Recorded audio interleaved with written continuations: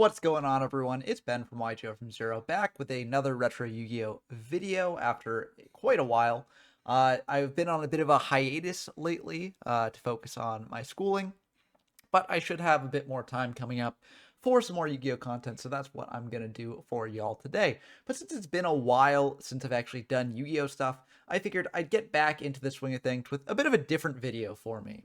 So recently there was a video ranking every single Yu-Gi-Oh format in the history of the game from Joshua Schmidt, who is a very talented pro player of the game. And I figured since it's been a while since I've really engaged with Yu-Gi-Oh stuff, what better way to get back into it than doing a quick little reaction video to this one here. I'd say quick. I mean, this video is like 7 hours or something. I'm not going to watch all of it. I'm just going to watch the stuff related to the formats that I've covered on the channel. And I figure that should be a fun sort of way to, sort of reintroduce my ideas of these formats, see where they've sort of developed to in the time that I've been away from the game, and just sort of have fun talking, getting back in the swing of making some videos. Don't worry, though, if you want the more typical videos that I normally do, we will be getting back into that with the next video. I'm going to be doing some X-Saber format gameplay, if I'm remembering correctly, for where I was in the game, but it should be X-Saber format gameplay, and that will be pretty fun. So look forward to that. It will be business as usual after this, but I figured since I'm getting back into it, this would be a fun thing to do. It's my first time doing this sort of reaction content. Hopefully I don't get into any drama or anything like that. Any critique that I make about the video, it's not personal or anything like that. I'm not going to make it personal.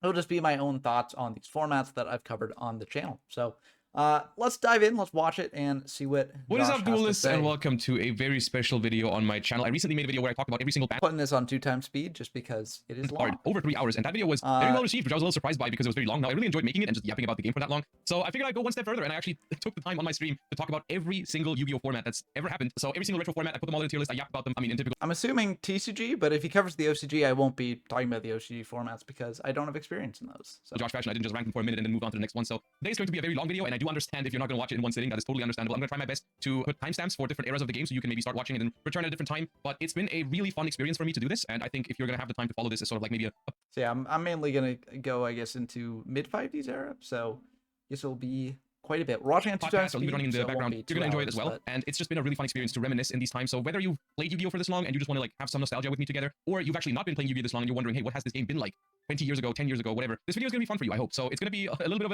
an experiment with uploading a video that's this long, which is also why I'm going to stop yapping now in the intro, because there's enough yapping left to do in the video. I hope you enjoy. Make sure to subscribe, leave some feedback down below, and yeah, have fun. So I have prepared a tier list with every single format in Yu-Gi-Oh's history. Okay. I've been wanting to do this for a while. People always ask me like, hey Josh, which are your favorite formats you've ever played? And basically today we're going to answer that. Okay.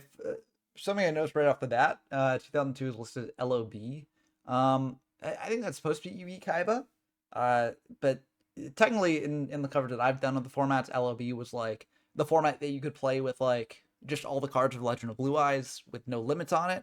And that was definitely quite an interesting time. But I assume he means Yu-Gi Kaiba if he's doing this list. I mean, it seems like a lot of this was taken from Format Library. I don't know another spot where like Treasure and Imperial are really listed. So yeah, I question once and for all. Before we even start, I want to give a few shoutouts because there's a couple of resources we're going to use today because I've played basically all of these formats. Well, I played Yu-Gi-Oh from the beginning, but that was in like primary school and I didn't really participate in like official tournaments. The first format that I have like actually experienced was somewhere around 2005. So somewhere around here, around Goat format, Cyber Dragon format, like this is around where I would start go to locals. I was 10 years old at the time though. So gradually, as I grew older through those formats, I was, of course, more and more able to actually compete and play good decks and understand what was going on.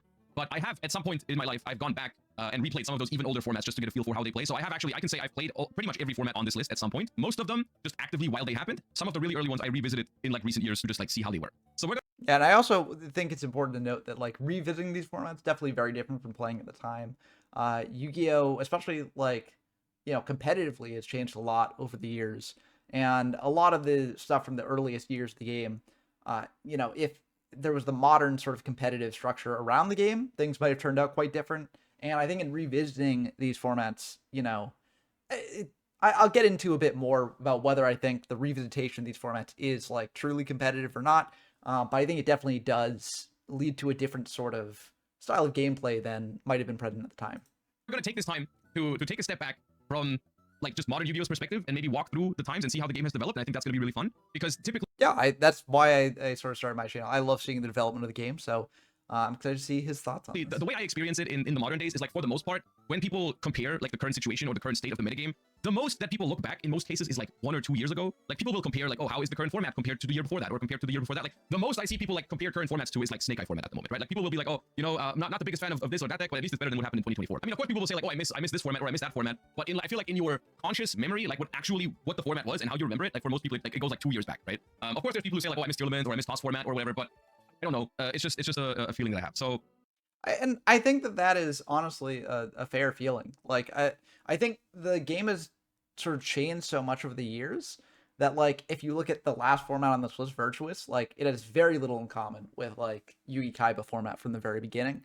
So I don't think it's a bad thing for people to be like, oh, comparing this format to a format from a year ago, things are going this way because a year ago is still present enough that the game is still pretty similar to that in the most cases. Obviously, there are outliers. So you can sort of look back at that as like, oh, the game could go in these different directions, and it went more this way compared to where it was here. So I think that those comparisons do make more sense than being like, oh, the game is so different than like, Android format, right? Because it's essentially a different game at that point, even though it's using similar rule sets, right? I think it's going to be very interesting to take a step back and really look at the entirety of Yu-Gi-Oh's history and just reminisce a little bit, but also just understand, like, how did this game get to the point where it is today? What were the developments? Also, maybe some of the things, maybe we'll realize some of the problems that we have with some modern Yu-Gi-Oh formats, maybe they've always existed. Maybe a lot of Yu-Gi-Oh formats had these kind of problems and we just don't remember them because nostalgia is a big factor, of course, in the. Yeah, and I will say that that's fair. Like I've sort of said throughout my time covering that like a lot of similar complaints that people have been present throughout the game's history. You have formats that are a bit faster, a bit slower, a bit grindier, a bit more combo oriented, and you see that throughout. And I feel like people like to paint over these eras with a very wide brush, and I feel like that can honestly diminish the actual like truth of the matter, and sort of make there be more of a disconnect than there actually is. These things, sometimes, or at least for me, it is a big factor. I'm a huge fan of like nostalgia in general, and like playing old formats, even when there's a couple of formats on here that I didn't enjoy at the time, but when I play them today, they just hit different. I like them, and that's something we're going to talk about as well. Before we jump in, That's also very fair. I mean, that happens a bit. It's happened to me too. So I want to give a couple of shout outs. The first shout out is to Format Library, which is a website that, in case you yep, the goats. I've got it up on another tab so I can refer to it as well. But great service. know, is a pretty good resource for anything retro Yu-Gi-Oh related, which is what we're using to look at these formats a little bit. It's basically a collection where you can look up retro formats, you can look up the ban list, you can look up the card pool, and you can even look up deck lists from the time. And even sometimes deck lists from tournaments that are happening today, for people who still play that retro format, they will post their deck lists on there and be like, yeah, here was a tournament with this many people, and this deck won, and so on and so forth, right? So it's a great resource if you're ever looking to look into, or if you're ever planning to look into a specific retro format, or just dabble around and see which kind of different formats exist. You can check it out here. And for the most part, the definition of the formats I have taken from here. So essentially, for a lot of people, when they talk about a retro format, they will just say like, let's say Tearlament format, or Necros format, or Dragon Ruler format, and so on and so forth. In reality, a lot of those formats have multiple iterations, multiple different versions, because there's like a set release happening, or a small ban list changes some stuff, or whatever, right? And so on Format Library, they basically divided it into multiple formats. Then like you have Baby Ruler format, which is March of 2013, Ravine Ruler format, which is September of 2013, and so on and so forth, right? So the way I structured this basically follows the formats on Format Library. Which in some cases I find their like cover card of the format a little bit like distracting, or like not distracting, confusing, because sometimes like when I think of a format, I think of like the best decks in the format, but it's not always the case with what they're using here to like describe the format. Like for example, Yeah. So two things with that. The first thing is that like I think it's important to note that for Format Library, whenever they sort of set down a flag for a format in a given time period, they do it based on a certain event. Now, there are some formats where you can't really do that, like especially early DDM, which we've encountered in sort of exploring it on this channel. But it is important to note that they're not saying, like, for instance, when Decode is September 2017, that's not saying, oh, it's just that month. It's saying there was a specific event in 2017 in September that we are planting the flag for as being Decode format. And so all the card pool and legality comes down to that specific time. Secondly, I agree 100% on the confusing sort of cover cards here and the confusing name for some of these. Like, there's been a lot of discourse about whether certain formats would be more well received if they had a different name, or if they'd be worse received if they had a different name. And it's just tough to really name these things. This is a community-run sort of thing to name these, and it can make things tricky, especially if there's a lot of debate over whether a format should be named this or that, or if the name of a format sort of started off as like a quick one-off almost joke or like formulation, and then as time developed, it's become a lot different from what that name would imply. So it is important to know that that is very flawed, and there's a lot more to a format than the name. And also, you know, even though they're based around certain events, they can evolve beyond those events too. But you know, the events are what ground them in being that format. October 2014, the thing is called London format because of YCS London, and the cover monster is the Satellar Knight Altair. But the best decks in that format are very much, I think, still Shadol and maybe some Burning Abyss, but for the most part it's Shadol. But they didn't just call it Shadol format 2 or whatever, right? But we'll talk about that because once you'll find that once we look at these individual formats, like for example, we click on the first format, LOB format, it's going to give us some context on what the format was about, and then we'll also be able to see some of the decks that were popular, right? So we're gonna use format library a lot today to just like remind myself of what the formats were exactly, because even though I've played almost all of these formats or pretty much all of these formats, I still don't remember every single thing to the detail of like, okay, what's the difference between X Saber format and Star Strike Blast format, for example, here in 2010, right? Like, yeah, I remember X Sabers, I also remember Star Strike Blast, but the exact differences and nuances is something we're gonna have to look into this for, which is also one of the most fun parts about me because about this for me, because I don't remember everything by heart. So there's gonna be a lot of things where a lot of fun moments where I just remember stuff from the past today and be like, oh yeah, that's when that happened, or that's when this card came out and changed everything for the good or the bad in some cases. There's gonna Yeah, I feel like that might be a similar experience to me because it's been a while since I've touched these. So I'm excited to see what gets unearthed, and that's why I wanted to do this video, to get back into it, because I felt like it would be a good way to sort of get reacquainted with what I've covered. be a lot of nostalgia today. And if you ever plan to look into one of those retro formats, then maybe this will give you a good idea of which ones are going to be that, right? And the other shout out that I want to give is the Law YGO, who's done this about 2 years ago, and it's a video that I've watched at some point and thoroughly enjoyed. And basically, when I saw this video at some point, I said I want to do this myself. This is basically from, I think this is from 2024, so this doesn't have like the most like some of the modern formats in it, but still it was a very fun watch. And of course, the Law YGO is known for creating a lot of these retro Yu-Gi-Oh content, like recaps, the yearly recaps that we've been watching and stuff like that. So it's been it's been fun to follow retro Yu-Gi-Oh in that sense. In general, I think retro Yu-Gi-Oh is something that people obviously play. There is a lot of retro Yu-Gi-Oh going on, but I still feel like, honestly, for how much fun it is to dabble in Yu-Gi-Oh's history, I feel like it's still not being played enough. I feel like there's a lot of other things that you can really do with retro Yu-Gi-Oh, because at the moment it's like people are playing Edison and Goat format, maybe some Hat and Tengu Plant, and we'll try to figure out if there's maybe more to it, maybe more formats that people should actively play. Which brings me to the last thing I want to say before we start jumping. Yeah, and I agree. I think that part of the joy of exploring all these retro formats on the channel is seeing what are some hidden gems that people aren't necessarily playing. And not every format's going to be a hidden gem for every type of person, right? Some people will gravitate towards the sort of more control-oriented formats. Some people will gravitate towards the faster-paced formats. But that's sort of what I try and show on the channel, is whether a format would be good for you, bad for you, or somewhere in between. So I agree. There's a lot more formats that people could be playing into these formats, which is that one of the main things I want to also talk about today is how you can enjoy retro Yu-Gi-Oh, right? Because there are different ways. Obviously, because one of the most popular ones in terms of retro formats is when tournaments are happening for it, right? And I think that is something that really makes a retro format a top-tier retro format, is when you could see yourself entering tournaments for this over and over and over again, even in the modern day, which is, for example, something that makes Edison format so popular, right? And so successful as well, because it is a really good format to replay over and over and over again. There's a lot of meta development in it. It's a very diverse format. Which in return makes it a really good retro format, right? Which is not going to be the case with every single other format on here. Like, not every format in here is as diverse and offers as much long-time potential as Edison format, for example. But it's not the only thing that, in my opinion, makes a retro format a good format and enjoyable. But it is kind of required for a retro format to be super successful on a like tournament scale. I do think there is a certain level of like diversity in deck choices to be like needed or to be present.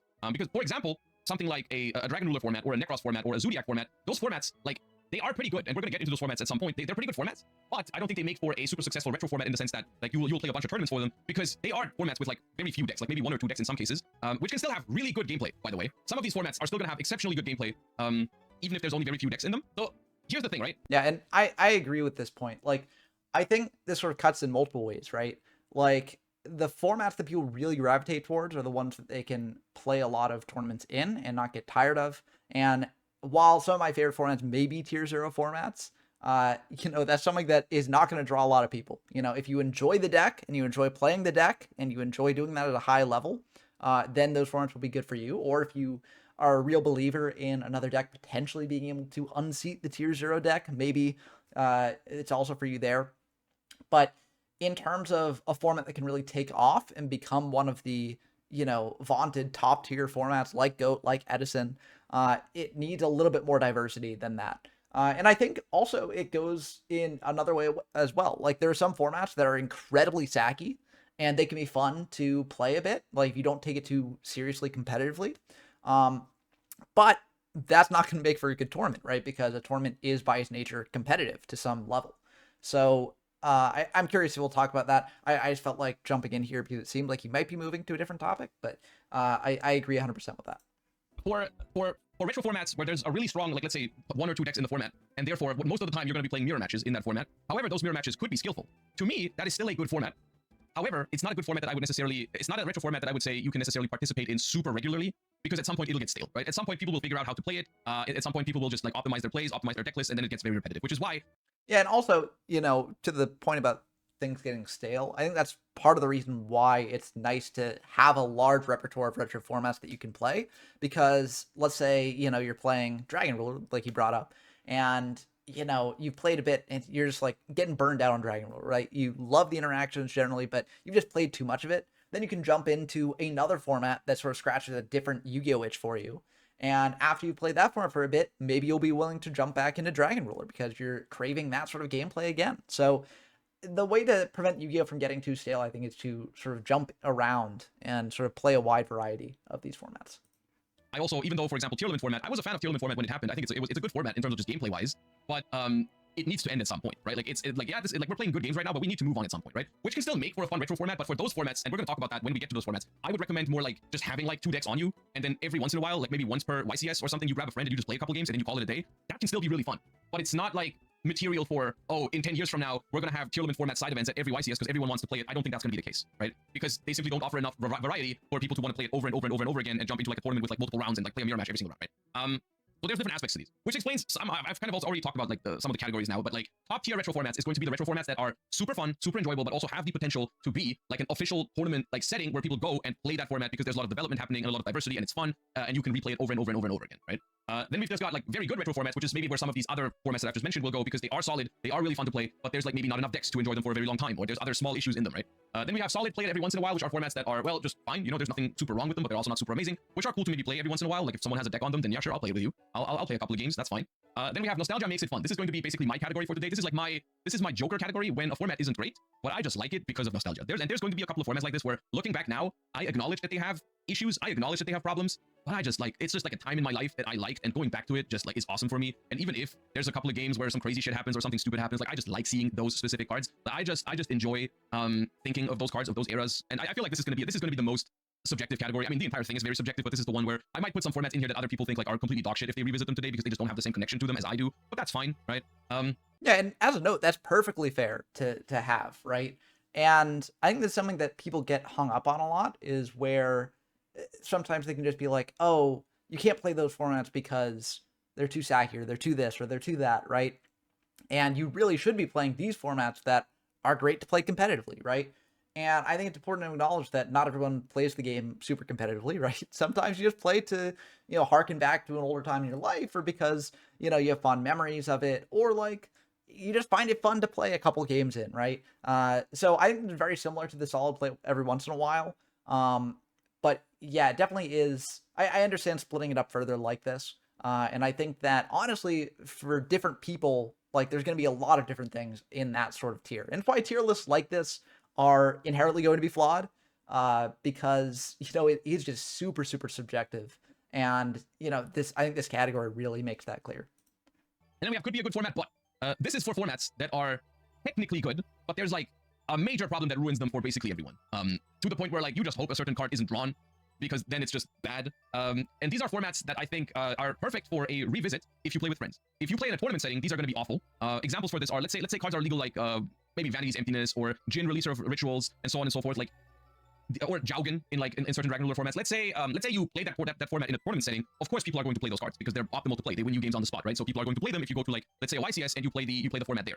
But if you play the format with your friends, there's nothing that's stopping you from just taking out that card and saying like, yeah, let's experience the gameplay at that time when the toxic shit didn't happen, and then they could make for really good retro formats actually. The downside is you cannot do that in an official tournament setting because like at that point, like that's not really possible. You can't just say like, oh, everyone, let's play Edison format, but no one plays Trap Dust Shoot at the YCS. Like that's not gonna happen, right? That's not working. Right? You can gentleman's agreement with your friends, but you can't do it when you go to a tournament. That's not reasonable to expect. Right? So this is a category where we can talk about some of these things. And then we have the two down here. So it's interesting because I think that this category could easily be above Nostalgia Makes It Fun, depending on what your metric is for ranking these formats. I think that it seems to me like Josh is ranking these based on, the fun level of it, which is a perfectly fine metric. But, for instance, I haven't watched this video yet, but part of the reason why it got on my radar is because people in the Discord that we have, linked in the description down below, if you want to play games in these older formats or in tournaments, some people shared it there, and they definitely had opinions on where some formats lay in the tier list and what was above another thing. But nostalgia makes it fun could be a good format just because a format's in one over the other, right? Again, it doesn't necessarily mean one is actually over the other depending on what you're measuring it on, right? Like, I could easily see a version of this list where that could be a good format, but is above the nostalgia makes it fun, because it is kind of a more competitive sort of oriented list. But it's clear that this is more of a fun format tier list. So that's just sort of to get ahead people who might be upset about something being above something else in this tier list. When again, it is subjective and it depends on what you're measuring the criteria on. Here, pretty easy to explain. We got bad formats, which I think are just well bad, and then we have the absolute worst format. I split this up into two categories because we have a lot of formats, and I expect that I will want to make some distinctions between some of these categories. All right, now there's. I wish he had sort of discussed a little bit more about. I mean, he'll probably do it when he places formats in the bad format and absolute worst formats. But I think it's good, like, when structuring and laying out the groundworks for the good tiers. It's also good to do the same thing for the bad tiers, just so that people know, like, okay, if a format is in the bad format tier, what exactly does that mean? Because something like bad is very sort of nebulous and subjective. Again, this whole tier list is going to be subjective. But at first glance, if you see it, you might not understand exactly what it means. But we'll see what he says for those. There's a chance also that we're going to split this up into the different eras of Yu-Gi-Oh! Because I'm going to be honest with you, I have no idea how long this is going to be. In my expectation, we're going to be here for a while. If someone, this is over 80 formats that we're going to talk about. And each individual format, I'm going to spend a couple of minutes talking about them. I'm not just going to say a sentence or two. Like, we're going to discuss these formats. We're going to look at what the decks were in that format, what the new cards did when they came out, and discuss all that. For the people that have played at the time, this will be a lot of nostalgia. For the people who haven't played at the time, I hope it's going to be somewhat educational and you understand how Yu-Gi-Oh! Has become the game that it is today by watching this. So it should be a fun time for everyone, hopefully. But we will be here for a while. Let's begin. Why not? Why not? Let's begin. Well, 2002, the very first Yu-Gi-Oh! Format, LOP format, or as it's also referred to in format library, is Yugituber format. Yeah, Yugituber is the first Yu-Gi-Oh! TCG format, and it includes essentially just three decks, three products, which is the Legend of Blue Eyes White Dragon, started at Yugi, and started at Kaiba. It is, as you would expect, it's a completely different game, essentially, to modern Yu-Gi-Oh! And when this came out, I was 6 years old, so I didn't play this in any sort of competitive or tournament setting. I just played Playground Yu-Gi-Oh! However, I have revisited this format at some point. Shout out to Brad, who has kind of like brought me to playing this format a little bit, because he's brought like some decks to a tournament once, and we played a little bit of LOB format. And I will say, this format, we got evaluated a little bit differently the early days of Yu-Gi-Oh! Because Yu-Gi-Oh! Was just a different game back then, which for some people, if you're used to like the pace of modern Yu-Gi-Oh!, this is just going to feel boring to you, which is completely reasonable. However, as someone who has played back then, there's a couple of things about this that I find interesting. So in case you're wondering, it's a super simple format. You essentially have like vanilla beat sticks. You have Summon Skull as the strongest monster in the game, essentially. That is just one tribute. There's a couple of decks that are trying to summon Blue Eyes White Dragon, I think, but like for the most part, you just have like Soul Exchange, and Summon Skull is like premium removal. You don't have any monster effects like Man Eater Bug is a premium card. And you'll find that for most of these cards, you see some statistics here on format library, which is fun, but most of these cards are played at like absurdly high play rates. Like every deck includes Raigeki, every deck includes Change of Heart, every deck includes Dark Hole, and so on and so forth. The maximum amount of depth that you get from this format is like when you set a Summon Skull to play around Trap Hole, and then when your opponent attacks it, you like, you play around Trap Hole by setting your Summon Skull, basically, is what you do. Okay, so reason why I wasn't jumping in before this is because I generally agree with a lot of what he said so far. I disagree on this point. I think there is more depth to be had than just like setting Summon Skull around a Trap Hole. Part of what makes Yugituber interesting is because there's such limited cards in the card pool. You are basically playing with almost full knowledge of what's in your opponent's deck. Now, people can bring some certain spicy brews, but generally, if you know the strategy that they're on, you know like 95% of their deck, right? So that leads to sort of like quote-unquote chess-like situations, and I'm not the biggest fan of the chess terminology, but I think the reason why people use it is because chess is a game of perfect information, and Yugituber is sort of similar, where you don't know exactly what's in your opponent's hand, but you know what they've gone through in their deck, and you can make certain plays depending on what you know is left and what you know is gone. And so I think that is honestly where like the depth of the game lies, in like the mid to late game, when you're really figuring out, okay, what do they have left? What do I have left? What can I do here to, make my best chances of winning, given that information? So yeah. Yeah. Pot of Greed, 99%. I think Pot of Greed is not always being played because there is like a genuine strategy, because decks are so low power in this format. A genuine strategy is to just play like a little more than 40 cards and take your opponent out. Like this is a deck where you just play a bunch of things with 2000 defense. You play like Fissure and Dark Hole to out your opponent, and Trap Holes to out your opponent's big beat sticks. And then you just friggin' sit there and watch them die.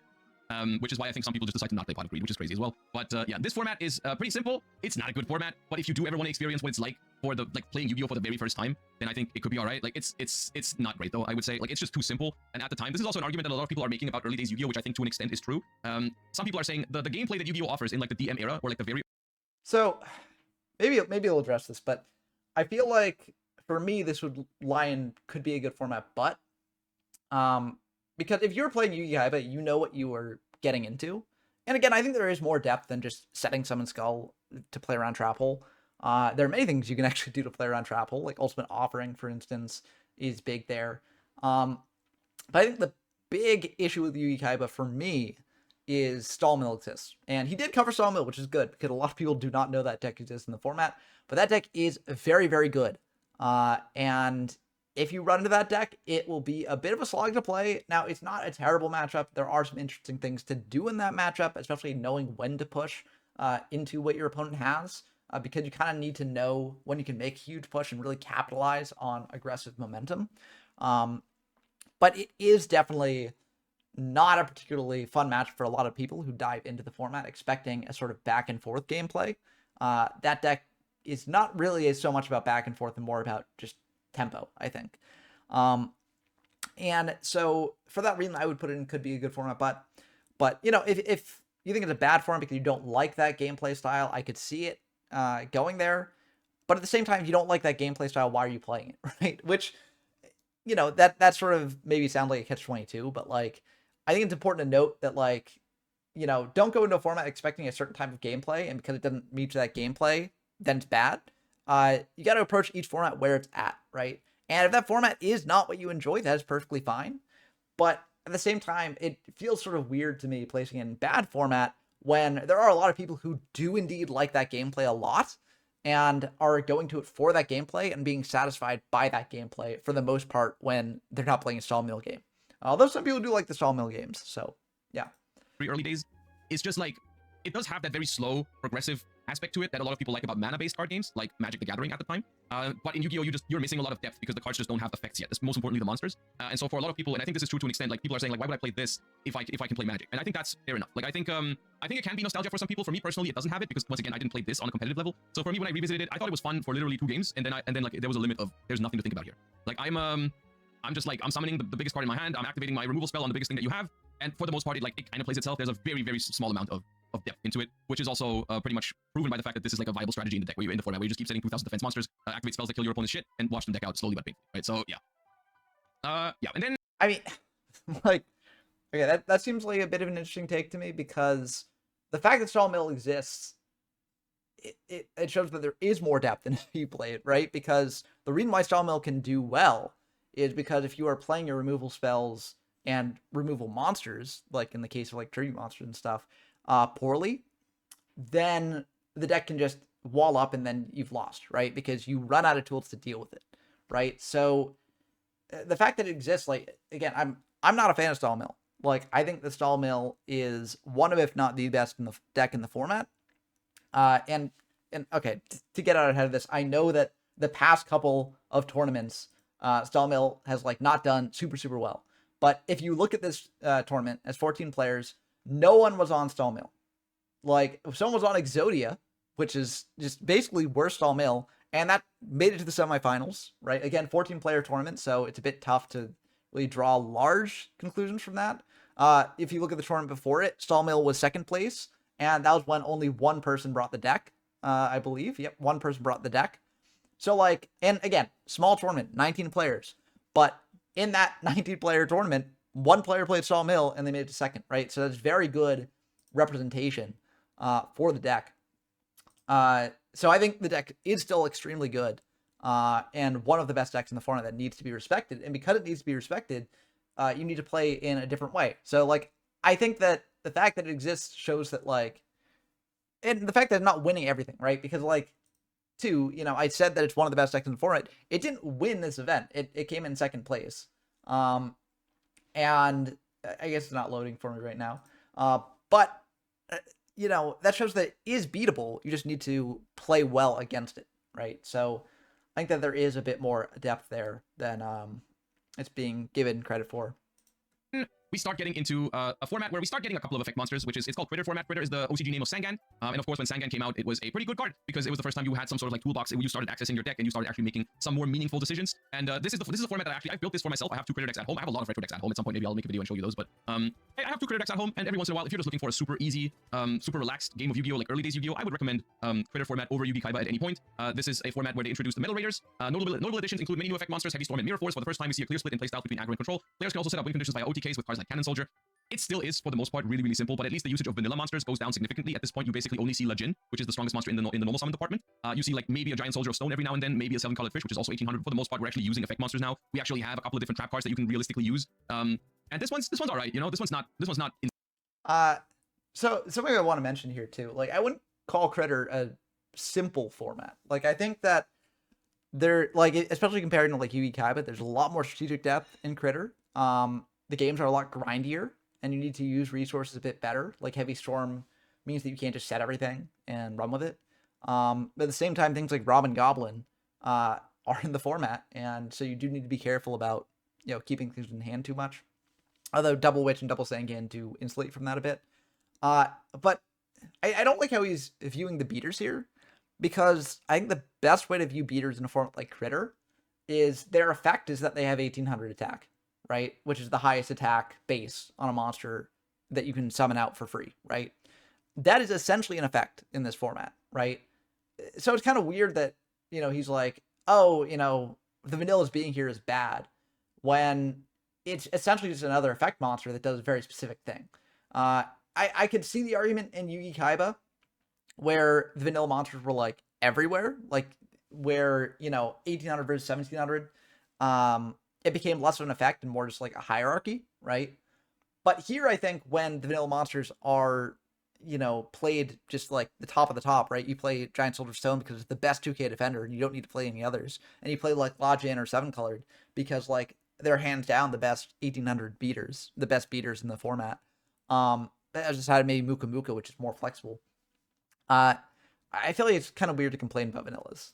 Insanely good as a format. It's not super deep, especially for modern Yu-Gi-Oh players. This is going to feel very, very slow, but I do think this is fine if you're trying to experience very, very... Yeah, and slow, I mean, slow is not deep, right? Like, I'd say Critter is very slow, but it is pretty deep in terms of how you structure your plays. And it can be very tricky, like very strategic format, I think. Early Yu-Gi-Oh, I would absolutely recommend going into Critter format rather than LOB format, because it actually does have some decisions that you have to make. Like, what is the best card I search when my Sangan dies? What's the best card I search when my Witch of the Black Forest dies? And so on and so forth. Like, when do I use my powerful removal spells and all these things, right? So it's all right. Yeah, I'd say that's a fair amount of decisions, right? Yeah, I don't know. Like, I mean, Modern does have a lot more decisions, right, on a turn-by-turn basis. Like, don't get me wrong, from what I know about Modern. But at the same time, it's like, you only have a couple turns, right? So the amount of decisions you make in a Critter game versus the amount of decisions you make in a Modern game may be somewhat comparable, but at the same time, you know, it's just the length of the game has changed. So, you know, Critter's definitely not as decision dense, but I would say that there are many meaningful decisions that you make over the course of the game that make it quite interesting. So that's my take on it. I would probably put Critter in either very good retro format or top tier retro format. I think that if you are thinking about doing tournaments with it, there is enough deck diversity to support it, but the games take so long that it's very easy to get burnt out over the course of a single event if you have to play Critter like every single game. So I think that I'd probably place it in like very good retro format or top tier, but I think Critter is one of the best DM formats, so maybe I'm a little biased there.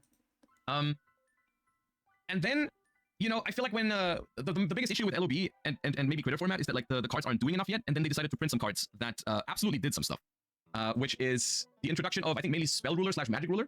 Notable additions include the Hand Disruption spells, Mystical Space Typhoon, Painful Choice, Recruiter monsters, and Ritual monsters. Now, here's the thing about this format, or the introductions that were being made into the format. A lot of the stuff that they introduced here is giga fun for a long period of time. So something like Mystic Tomato has shaped up like and this is funny to say from a modern perspective, which is why I think it's fun to do this.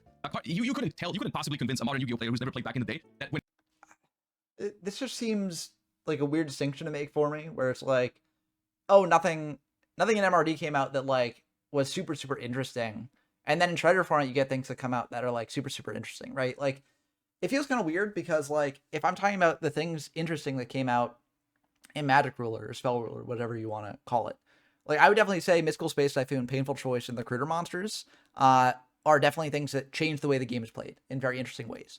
Um, I'm not including ritual monsters in that because I think Relinquished is a very niche strategy. So you're not going to encounter it all the time. I'm not including the hand disruption spells in it because those are generally viewed as being toxic. So if you're talking about things coming out that do like interesting things in like a positive way, I wouldn't count the hand disruption spells there. Um, they do have their analogs in Critter. Don't get me wrong, like Robin Goblin or White Magical Hat, but because those are a bit more specific to certain decks, like not every deck just has the option to be like, oh yeah, I'm gonna play it because it's just inherently good, right?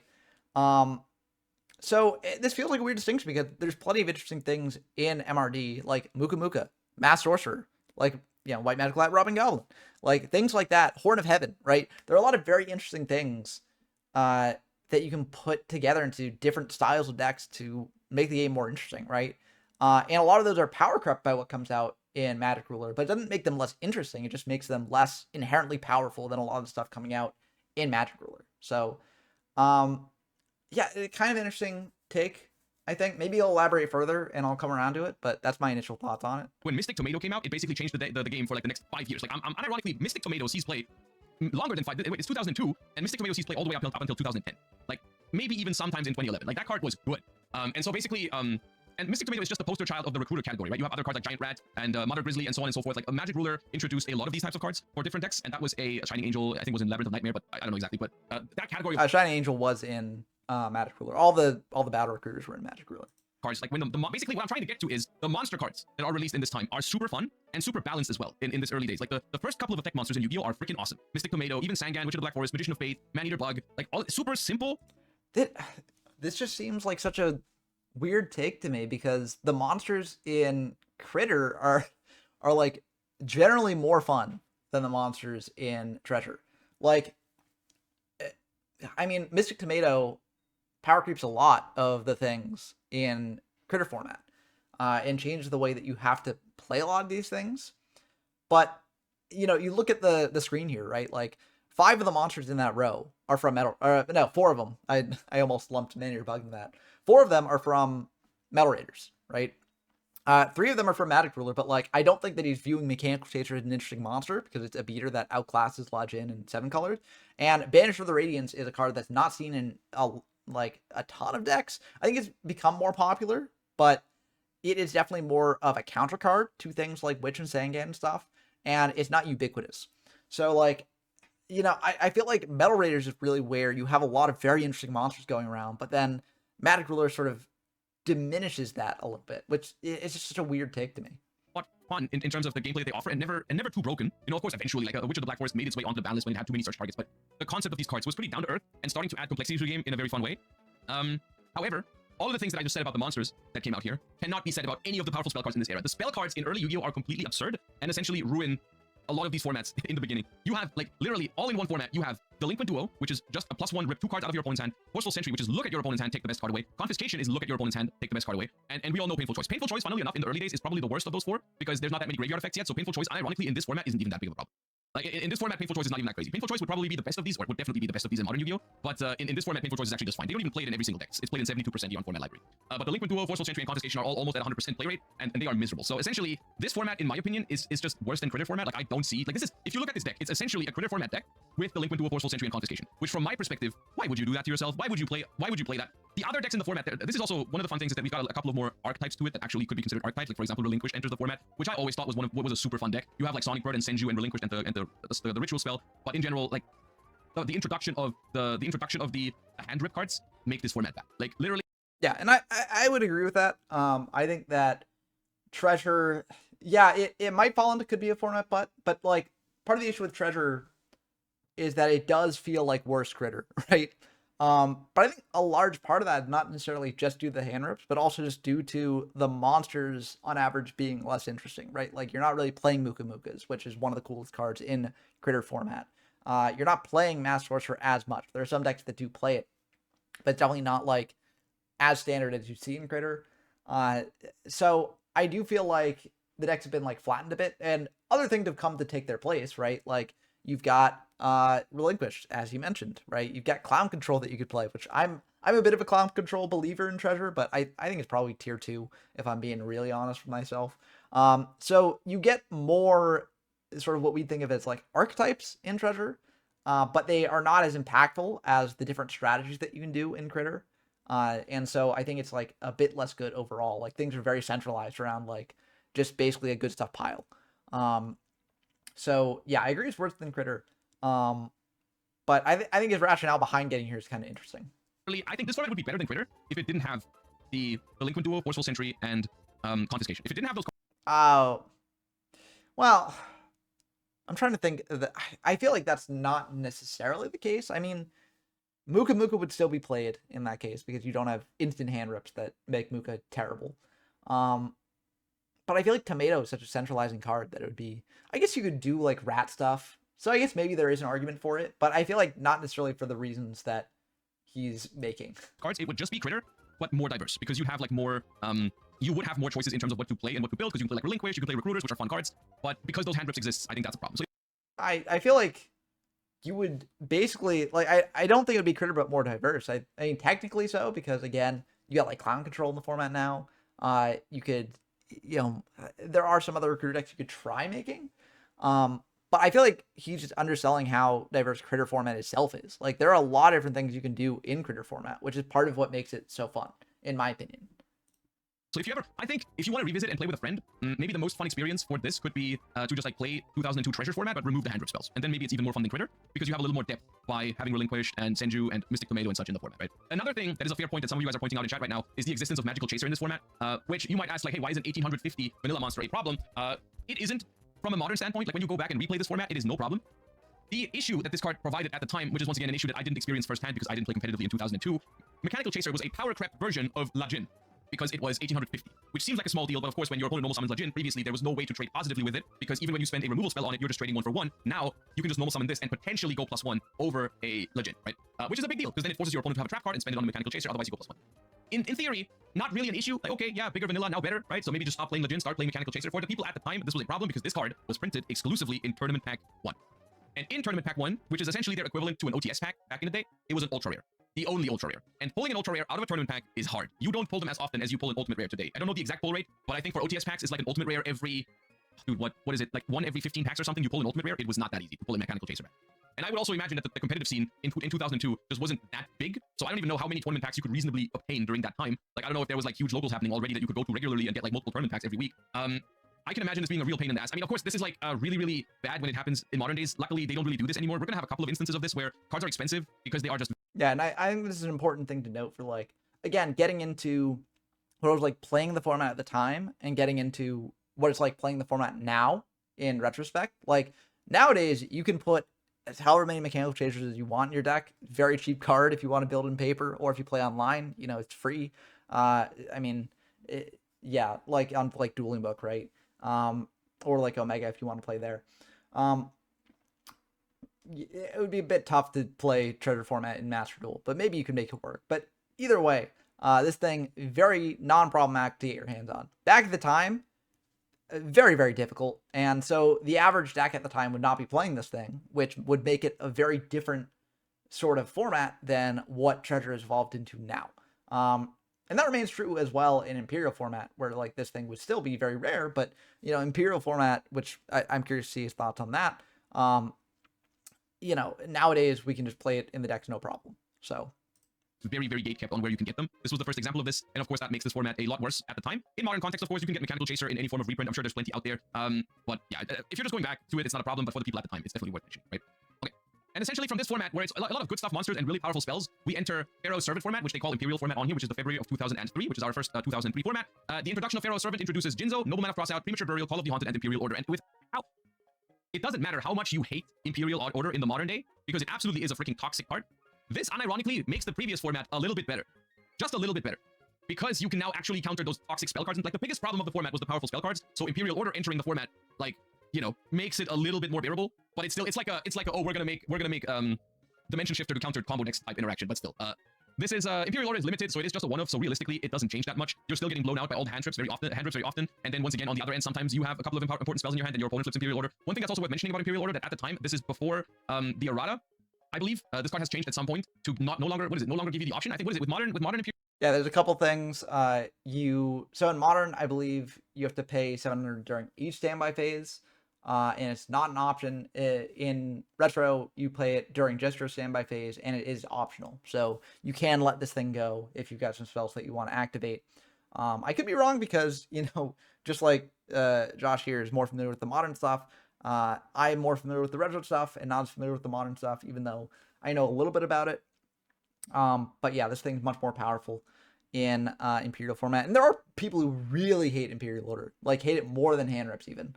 I am not necessarily one of them, especially in this format specifically, especially because Jinzo is such a big deal in this format. And there are other things like Call the Haunted, very powerful trap that gets introduced, right? So I'm not the biggest Imperial Order hater, especially in this format.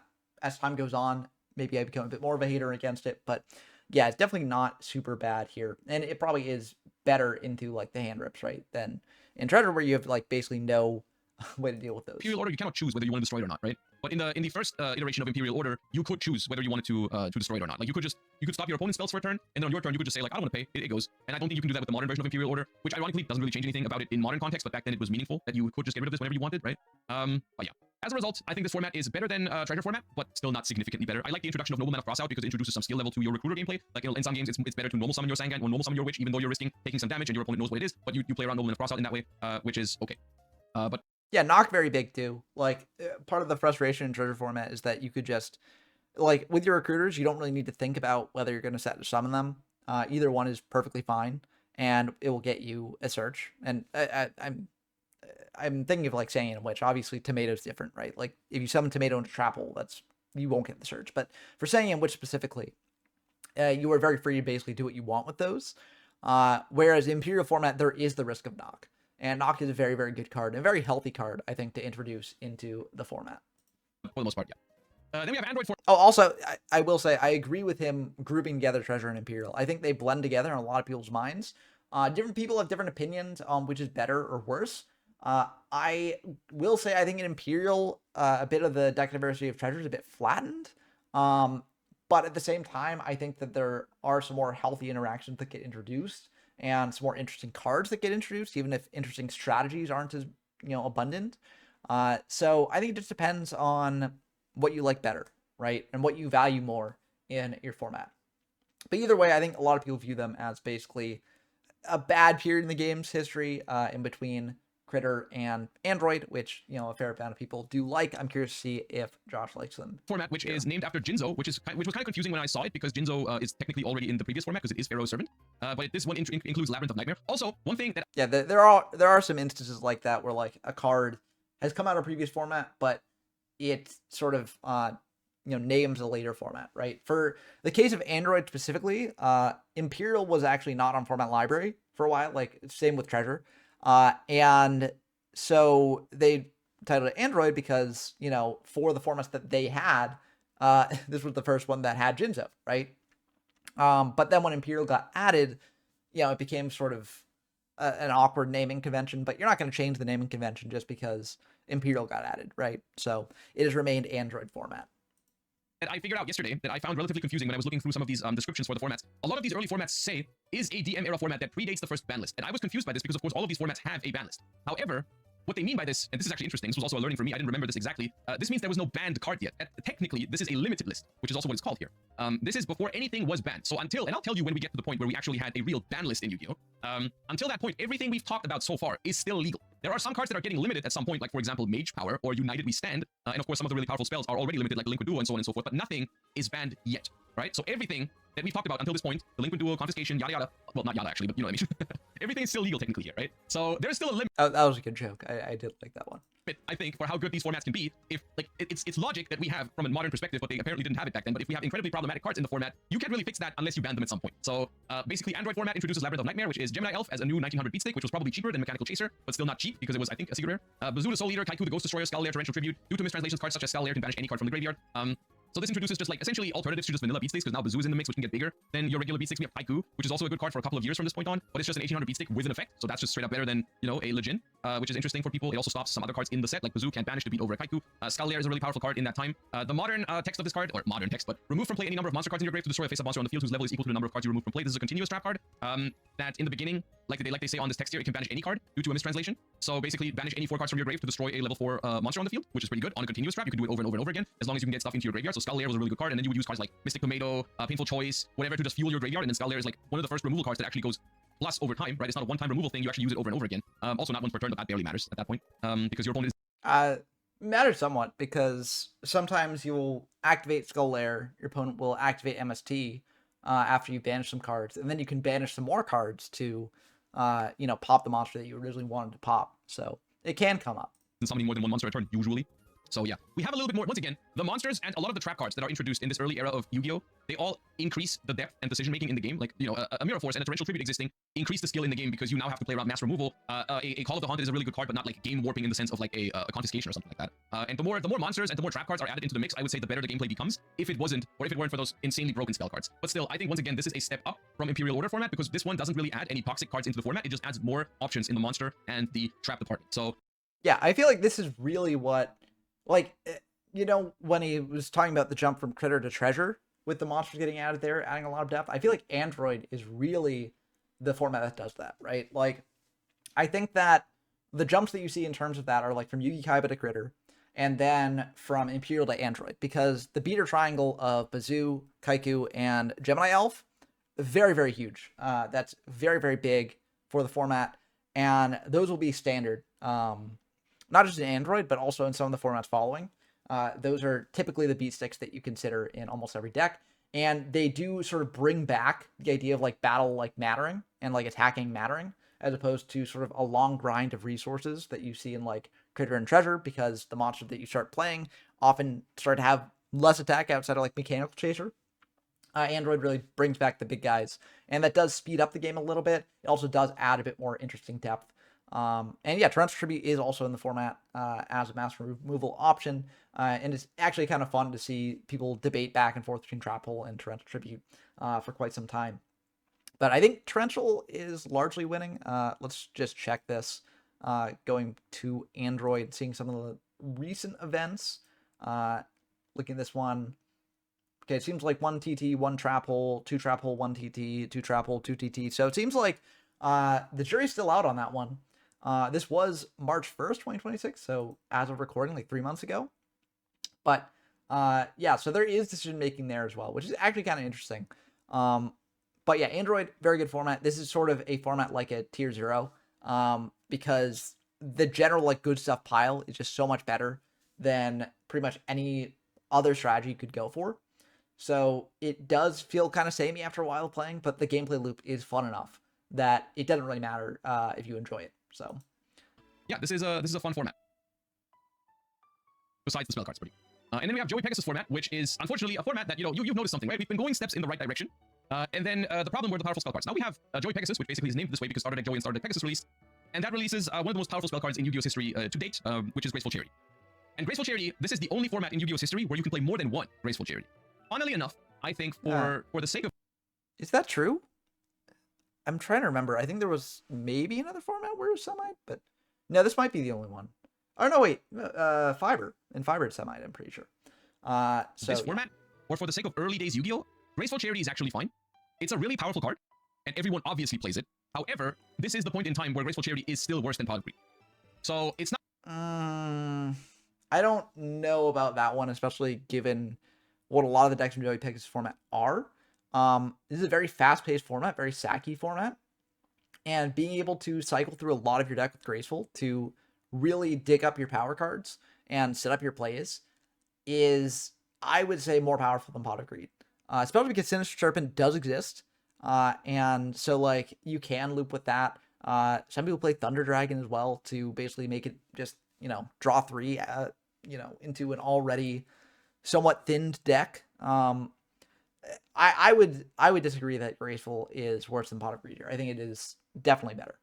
It's not actually that outrageous that they introduced Graceful Charity into the mix. You actually have to put in some work to actually like create card advantage with Graceful Charity. You'd have to like discard a Sinister Serpent, or you'd have to discard like a big monster to revive with Call of the Haunted or Premature Burial, right? There was uses for the card, you could fill your graveyard for Bazoo the Soul Eater, or you could fill your graveyard before Skull Lair, or you could play Thunder Dragon to discard two cards from your hand that you didn't need anymore. There was uses for Graceful Chariot, and obviously it was a good card, but I wouldn't necessarily call it a problem in the format.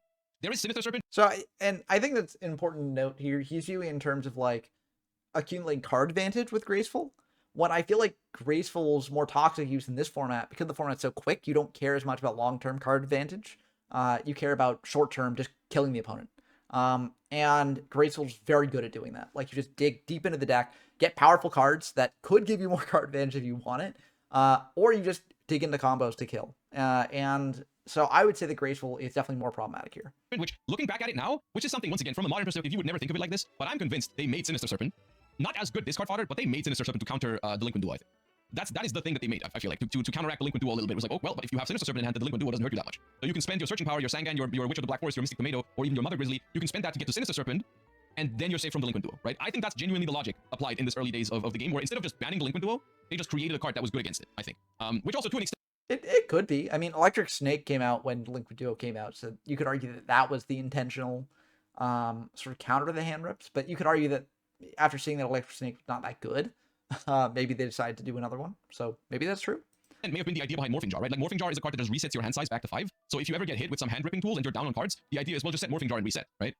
So it's funny, and we will get back to this at some point, but we do see this sort of like band-aid fix philosophy already here in... I can see the Morphing Jar thing being more, having more likes to it, because Morphing Jar came out right after the hand rips did. So maybe that's the case, but... Yu-Gi-Oh's very early days, where instead of banning the problem card, we just create band-aid fixes. Which, of course, I have no idea if that was the actual reason why they did this back then. There's no one to... I mean, maybe someone could confirm this, but I can't. It's just a theory, but I feel like that's probably what happened with cards like Morphing Jar and Sinister Serpent, is that they made them as answers to, like, the hand rips. But yeah. Just play White Hole. Exactly, right? Like, sometimes it's even so obvious because they put the name of the card that it's supposed to counter on the card. They made White Hole, which does nothing but negate Dark Hole. And I think that exists for... There's an anti-Raigeki. There is a... There is one for Harpy's Feather Duster. And I think there's also one for Pot of Greed. I'm pretty sure. Is there one for Monster... So, I think the Pot of Greed one came out after it was... Like, it came out in, like, Goat format or something, I think. I don't remember when White Hole came out. I'm kind of curious. I'm going to look this up. On Format Library, which also has a card searching feature, which is fun.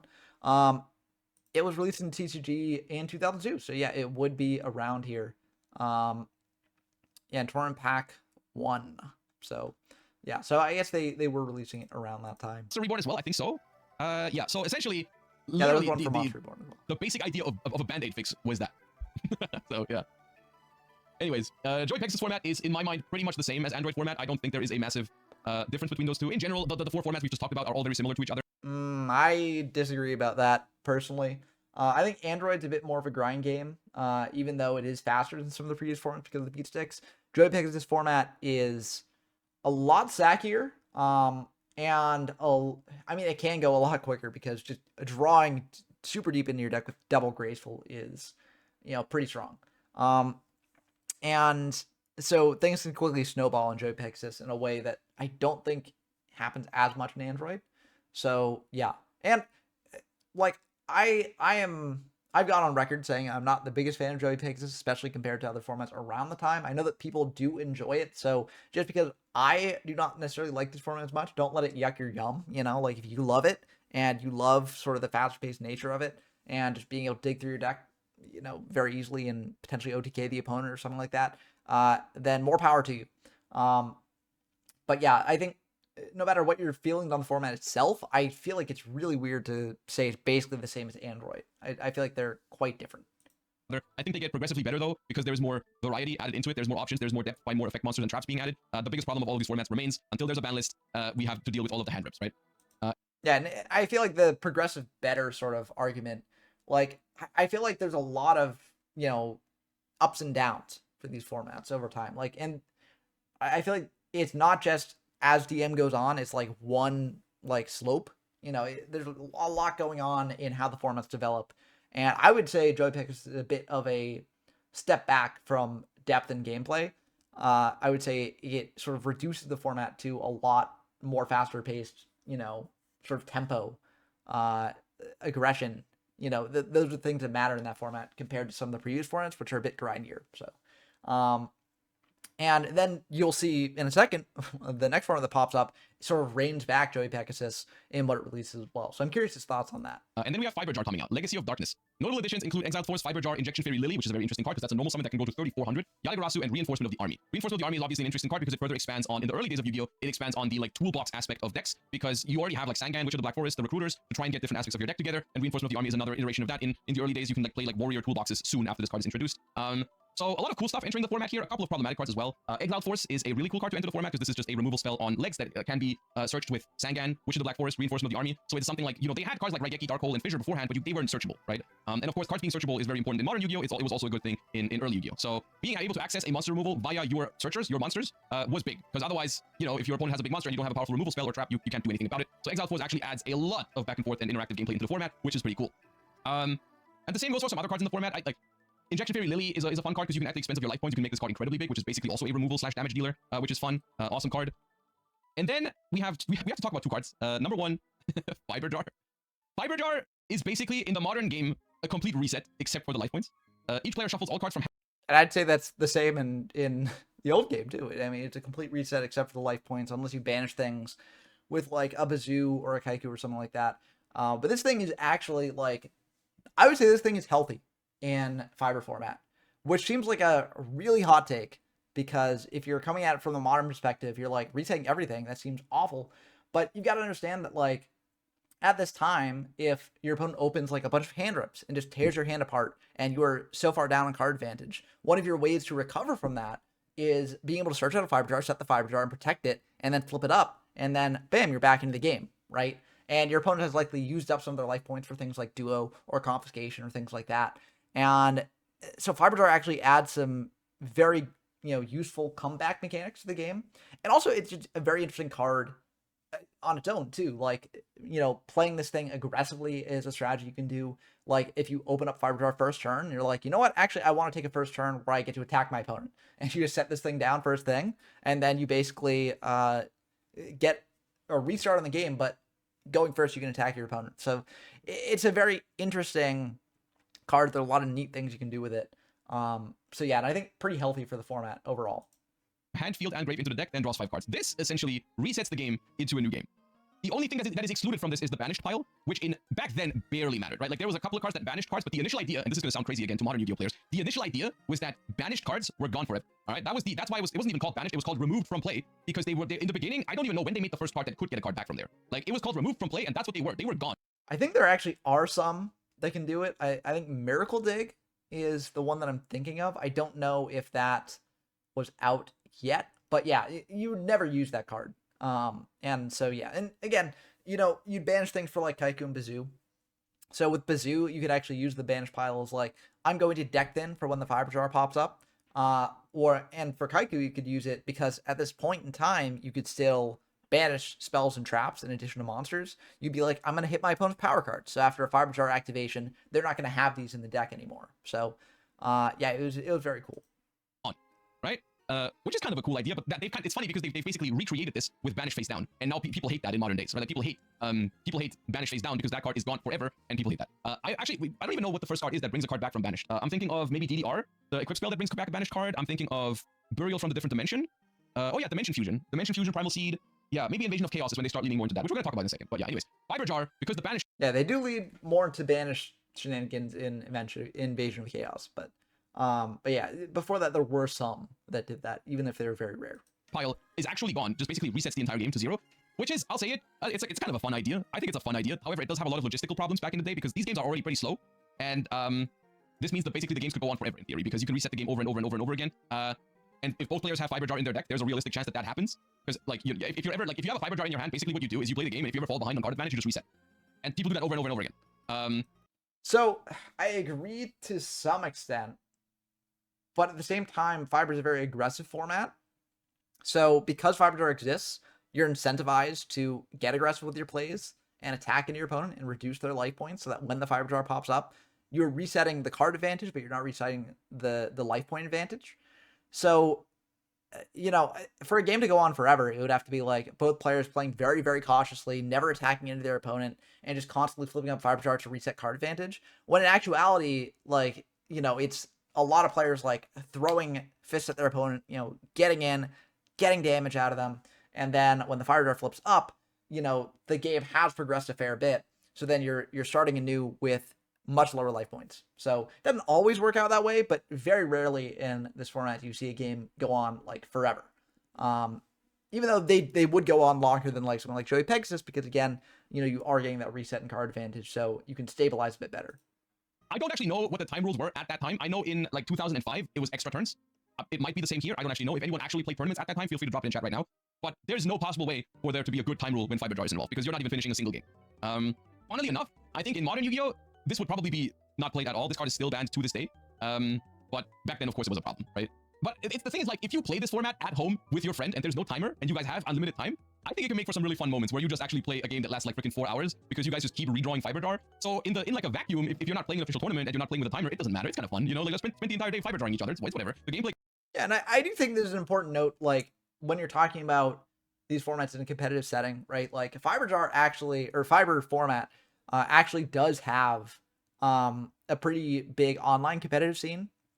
And by big, I mean for retro format that's not Go to Redison, right? There are like monthly events on the Fiber Jar Discord server, and they pop off. You know, a lot of people really like the format, and a lot of people have fun with it. But if you're talking about like turning this into something where you could have like an RBT or like an in-person retro event, like a GFC or something like that,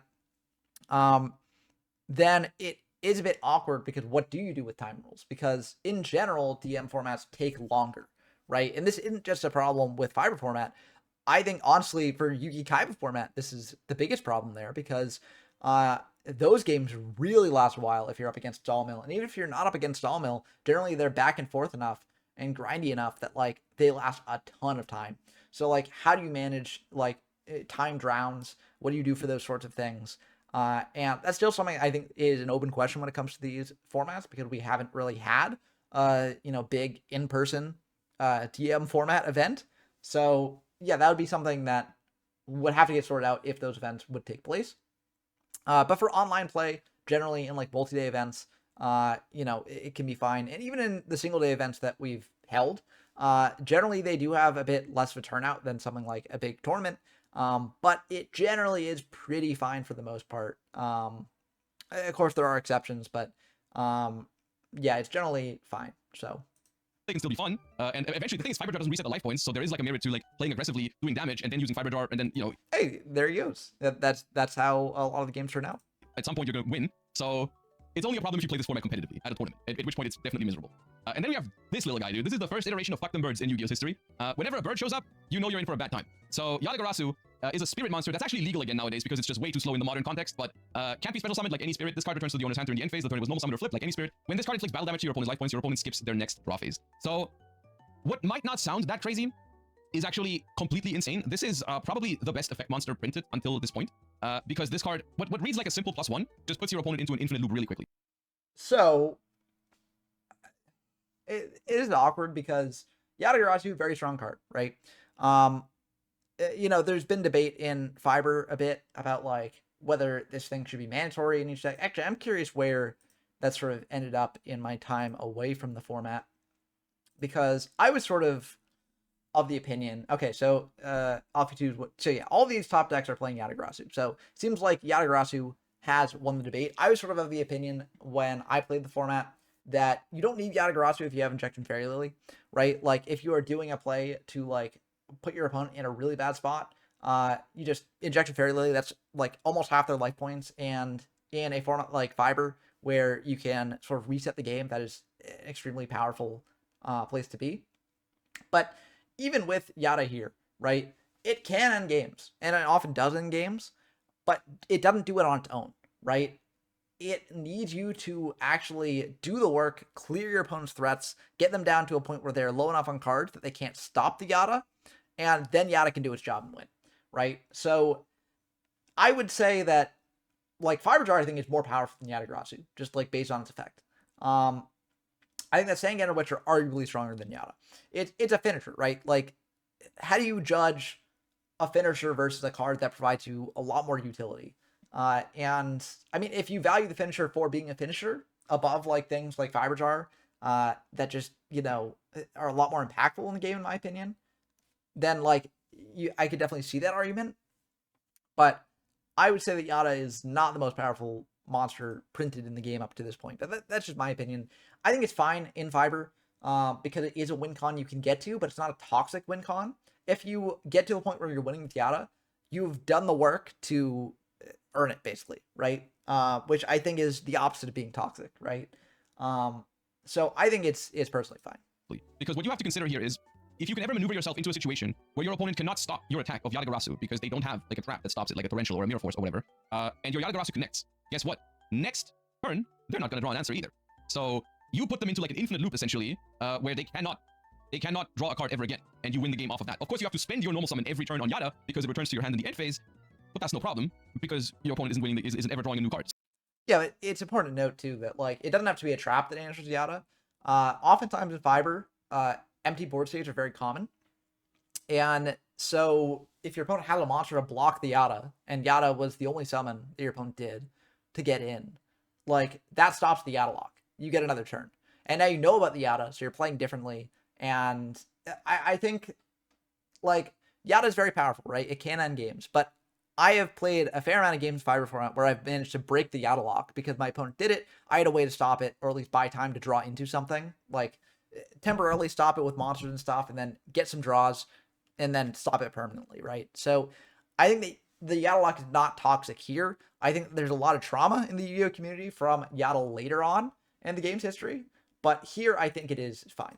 So if you're ever in a simplified game state, Yatagarasu connects, there's a chance you instantly win the game. And so there's a lot of scenarios where because this card is so searchable, you just in any sort of simplified game state, you go like Dark Hole, destroy your own Sangan, search Yada, the field is open. If you don't have a trap, Yada connects, win the game. And it's not really going to happen in Fiber format. Like, it can happen. I'm not saying it can't happen. But for that to occur, like, your opponent would have to basically have nothing, first of all. Because, like, let's say you've got, like, a Sangan up, and it's uncontested. So that means your opponent probably doesn't have a monster that can beat over a Sangan, because generally you would be fine beating over a Sangan. So they'd have to have no monsters. And in addition to that, you have to expect that they don't have any traps that can stop Yada, which is possible. You know, they might not have a TT or something like that. But if they have no back row entirely, then that means they probably have that means they have no monster, no back row, which means they probably have almost nothing, like no cards, right? And you have managed to get them to that point without using a Dark Hole, which I find to be, it is possible, but it's very idealized, right? It's a state that won't happen too often. So yeah, I feel like Yada is just fine. Even if your opponent has like another monster to set next turn or whatever, like you draw cards. You go plus while they don't draw cards, so you can draw more removal spells. You can keep in mind the hand rips are still in the game. Forceful Sentry, Delinquent Duel, Confiscation, they're all still here. So sometimes you just know what your opponent had is. You know they can't have an answer to Yada, so you search it, you win. You bring them low on cards with Forceful Sentry, Delinquent Duel, Confiscation, and now Yada completely ends the game. Like yeah, and it is possible that all this happens, but like you've got to consider that, you know, he said, oh, your opponent goes like, you know, you are going plus while your opponent isn't, right? Which is true the first turn you do Yada. But if they do block the Yada, they do get a draw. And the average power level of what you're drawing in this format and the formats following makes it so that draw could very well get them back in the game. There are a lot of very powerful things in this format. And so, yes, it is a good card. It's a very good card. But it's not to the level that I think he's making it out to be. Control, essentially, as soon as Yada was printed, hand control was the primary way to win games because Yada was super accessible. We have Sangan, Witch, and we have Mystic Tomato to find Sangan and Witch. I would disagree with this as well. Hand control becomes big in the next format, Yada, when you get things like Spirit Reaper and Dawn's Luke. They can actually get those hand rips going repeatedly, outside of just like Forceful, Duo, and Comfy. But in Fiber format, I would say that that's not really a thing. Like, I think people have experimented with like White Magical Hat and stuff, but there's a reason why these decks are called Tomato Control and not Hand Control. Like, let's look at Aleph Yatu's topping list. The hand control cards in it are Delinquent Duo, no Coffee and Main, that's very interesting, and Forceful. Those are the two hand rips in this deck. I mean, you can loop them with Magician of Faith, I guess, but yeah, Coffee in the side. I would not call this a hand control deck. I don't think that's what the deck is trying to do. The deck is trying to win through beating down, and just playing better Yu-Gi-Oh than the opponent for the most part, I think.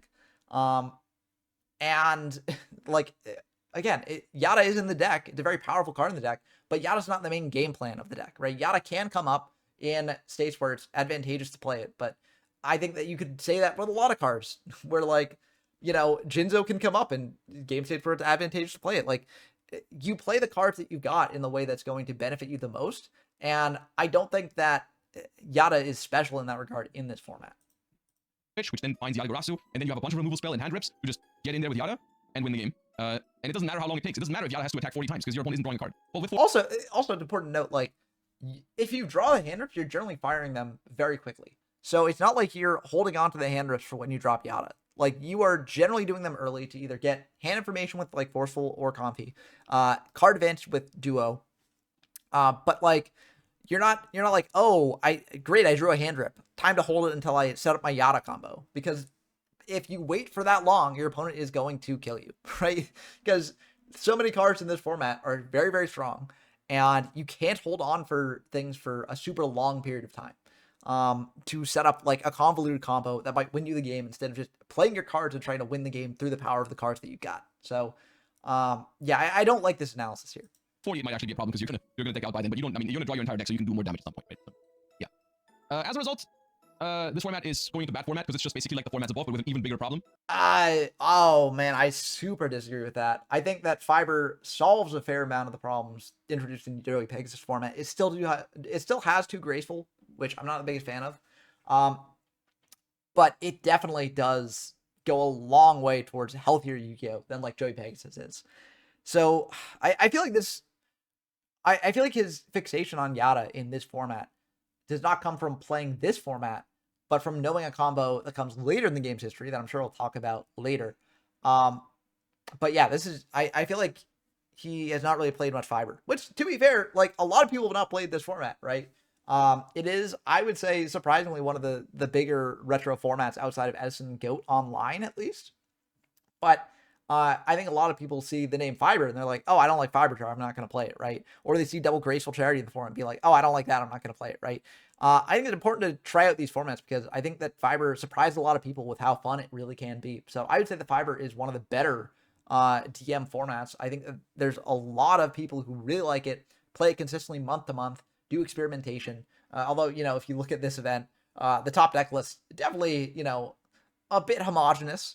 But we have seen some interesting innovation in the format, after that. And yeah, I think that it is a better format than Josh is giving credit for. And I hope he tries it out at some point because I think it would sort of defy his expectations on the Yada. So, yep. And then moving forward, we have a format that's now actually called Yada format, which is the format of the 2003 World Championships as well, which introduces Pharaonic Guardian, which just makes hand looping even more accessible. Oh, I should mention with Yada format, the reason why it's called Yada format is because, like with Android format, Fiber format did not exist in format library until we covered it on our channel. And so Yada format was the first format where Yada-Garasu, a very iconic card, was able to be played on format library at the time, so they named it Yada format. It doesn't mean that the card is like super oppressive in this format. It is a card like in the Fiber format event where like you will see it and it will come up, but like it's not like, you're not losing every game to a Yada lock, right? Like if we look at the most recent event, there's actually a lot of very interesting stuff going on here.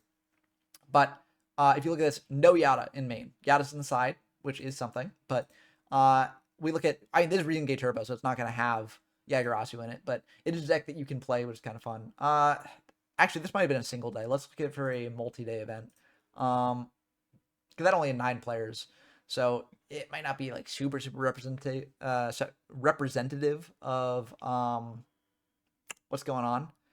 But yeah, it looked like it's taking a while to load, which happens. But again, Yada is not like, you're not getting Yada locked all the time in Yada format. There's actually a lot of super interesting back and forth in Yada format, even though hand control is now a deck that you can play. I think it's a very, very good format. Because now we have Donzaluk and we have Spirit Reaper. So we just play tomato control. We've got Donzaluk. If it does damage, discard card. Spirit Reaper can't be destroyed by battle. If it does damage, discard card. Yada-Garasu, we talked about it. All the spells are still legal. Mirage of Nightmare enters the format as well, which is a crazy card. This card says draw until you have 4 cards in your hand during your opponent's standby phase, and then discard the same number that you drew randomly, which sounds really risky, but you can just destroy it yourself, and then you don't have to discard, which nowadays would be too slow. I would argue they could actually bring this card back, and it wouldn't really matter. But back then it was crazy. So that is that. Arguably, Yeah, Mirage is very powerful. It's a reason why some people prefer Fiber to Yada. Like some people are just like, I don't like Mirage Nightmare, I don't like Dawn's Luke, I don't like Spirit Reaver ripping my hand apart. And so I'm gonna go with Fiber instead of Yada. I think the formats are very similar. It just comes down to preference. Like I prefer Yada to Fiber, but I think Fiber and Yada are both really, really good DM formats. Yes, there's no ban list, but it's kind of like the Syndrome meme where it's like if everyone has powers, no one does. Where like there's no ban list, so everyone has these one of powerful cards that are running around, but there's nothing too toxic about the interaction that happens most games. And so it's very, very fun back and forth, just playing these super powerful cards that sort of lean into like the wish fulfillment aspect of the game, especially if you are playing it out of nostalgia and you're like, man, I really love playing the game way back when we had all these powerful cards that we could just throw around before I knew what a ban list was, right? I think they can really fulfill that sort of nostalgic itch that you might have. Funnily enough, I feel like they might also have made Mirage of Nightmare as an answer to those decks, because technically, if you draw up to 4 cards and then you have to discard a couple of cards anyways, maybe it's not that big of a deal if your opponent like discards some stuff from your hand. I'm not sure, but it's also a good counter to like spell trap removal, mass removal. But yeah, because Heavy Storm is in the format, so if you get Heavy Storm after you drew with Mirage of Nightmare, that's good for you. But other than that, this is just basically the previous format, but with even more hand rips, which makes it maybe one of the what? I just saw the next one. I saw the next one and I changed my mind. I think. I mean, again, this feels like he had not really played much of this format, and judging it based on the name and some things in the card pool that, after experimentation, turn out not to be that big of a deal. I mean, and this isn't to say that like people can't play the format and then think it's bad, because many people do play the format and then are like, no, this is bad, I don't like it, right?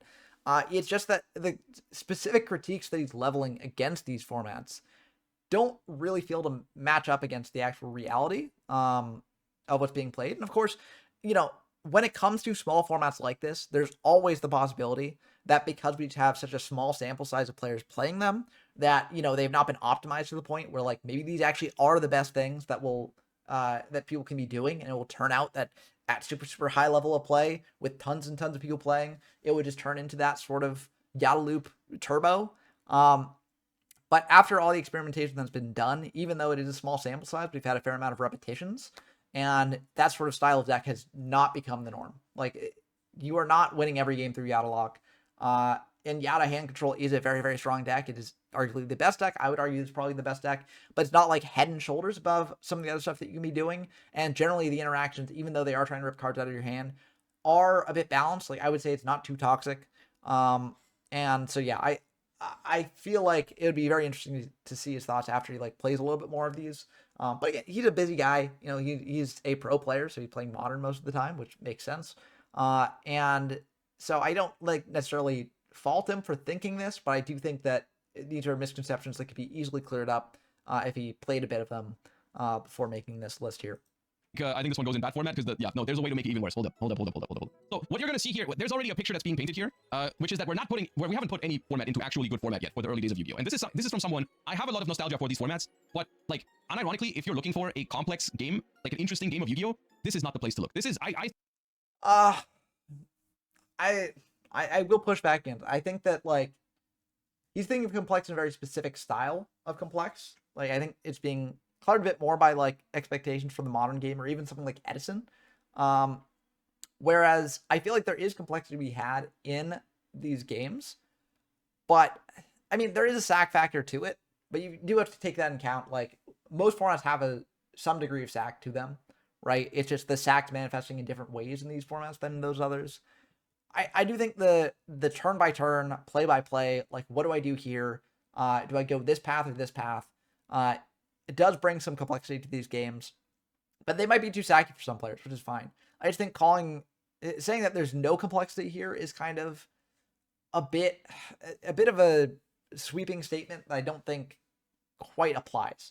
That would be my sort of rebuttal to that. I think you play one of these formats just for the experience of how it was like in the early days. You can like play them for nostalgia. You do not actually get super in-depth, interesting gameplay from these formats. You get like an idea of it, but I say when you look at like actually good old school Yu-Gi-Oh game play, we're gonna find more of that in the GX era. In the Duel Monsters era, there's a lot of crazy stuff happening that just like it's supposed to be this like slow game, but then there's a bunch of really crazy blowouts. Speaking of which, I get that there are blowouts, but like let's compare it to Goat, which I feel like he'll probably have a good impression on Goat. Maybe I'm wrong. I feel like if you compare like Yada and Goat, like a lot of the interesting stuff in complexity in Goat is like back and forth gameplay. Like I think that's the reason why a lot of people play Goat. And yet it does have that. But instead of like blowouts like BLS, you have blowouts like Raigeki, right? But because every player has access to that, you know, it's not really too big of an issue. So yeah, I don't know. I feel like saying they're so much worse than some of the formats in the GX era, I don't think it's doing justice to these formats, personally. Scientist format, November 2003. The latest core set is Magician's Force. Notable additions include Breaker the Magical Warrior, Magical Scientist, Tribe Infecting Virus, and Royal Decree. This is the only format in the history of the TCG with 3 legal copies of Magical Scientist, and thus Magical Scientist FTK is quite potent here. Magical Scientist, out of the, like, this card... And let me just, I'm curious to check, with if we go to Scientist format, because I mean not many events have happened for this, to be fair, but in the events that we have had, I don't think Science FTK is like one. Like, look here, this is the latest event, and to be fair, 13 people playing, a very small sample size. But you would expect in a small sample size with like not many rounds, like, can we see the number of rounds here? I think there used to be a way to click on challenge, but I guess it's not popping up here. A very small amount of rounds. You'd expect a deck like Scientist FTK, if it was pretty consistent, to have a much higher representation or even like win the event here. But, you know, people can play outs to it in the main. Like you see like Wanghu is being played in the main here. I guess it's not going to load, but you can see it here, even if it's a bit tinier. Wanghu is being played there. Wanghu is a good counter to Scientist. And some of these decks can like run down their opponent to a point where if the opponent does not open up the combo exactly, they can just, you know, cut them off of the combo later because you do need a fair amount of life points to make the combo work. And so, yes, you do have 3 Scientists. Your only way to get the Scientists or get more cards on the field is Reasoning, which is like not super consistent. And you actually see that the third place Scientist FTK list here is actually doing something interesting where they're not playing Reasoning in the main, which is a bit interesting. They're playing triple Last Will instead, which I think is a cool sort of innovation, just cutting the Reasoning, cutting out the chance in that, and just going for like maybe resetting with Fiber Jar or just getting things out on the field with like Cyber Jar. So even that is not like going full FTK. It's basically building the FTK deck, but providing backup plans if you don't draw the FTK, because the FTK itself is kind of finicky. So I'm not saying this format's good. I think this format's pretty bad. But I do think that even in this format, like, Scientific FTK is not necessarily head and shoulders above the rest of the crowd. And you see here, like, you get some interesting decks. Like, the first place deck in this format, or in this tournament, which was 10 players, again, very small sample size, it was Scientist Control, where they're playing 1 turtle, 1 scientist, or 2 scientists. So, like, they have the option to, you know, go into the combo that kills if they need it. But they're also just playing a regular deck on top of that, right? So it's, I think that, you know, there is depth to be had in this format. I'm not the biggest fan of it because I think Triple Scientist is just super impressive. It's a very centralizing card. But I don't necessarily think the FTK itself is the main problem with this format. This card is completely insane. This card is not once per turn, instant fusion by paying 1,000 life points. Yeah, and that's why it is busted. I mean, you don't have the best fusion monsters in this format to go into, but the one thing you have are good enough that, like, if you get this thing on field, it can really, you know, just tear apart your opponent's board. Yeah. I mean, need I say more? So the Scientist FTK deck, of course, because these cards cannot attack directly. They can still attack over monsters, by the way. So this card is even a good card sometimes in like normal game states because you can just attack over all of your opponent's monsters. And you don't get to keep the body. So, well, how does this card win the game? Catapult Turtle. Non once per turn, tribute a monster, inflict damage to half the tributed monster's attack on the field. So what you do with Magical Scientist is you just summon a bunch of monsters from your extra deck. You pay 1,000 life points. You pay 1,000 life points per fusion monster, so you can do it 7 times. So all you need is monsters with like slightly more attack than 2,000, and you tribute those 7 times, and you will win. So those cards were available, and so therefore this was a super consistent FTK, and it could FTK because of Last Will. Last Will is a really wacky card with a lot of very weird wordings. But essentially, the early wording of this card was even crazier than this. But if a monster on your side of the field was sent to the grave this turn, you can special summon a monster with an attack of 1,500 points or less from your deck once during this turn and shuffle your deck. Let me try to find like a printing of Last Will that's like super early to try and see what it does. Hold up. Last Will. Holy shit, that screenshot is. So I think the printing he's trying to go for is the OCG version of the card, because they they were able to do obscene stuff with this, but by the time it came to the TCG, it generally worked the way Too it bad I works can't even read here. it. Yeah, here's one. God. Even the screenshot is How am I supposed to read this, man? Does anyone have? Okay, this one's better. So, okay, here's the absolute treasure that is early Yu-Gi-Oh wording. If a monster of yours is sent from the field to the grave... Yeah, the wording here is definitely awkward, right? But like, it does the same thing that it does in Scientist format. Graveyard, during the turn that you've played this card, you can select a monster with an attack of 1500 points or less from your deck and play it as a special summon. Shuffle the deck after playing this card. This card is active for 1 turn only.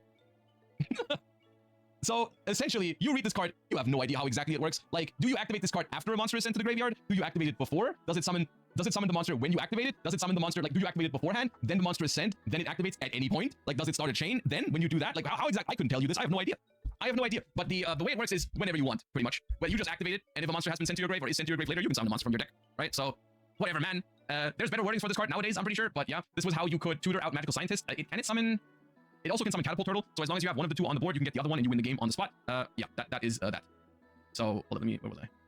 Yeah, that's here.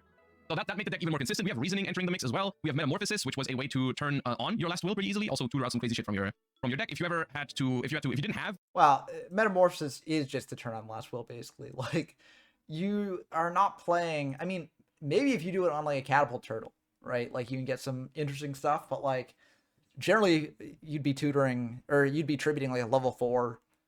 Maybe if you tribute Scientist, you're tributing, like, a level 1 for 1,000 Restrict.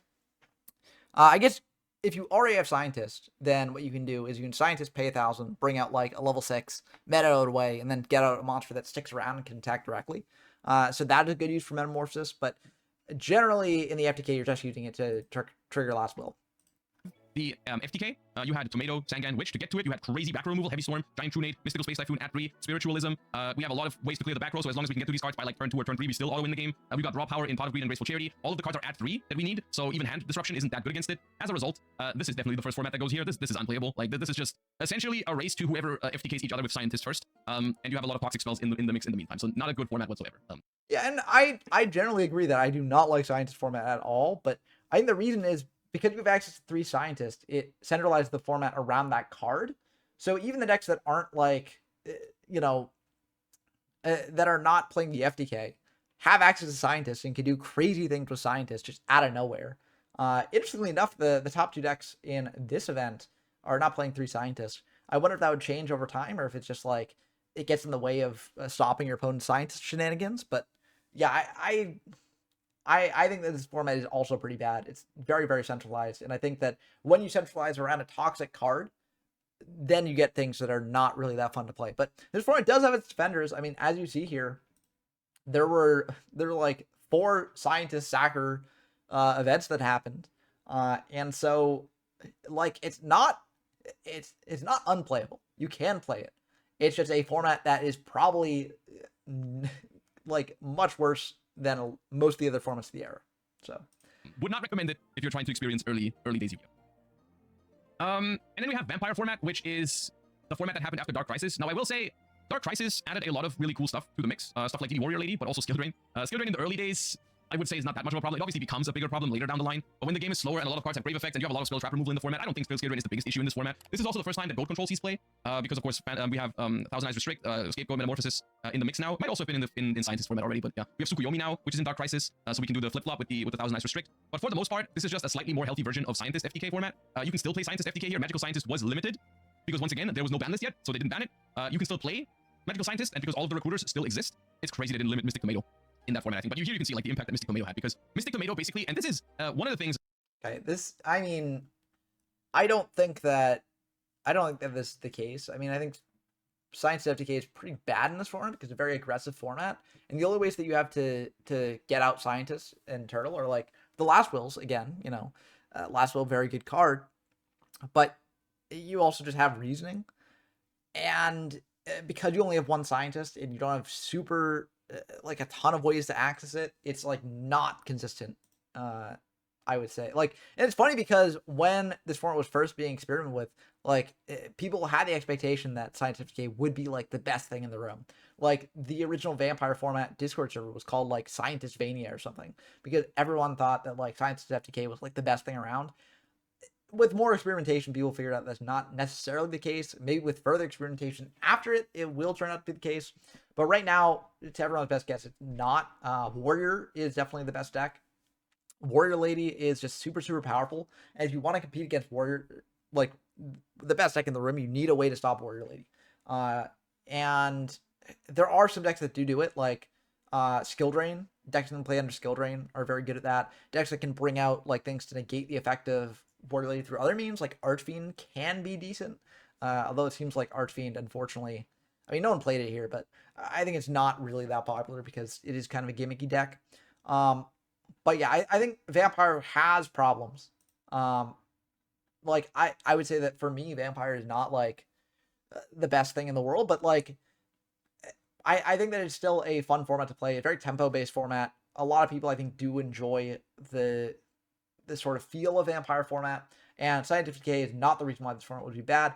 The reason why the format would be bad is because it's super centralized again around DD Warrior Lady, which is not necessarily the place you want to be all the time. So is about the limited section on the ban list is like, as long as the cards are searchable, and this is the lesson that even I feel like the designers of Master Duel in modern Yu-Gi-Oh could even take something away from. If there's a billion ways to find the card, putting it to one doesn't matter. You hear that? You hear that? Limiting. But it does matter here. Like, that's the thing. Like, there are not a million ways to find this card. There are essentially three copies of the last will that you have. I guess you can Painful and do some setups there. But, like, it is very... The FTK is not consistent. Like, yeah, I mean, we did see in this event, it was in the top 5. So that's pretty good. But again, this is sort of like the not all-in version of the deck, right? You are playing things that can stall to get to the point that you are able to do it. But it's not necessarily the best thing in the room. It clearly did well enough, but you look at all these other events, I guess this was only 10 players, so again, very small sample sizes, but you know, Clody, the Science FTK guru in these formats, was not able to make it work there either. I think it's just not really something you really need to worry about, something you might run into occasionally, but like, frankly, it's not something to turn you away from this format.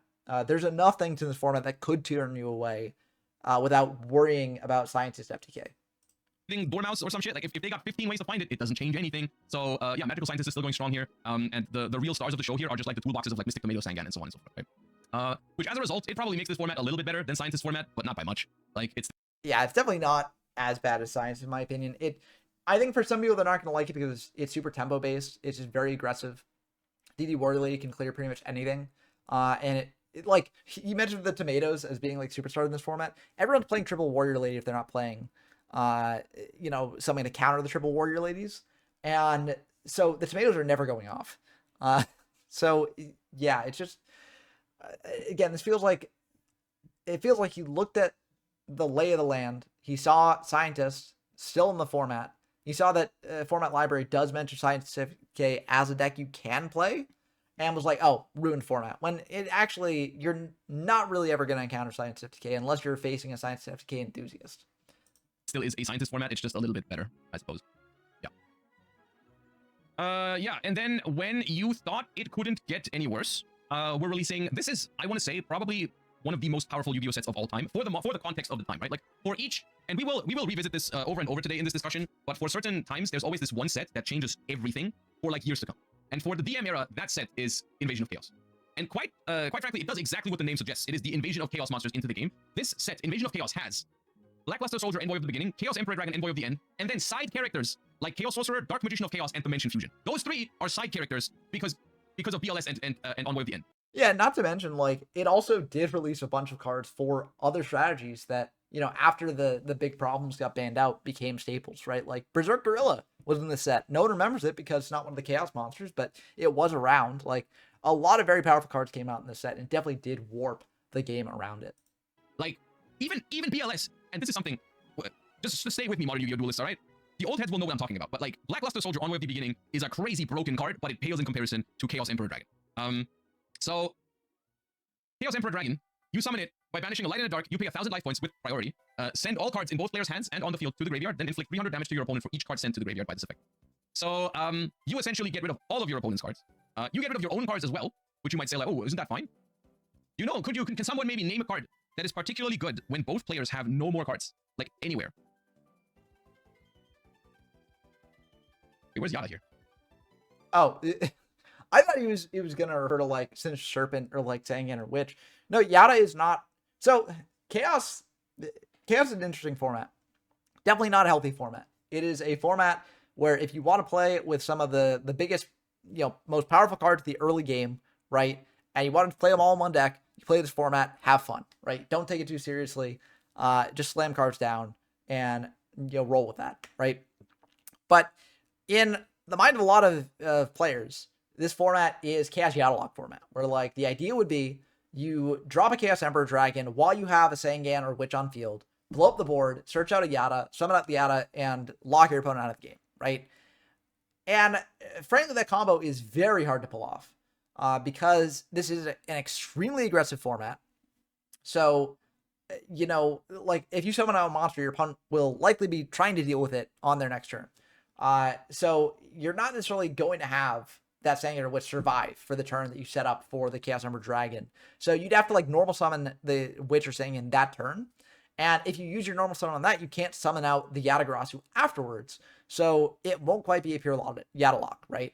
Now you could argue that your opponent has to draw a thing that deals with the Yata, which is not necessarily going to happen. But again, this is a format where every single card that you're playing is going to be super powerful. So the odds that it does not somehow stop a Yata is actually pretty low. There are some that don't do it, like, just on screen here, like Snap Steal, Change of Heart, things like that won't stop a Yata. But like, generally, there are better things that you can be doing. Like, this is actually the format. I mixed up earlier when I was talking about Injection Fairy Lily versus Yatagarasu.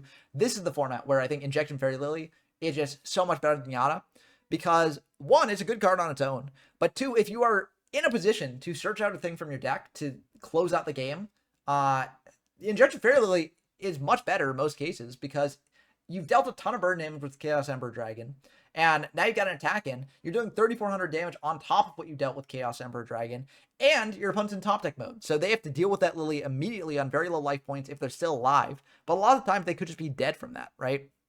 So Lily is generally better than Yata in situations where you'd wind up like that.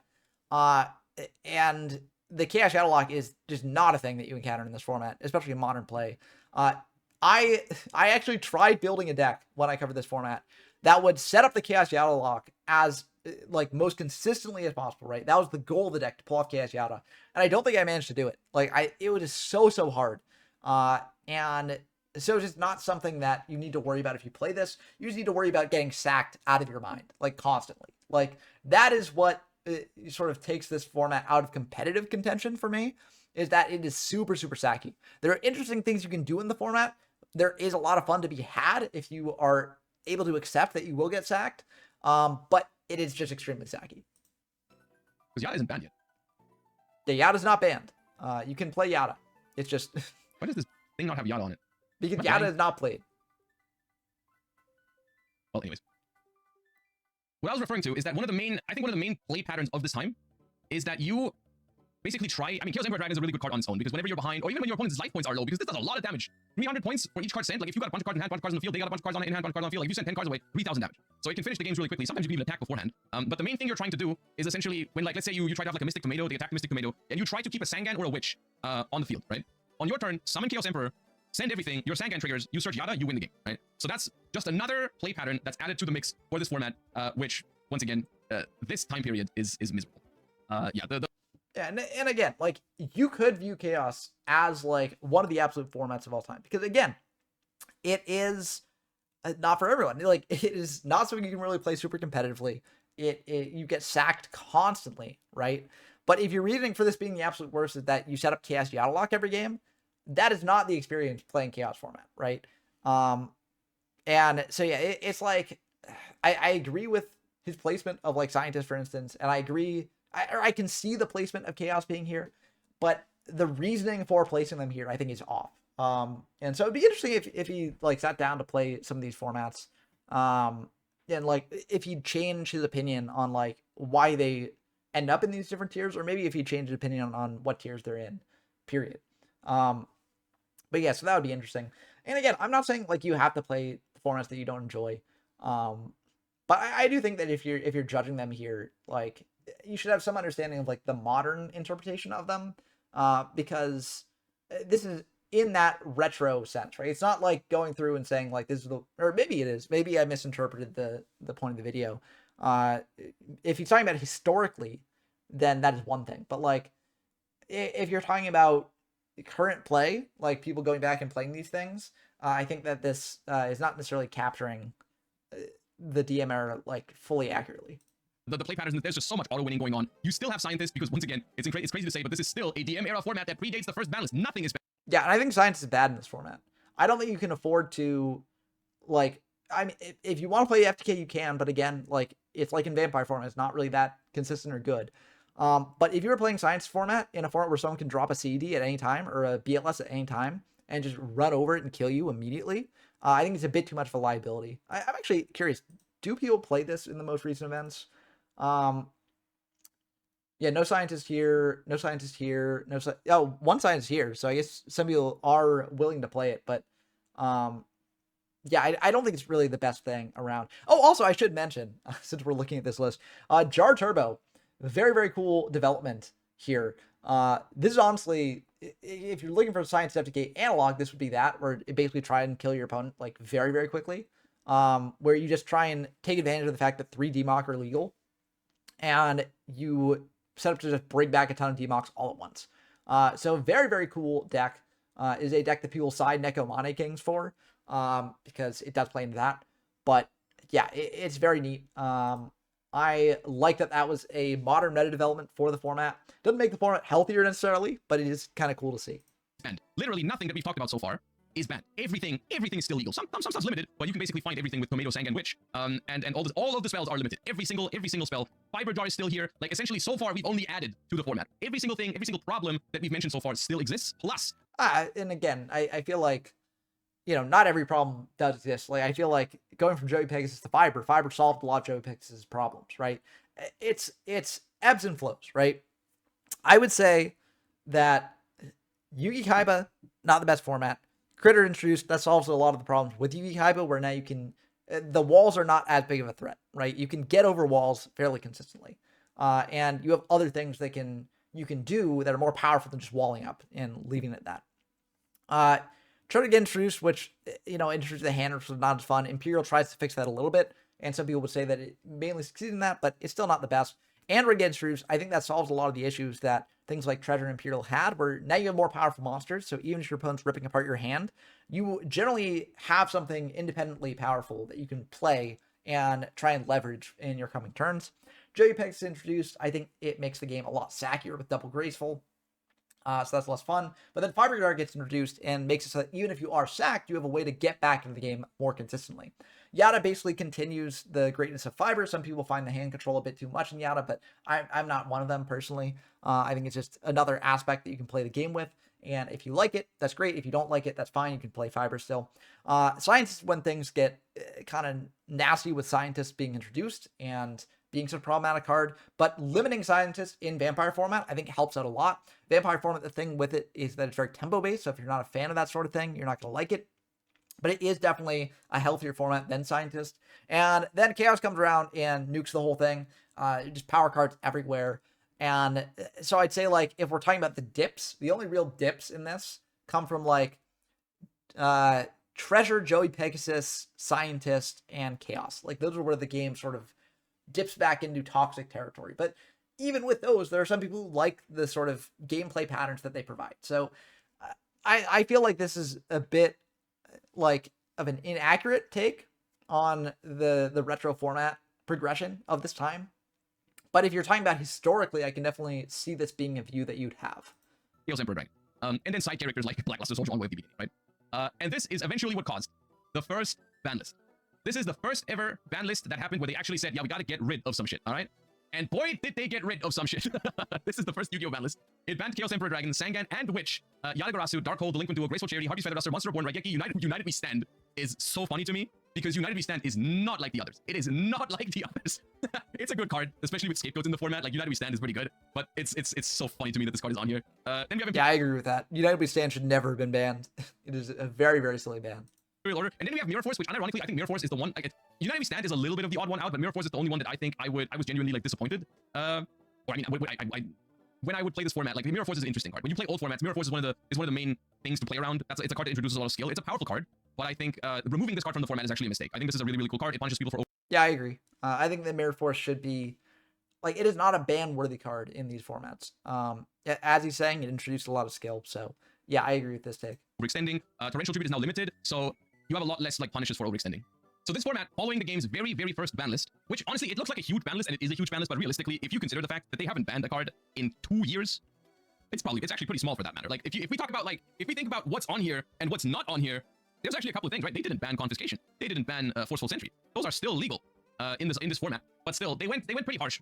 You know, for at the time, it's like, I mean, going from 0 banned cards to 13 banned cards is still pretty impressive. So as a result, this format is more balanced. This is also the last dual monsters format. This is something that some people might not be aware of, but the next format after this is Goat format. Goat format is a GX format because the first couple of GX sets are actually coming out right after this, and that's what Goat format is. Goat format. Yeah, and I'll also talk about the ban list a little bit more here. I think if you find the Warrior format ban list like kind of surprising in what's there, like Comfy and Forceful, as you mentioned, but also things like, you know, Scientist, Mirage, I think is still legal. Let me just double check. Like, if you find a lot of these things surprising because they're very, very powerful, I think it's helpful to compare. Change of Heart, that's another big one that people get caught up on. I think it's helpful to compare it to the Goat list and what differs from Warrior and Goat. Because I think that there are analogs to a lot of these cards. Like, for instance, Goat has Delinquent Duo, but it doesn't have Comfy and Forceful. So Comfy and Forceful are 1-for-1s, but they give you hand knowledge. Duo is a +1 that doesn't give you hand knowledge. And also, you know, you can get around Duo with things like Serpent and things like that. But so, like, that is a trade-off there that some people are willing to make. Change of Heart is legal in this format, but there's no Brain Con, no Mind Con in this format. Those come out after. So, you know, I think that, honestly, the stealing cards here are a bit healthier than Goat because you don't have access to those. Like, I think overall this ban list is not that bad, and it's actually pretty good, I think. I really love Warrior format. I'm curious what his final take on Warrior format will be. I think it's really fun. There are some problems with it, which I'll get into, but yeah, I think it's pretty good. Format is before Cyber Dragon, but Cyber Dragon was not the first GX set. The first GX set, I think, is... dude, what is it? Is it Element? No, it's not Element Energy. It's Rise of Destiny? The Lost Millennium? No, yeah, the Lost Millennium. You got it. Yeah. One of those. Yeah, they're the... Some people say Flaming Eternity. I think those people are wrong. But yeah, I think once you get Elemental Heroes in the format, it becomes a GX format, and Lost Millennium is when Elemental Heroes came out. So this is the last DM era format. So that is that. After this, we are going to be entering the GX era. Still, for this format, this is like, I would say, Goat format light. The craziest part about this is that it still didn't ban Scientist. Like, out of all the cards they should have banned on this first ban list, they should have banned Scientist. You can't really search it anymore with Mystic Tomato, Sangan Witch, but you can try to draw it, and you can still last will it. You can Monster Gate for it. I mean, Sangan and Witch are banned, yeah. But, like, Tomato can very easily access it. Like, and also you have, like, in this format, you have Monster Gate now. So now Science FTK decks become, like, sort of their more final form. Like, if we look at, and Science FTK did not do well in this last one. But if we look at this, it looks more like what you'd expect, right? Where you're playing the Reasoning and Monster Gate stuff with the Last Wills to just turbo out these things. 41 cards, a bit of a meme, I think, for the deck. I know that some people have some maybe dubious arguments for it. Or at least I think they're dubious. But yeah, it is around in the format. You will encounter it because there are people who are very enthusiastic about this deck, even if it's not necessarily the best in the world, I think. And because the events are small enough, you will encounter people who play it, which I think is sort of the thing holding this format back from being more popular, which then forms a vicious cycle because then there are less people playing the events, and then the people who like playing Scientific Game in this format become more common to face, and so it's kind of awkward there. But I will say, I think Scientific Game not a super big problem in this format. I think it's more perception than reality.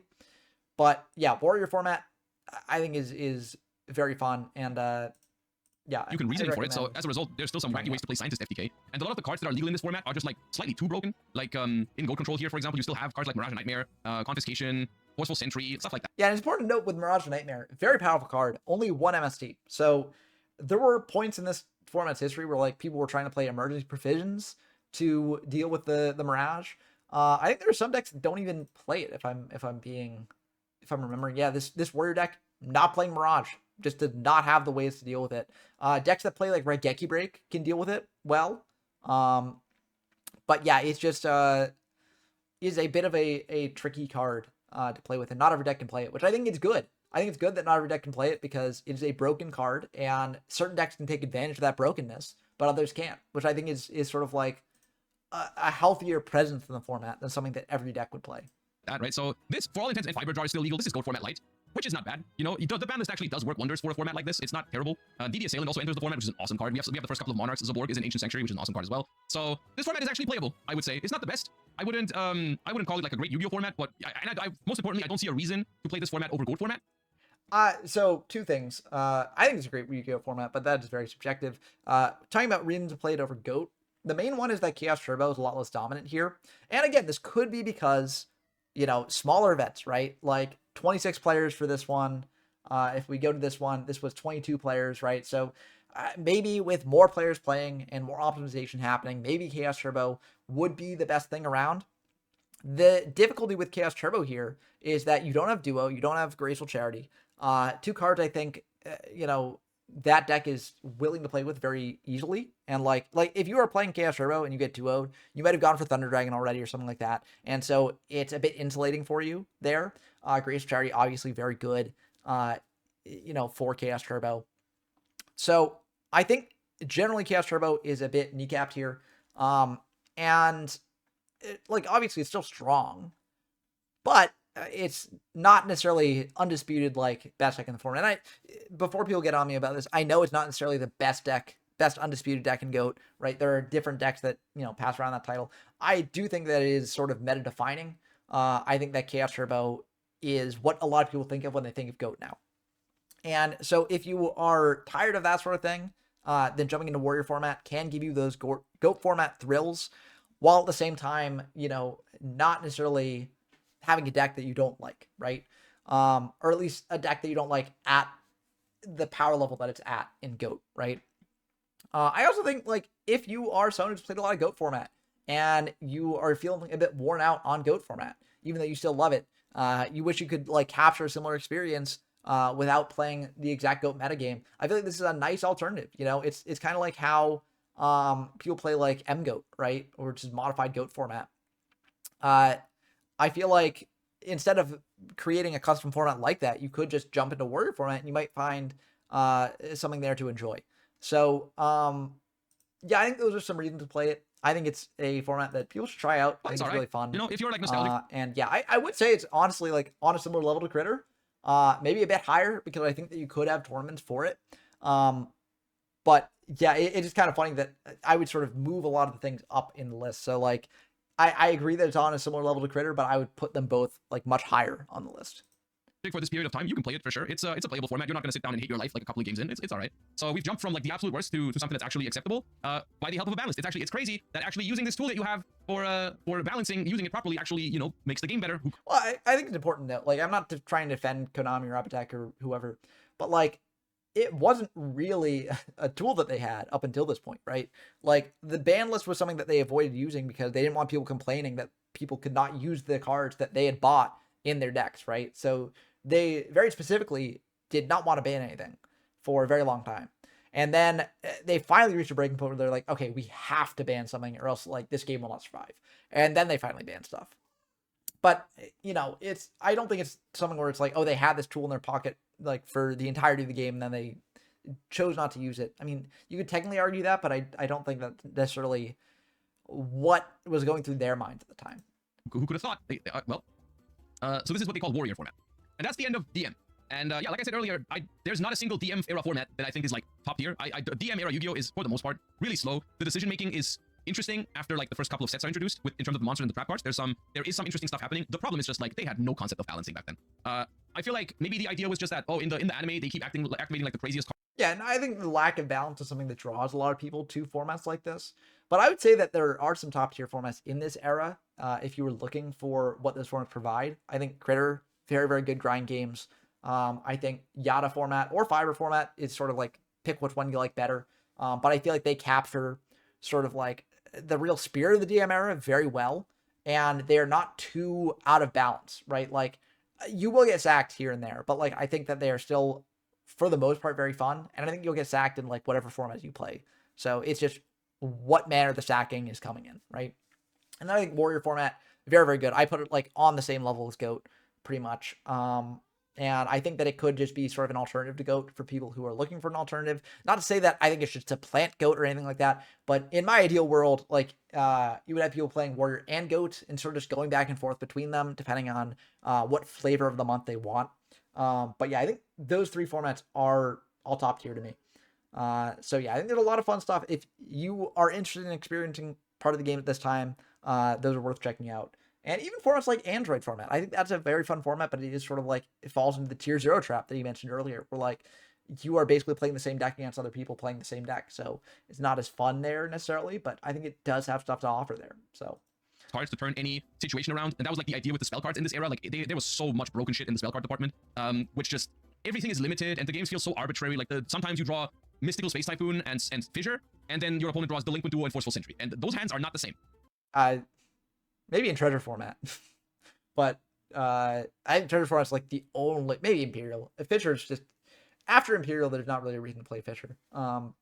So I think for some of these formats, if you're really trying to play DM era format Yu-Gi-Oh, I think the very last format is fine. I think Critter format is okay because notably the two best formats from this era, in my opinion, are the ones that have Critter is before all of the crazy shit happens, and Warrior format is after a lot of the crazy shit gets banned. Right? Everything in the middle is kind of wacky.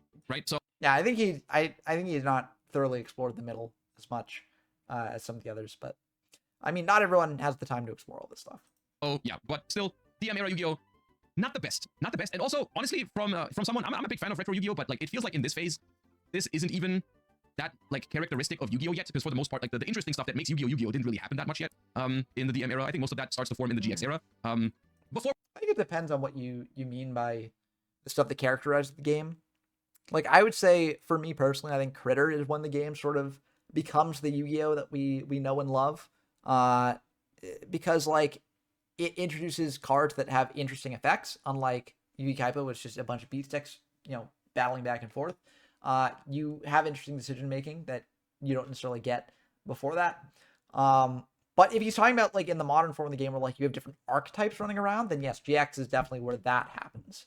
But I think a lot of the bones of like the play cycle and sort of like the feedback loop that you get playing Yu-Gi-Oh is built in the DM era and like can be seen very clearly in the DM era. Or we start getting more combo heavy, right? Like I'm not talking about like the combo heavy stuff. I'm talking more about like the really interactive part in Yu-Gi-Oh doesn't happen that much in the DM. Okay. That's kind of a wild take. I think a lot of these formats are quite interactive. Like when I think of uninteractive, I think of like floodgates, like things locking off the opponent from being able to interact at all. I think in DM you have a lot of interaction. That interaction can be very broken, but it's still interaction. Like, and that makes these formats interactive, right? So maybe what he's thinking about is like the Yada lock, because he very highly values the Yada lock, and he's like, yeah, if you get Yada lock, there's not much interaction there, which is true. But again, the Yada lock generally happens in these formats after a lot of interaction has already taken place, and also you can break out of it occasionally, right? It's not like an ever-present threat. So yeah, I think that these formats are quite interactive for the most part. Jumping into the GX era, the first format is GOAT format, and this is going to be an interesting format to talk about because it is also one of the most successful retro formats in Yu-Gi-Oh's history, and also one of the first ones that was actually played as a retro format. Like, of course, in the early days of Yu-Gi-Oh, that idea didn't really exist of going back to a previous format. We didn't really do that at the time. Like, no one in 2010 said, let's go back and play 2008. Maybe some people did, but I never saw it and I never did it. GOAT format was the first time, I think around maybe the 20, like I think the first time I heard of GOAT format was like 2012, 2013, that people started replaying it. The GOAT format was, in that sense, the first retro format that people went back to and played, which was interesting. It's interesting to see. I mean, to be fair, with the things we've talked about so far, maybe it's not that hard to see why why people didn't want to go back to this. But anyways, GOAT format is essentially probably the most balanced format we have so far. The ban list finally gets rid of a couple of genuine problems in the format. We have Fiber Jar, Magical Scientist going to 0. We have Confiscation and Forceful Sentry going to 0. There's one thing that if I look, they're lucky that there wasn't like Yugitubing back then and ban list live reactions, because I would have lost my shit when I see Confiscation banned and Forceful Sentry banned, but then in exchange they bring back the Delinquent Duo. That is something I would have lost my mind over this. But I'm not going to get angry now for the things that happened in 2005. I just wanted to point that out, that's crazy. That is absolutely crazy. Shoutouts for them reversing Mirror Force, because that card is very interesting. Also, huge shoutouts to reversing Sangan, because essentially this is the first iteration of the discussion of, is the Searcher the problem, or is the card that you search the problem? And I think the previous format that we just looked at proves that for the early days, the Searcher is not the problem. The problem is Scientist. So they banned Sangan and Witch, probably with the idea of like, oh, well, if people can't find Scientist, then it's fine. People still found Scientist. people still searched it. There was still ways. You drew it, you summoned it from deck somehow. There was ways. So they got rid of Scientist, they got rid of Fiber Jar. Yada is also banned since the last ban list. So if there's no super broken target for Sangan, why not bring it back? And I agree. Sangan was never the problem. Sangan is cool. Love that little guy. Searching in the early days of Yu-Gi-Oh! Is one of the main ways how you have skill in those formats. I think, I mean, there's of course like there's bluffing, there's playing around cards, there's a lot of different things, but Sangan and Mystic Tomato and such are awesome aspects of these old formats because back then, and this is also going to sound crazy to modern Yu-Gi-Oh! Players, back then, when you searched a card, you actually made a decision. In modern Yu-Gi-Oh! Most of the time, you activate a searcher, it's like 99% you're searching the same card. Like you just play, like, I don't know, your searcher in your deck is like copies 4, 5, 6 of your best starter in most cases. Like Reinforcement of the Army is more copies of Raisin. That's a very interesting point that I hadn't really considered. Like coming from a retro background, right? Like, and that's why I like watching his take on this because he has more of the modern understanding of the game.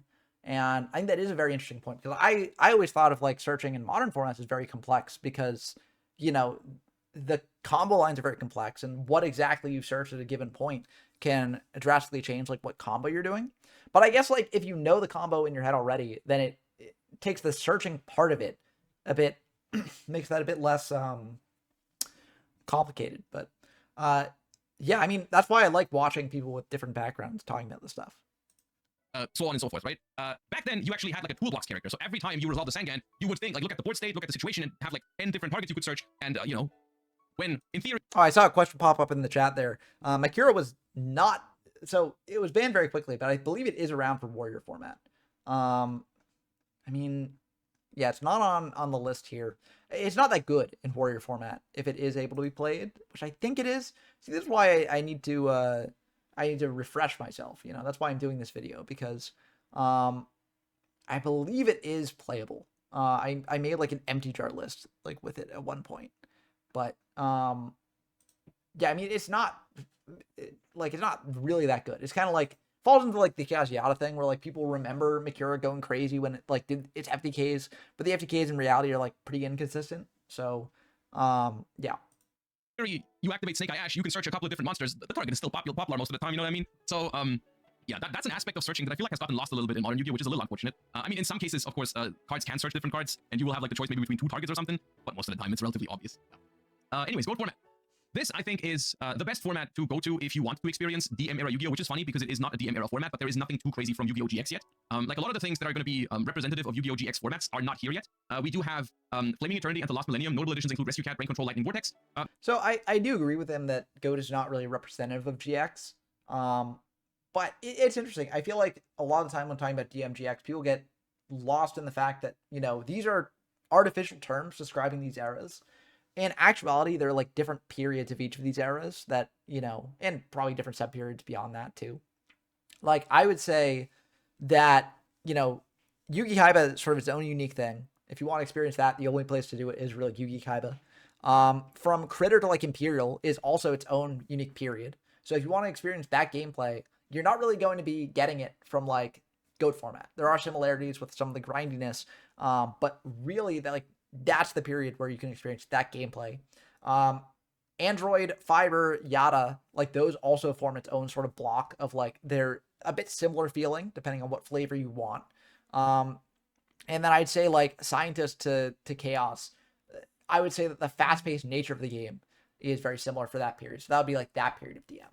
And then Warrior and GOAT are like very similar in sort of this new period that is being split up by the artificial names we give this, but is not necessarily, you know, a firm like, oh, we got to find one representative of what DM feels like or like things like that. It's just the names that we give it to make sorting these things out easier. But realistically, like DM, there's a lot of different types of flavors you can get of the game in that period. A lot of different types of flavors of the game you'll get in GX, which I'm sure I'll talk about soon. And it's like that way throughout the game's history, you know? So yeah, it depends on what era of the DM era you want to represent. If you want to represent the era around when Warrior format's around, then yeah, this is a good representative for that. But if you want to represent DM as a whole, there's no real one format that can meet that need. Nothing too crazy yet. So I think GOAT format was or is so successful because it is the best format to enjoy DM era Yu-Gi-Oh! Which is, once again, it's crazy because it isn't even a DM era format. So the question is, where does the best DM era format go? And this is, I'm probably going to get some hate for this, but I don't think GOAT format is that good because I personally, this is subjective, of course, but I personally think that DM era Yu-Gi-Oh! Is, in terms of just how good as a game and how interesting of a game it is the worst form of Yu-Gi-Oh! So even the best DM era Yu-Gi-Oh! Format, for me, is not going to be a top tier, like, Yu-Gi-Oh! Format. I do like it. I do like to play GOAT format every once in a while. It's fun for me. It's a fun change of pace. If you're looking for that pace, then GOAT format is the best place for you to go for that pace.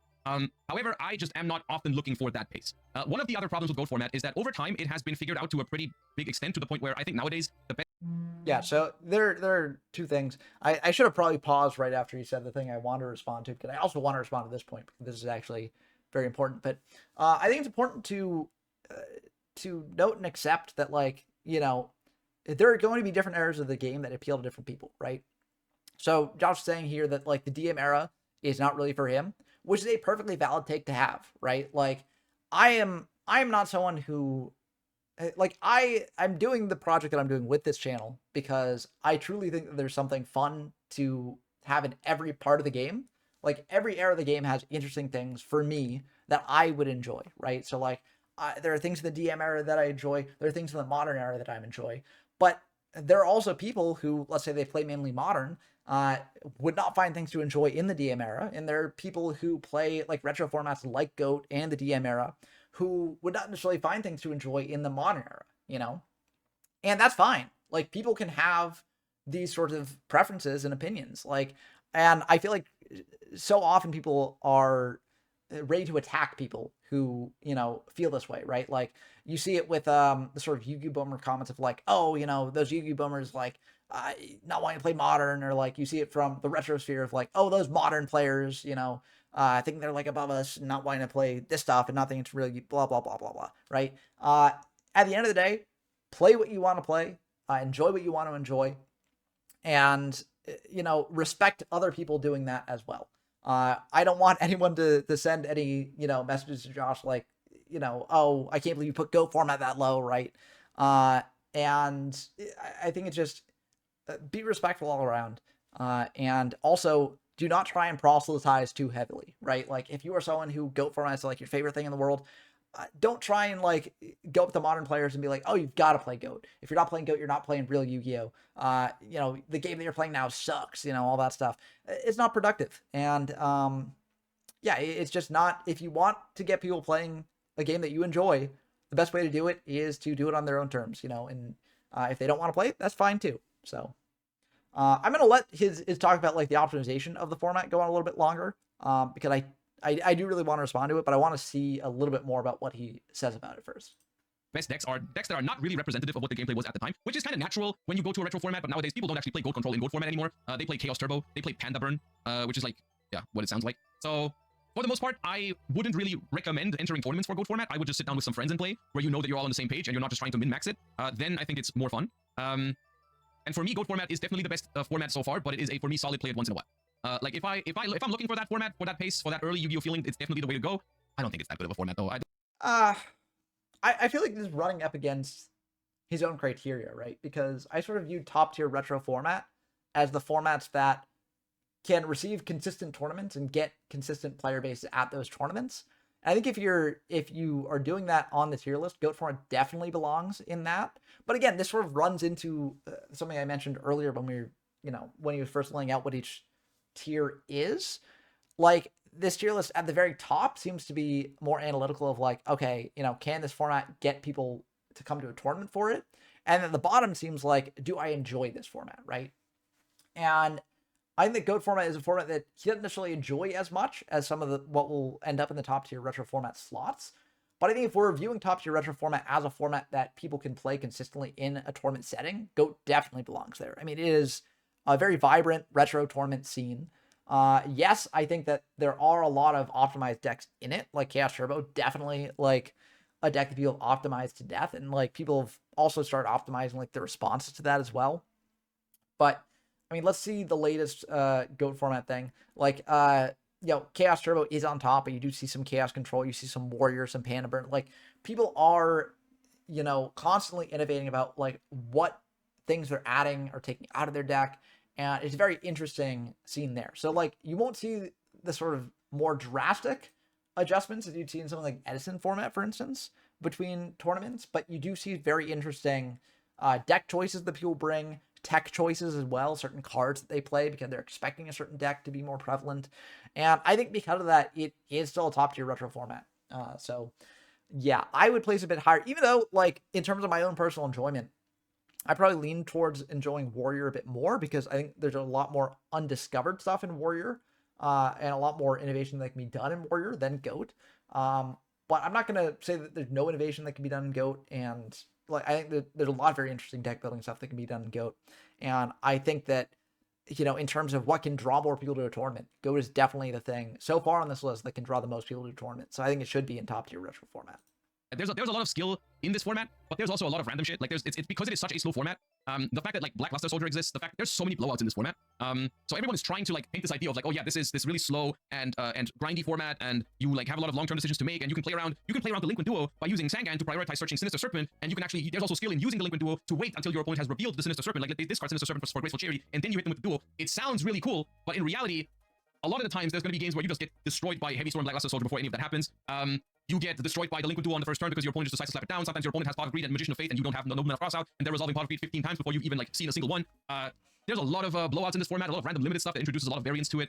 Which I mean, but again, that's like I feel like every format has an element of sack to it, right? Like, and I think the Goat overall, it does have sacky stuff in it. Like, don't get me wrong. Like, I'm not saying that there's nothing like the situations that he's bringing up can happen, and they do happen, right? But like, you could pop into like any given format and say like, actually this one has this level of sacking, this one has this level of sacking, etc. So I think it's kind of a bad take to make on it, but that's just my opinion on it. I need to grab more water, so we'll pause right here. Water retrieved. I guess this reacting stuff is a bit harder than I gave it credit for. Should have had more water. Which is what early Yu-Gi-Oh lives off of. That's how it like was any sort of exciting, because if it wasn't there, then those formats would be like not very exciting at all. But it doesn't make it for a good try-harding format, in my opinion. I think it's cool to have it around. I think it's cool to have like two goat control, like actual goat control decks, and play with your friends. Awesome for that. Wouldn't recommend going into tournaments for it, to be honest. It's still, you're not gonna have like a bad time. It's not a terrible format, but it's not. I don't think it goes up here for me personally. You can let me know if you disagree and why you disagree, but I don't think it's that good. All right. And the goat control thing that he's mentioning, there actually is goat detox format where some people do that, where basically they get a classic goat deck and they do mirror matches of it. So that can be pretty fun if you're interested in that and capturing the field in that way. But yeah, generally there aren't tournaments for that. And then we have, right after GOAT format, we have the introduction of Cybernetic Revolution. And Cybernetic Revolution is a set that I have mixed feelings about. This, by the way, this is where we start. This is where Unk started to actually go to tournaments. Still, I was 10 years old at the time. So I didn't compete at like the highest level. I don't have to tell you. I didn't have like the expensive cards and such. But this is the point where I actually start remembering things from first-hand experience. The previous formats, I've replayed a bunch of them later. But this is now where I start like remembering the actual experience of like participating, going to locals. And even if I was only playing against some of these decks, I didn't have the cards myself. Like there's I can like kind of, tell a little bit about how it felt. Cybernetic Revolution is a set that I find, that I have mixed feelings about, because I think this set is awesome.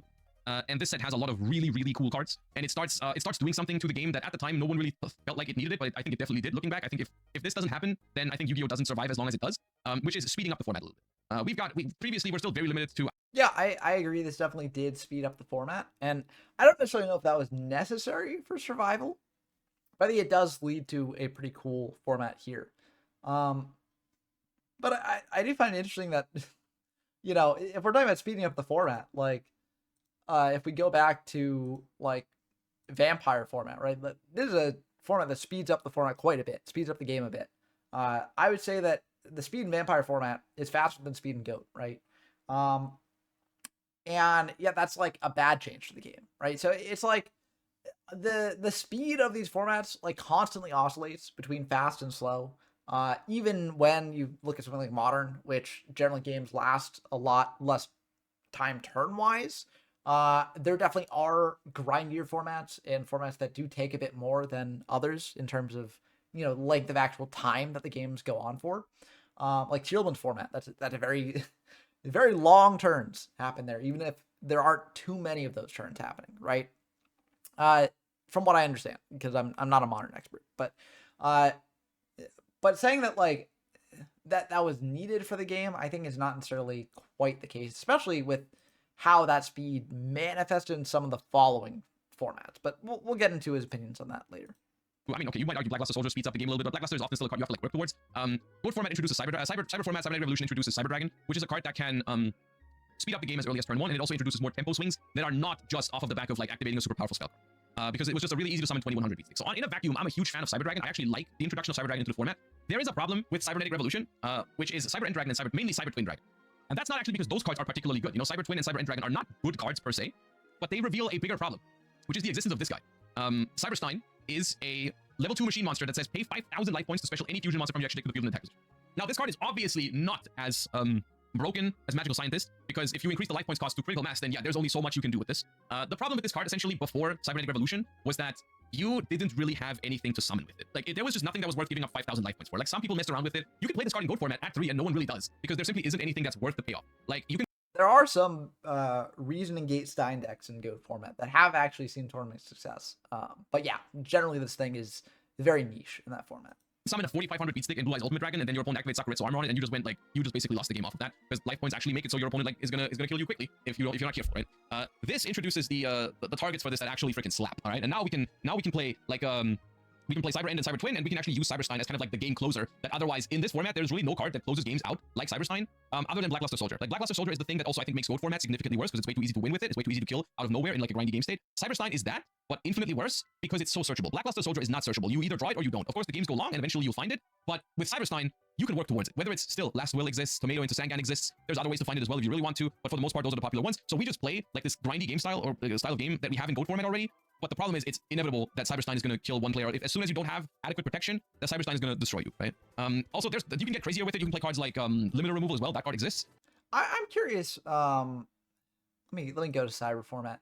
I wish he brought up the deck lists, because I'm curious what the latest event for this. At only 14 people, so not the biggest turnout. But yeah, Stein definitely doing very good. But you do see some other deck lists in the top here.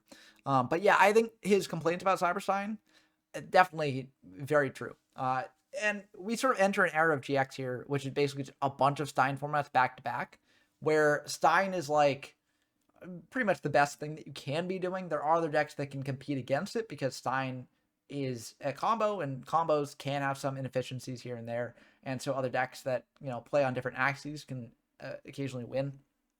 But yeah, it definitely is, for this next period, sort of pick your poison of like which Stein format speaks to you the most, or if you don't want to play these Stein formats, understandably, like that's also fine.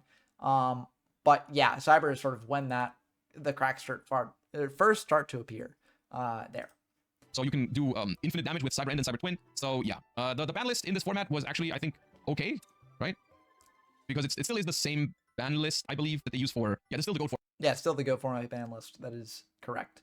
And normally, I think most of the time they don't segment one ban list into multiple formats. But for Cyber, the main reason why it happened is because there was a debate in the GOAT format community in like some of the early days of GOAT about like where exactly you draw the line. And Cyber GOAT is like one of the proposed spots that can happen. And so some people do like playing this format. Yeah. Format ban list, but it's just with Cybernetic Revolution, which is just all the negative things that I said about GOAT format, I think apply here as well. This is the format I'm going to put here. It's definitely worse than GOAT format. I think there is one reason to play it, and only one, and one reason only, which is that if you love Cyber Dragon and you want to experience the first Cyber Dragon format, you could do it. Actually, no, I'm going to put it down here. Realistically, if you want to experience Cyber Dragon gameplay, you have plenty of years afterwards to do that. There's more things with Cyber Dragon to come. You can play Cyber Dragon all the way up until like Edison format, and even slightly like Tingle Plan format you can. So, nah, dude. I guess if you want to experience the very first Cyber Dragon format, then this is the one, but I think there's better ways to play Cyber Dragon if you want to. Also, Xarian Universe, that's a fun card that, you know, isn't really viable any other format besides this one. But, I mean, you could argue whether it's viable in this one too, but that was one of the big debaters with where to draw the line with GOAT format. And Cyber Dragon is awesome. Yeah.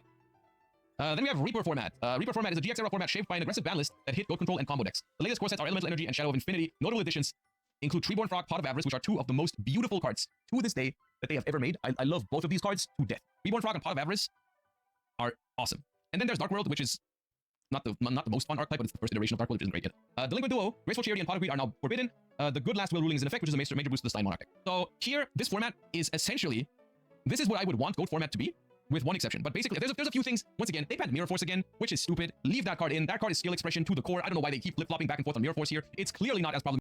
I'm very curious what his thing will be for, is what I want GOAT format to be with one exception, because I remember when Reaper format got popular. Reaper was really what got me back into retro Yu-Gi-Oh!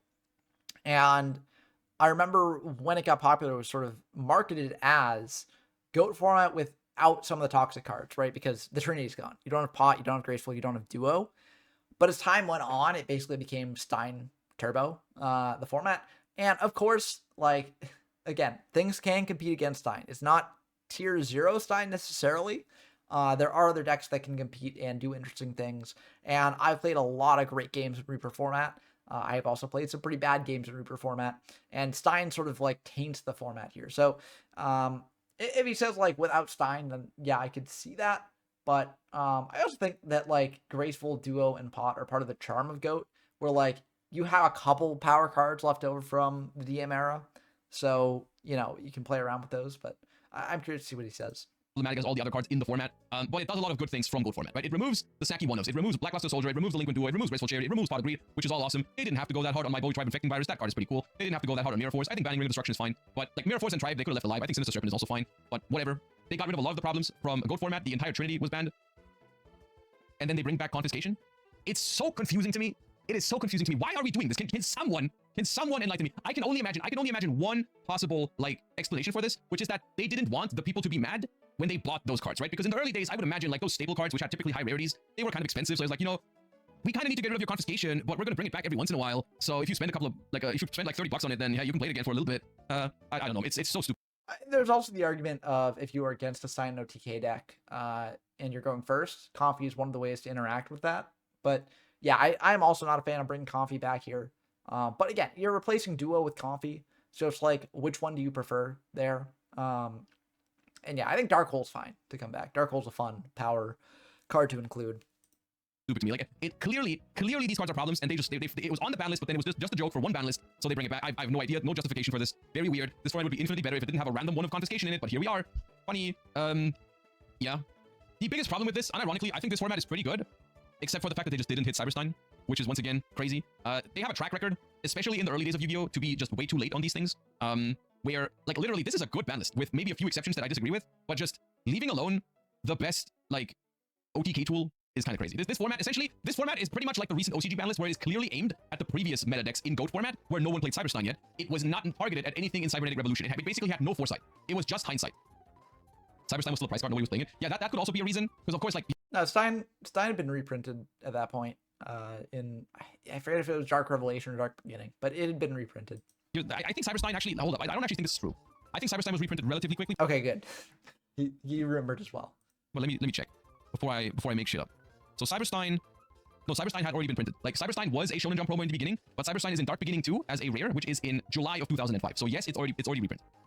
It's already reprinted at this point. People already have access to it, and I'm sure people already played it. But they just, like, what this ban list does is pretty much what the latest OCG ban list does too. It just hits the previous stuff. And I'm assuming maybe one of the reasons to not hit Cyberstein is to sell Cyber End Dragon and Cyber Twin Dragon, because both of those cards didn't really make it into decks otherwise yet. So, if people are using Cyberstein to summon them, that makes Cybernetic Revolution sell better, I would assume. So, yeah, but as a result, this format that could have been pretty good, in my opinion, still has Cyberstein. And so it's, like, unironically, I think if they ban Cyberstein for this format, and I'm not exaggerating, this would be our GOAT format today, I'm pretty sure. I'm pretty sure we would play this format over GOAT any day. Because this is basically GOAT format with Cyber Dragon, with none of the super swingy spells and no Blackluster Soldier. It would be... I feel like it's a very...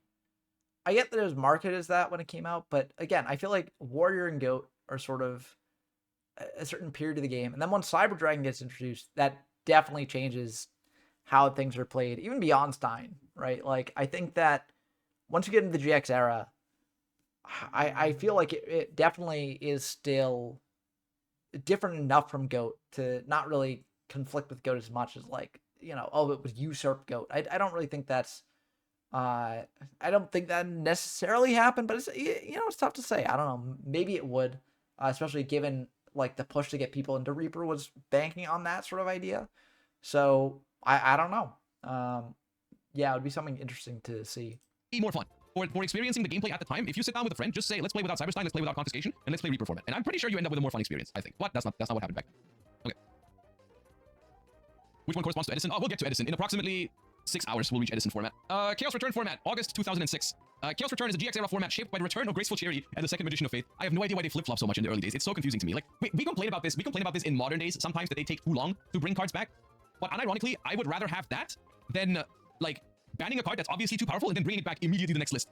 If I had to guess, Dark World, because Dark World's really bad, and maybe they were like Graceful can make that deck good. But yeah, I mean, Dark World in Chaos Return format, I think Dark World actually is pretty good. I remember that I played an event with it and did decently well.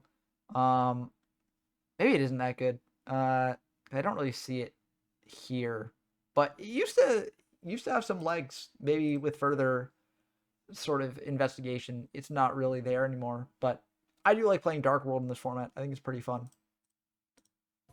Yeah, ushering in a brief period of slower gameplay. Since Reaper format, Enemy of Justice was introduced, while Dark Hole was forbidden, and Treeborn Frog and Last World were limited. Notable additions include Banisher of Radiance, Dimensional Fissure, and Macrocosmos. Bro, Enemy of Justice, unironically, is a set that maybe it was cool at the time. This set should have never happened, man. With the hindsight we have today, that's an absolute criminal of a set, man. I mean, it wouldn't be a problem if they just used the ban list properly and got rid of those cards when it's appropriate, but yeah. The format was historically dominated by Chaos decks, most memorably Chaos. Yeah, I mean, in Modern, I know these cards are very problematic. I think through a lot of Retro, they're not really that bad. They are anti-meta a lot of the times, but they're not anti-meta in a way that's impossible to deal with. And yeah, so I think that they can create some interesting decks, like Macro Monarch, for instance. Chaos Return. As the metagame developed, Chaos Recruiter and Chaos Control decks featuring Royal Decree began to emerge. So unironically, how does it make you feel? How does it make you feel that we are still suffering from Dimensional Fissure and Macrocosmos to this day? And the reason why they made them was because they were meant to be a band-aid fix to Chaos decks, which historically needed the graveyard. So I'm suffering because my Malice opponent activates Dimensional Fissure. I'm suffering from that because they printed that card to counter Chaos decks in 2006. I mean, there were other decks that they countered too, like Monarchs did want Treeborns in Grave, and that cut that off. Like there were a fair amount of decks that did not like their stuff getting banished. So, which is crazy. And what would you know? The best decks in this format are still Chaos. This idea of making band-aid fixes is not new, and it didn't work in 2006, and it doesn't work now. It's a bad practice. There's only two answers.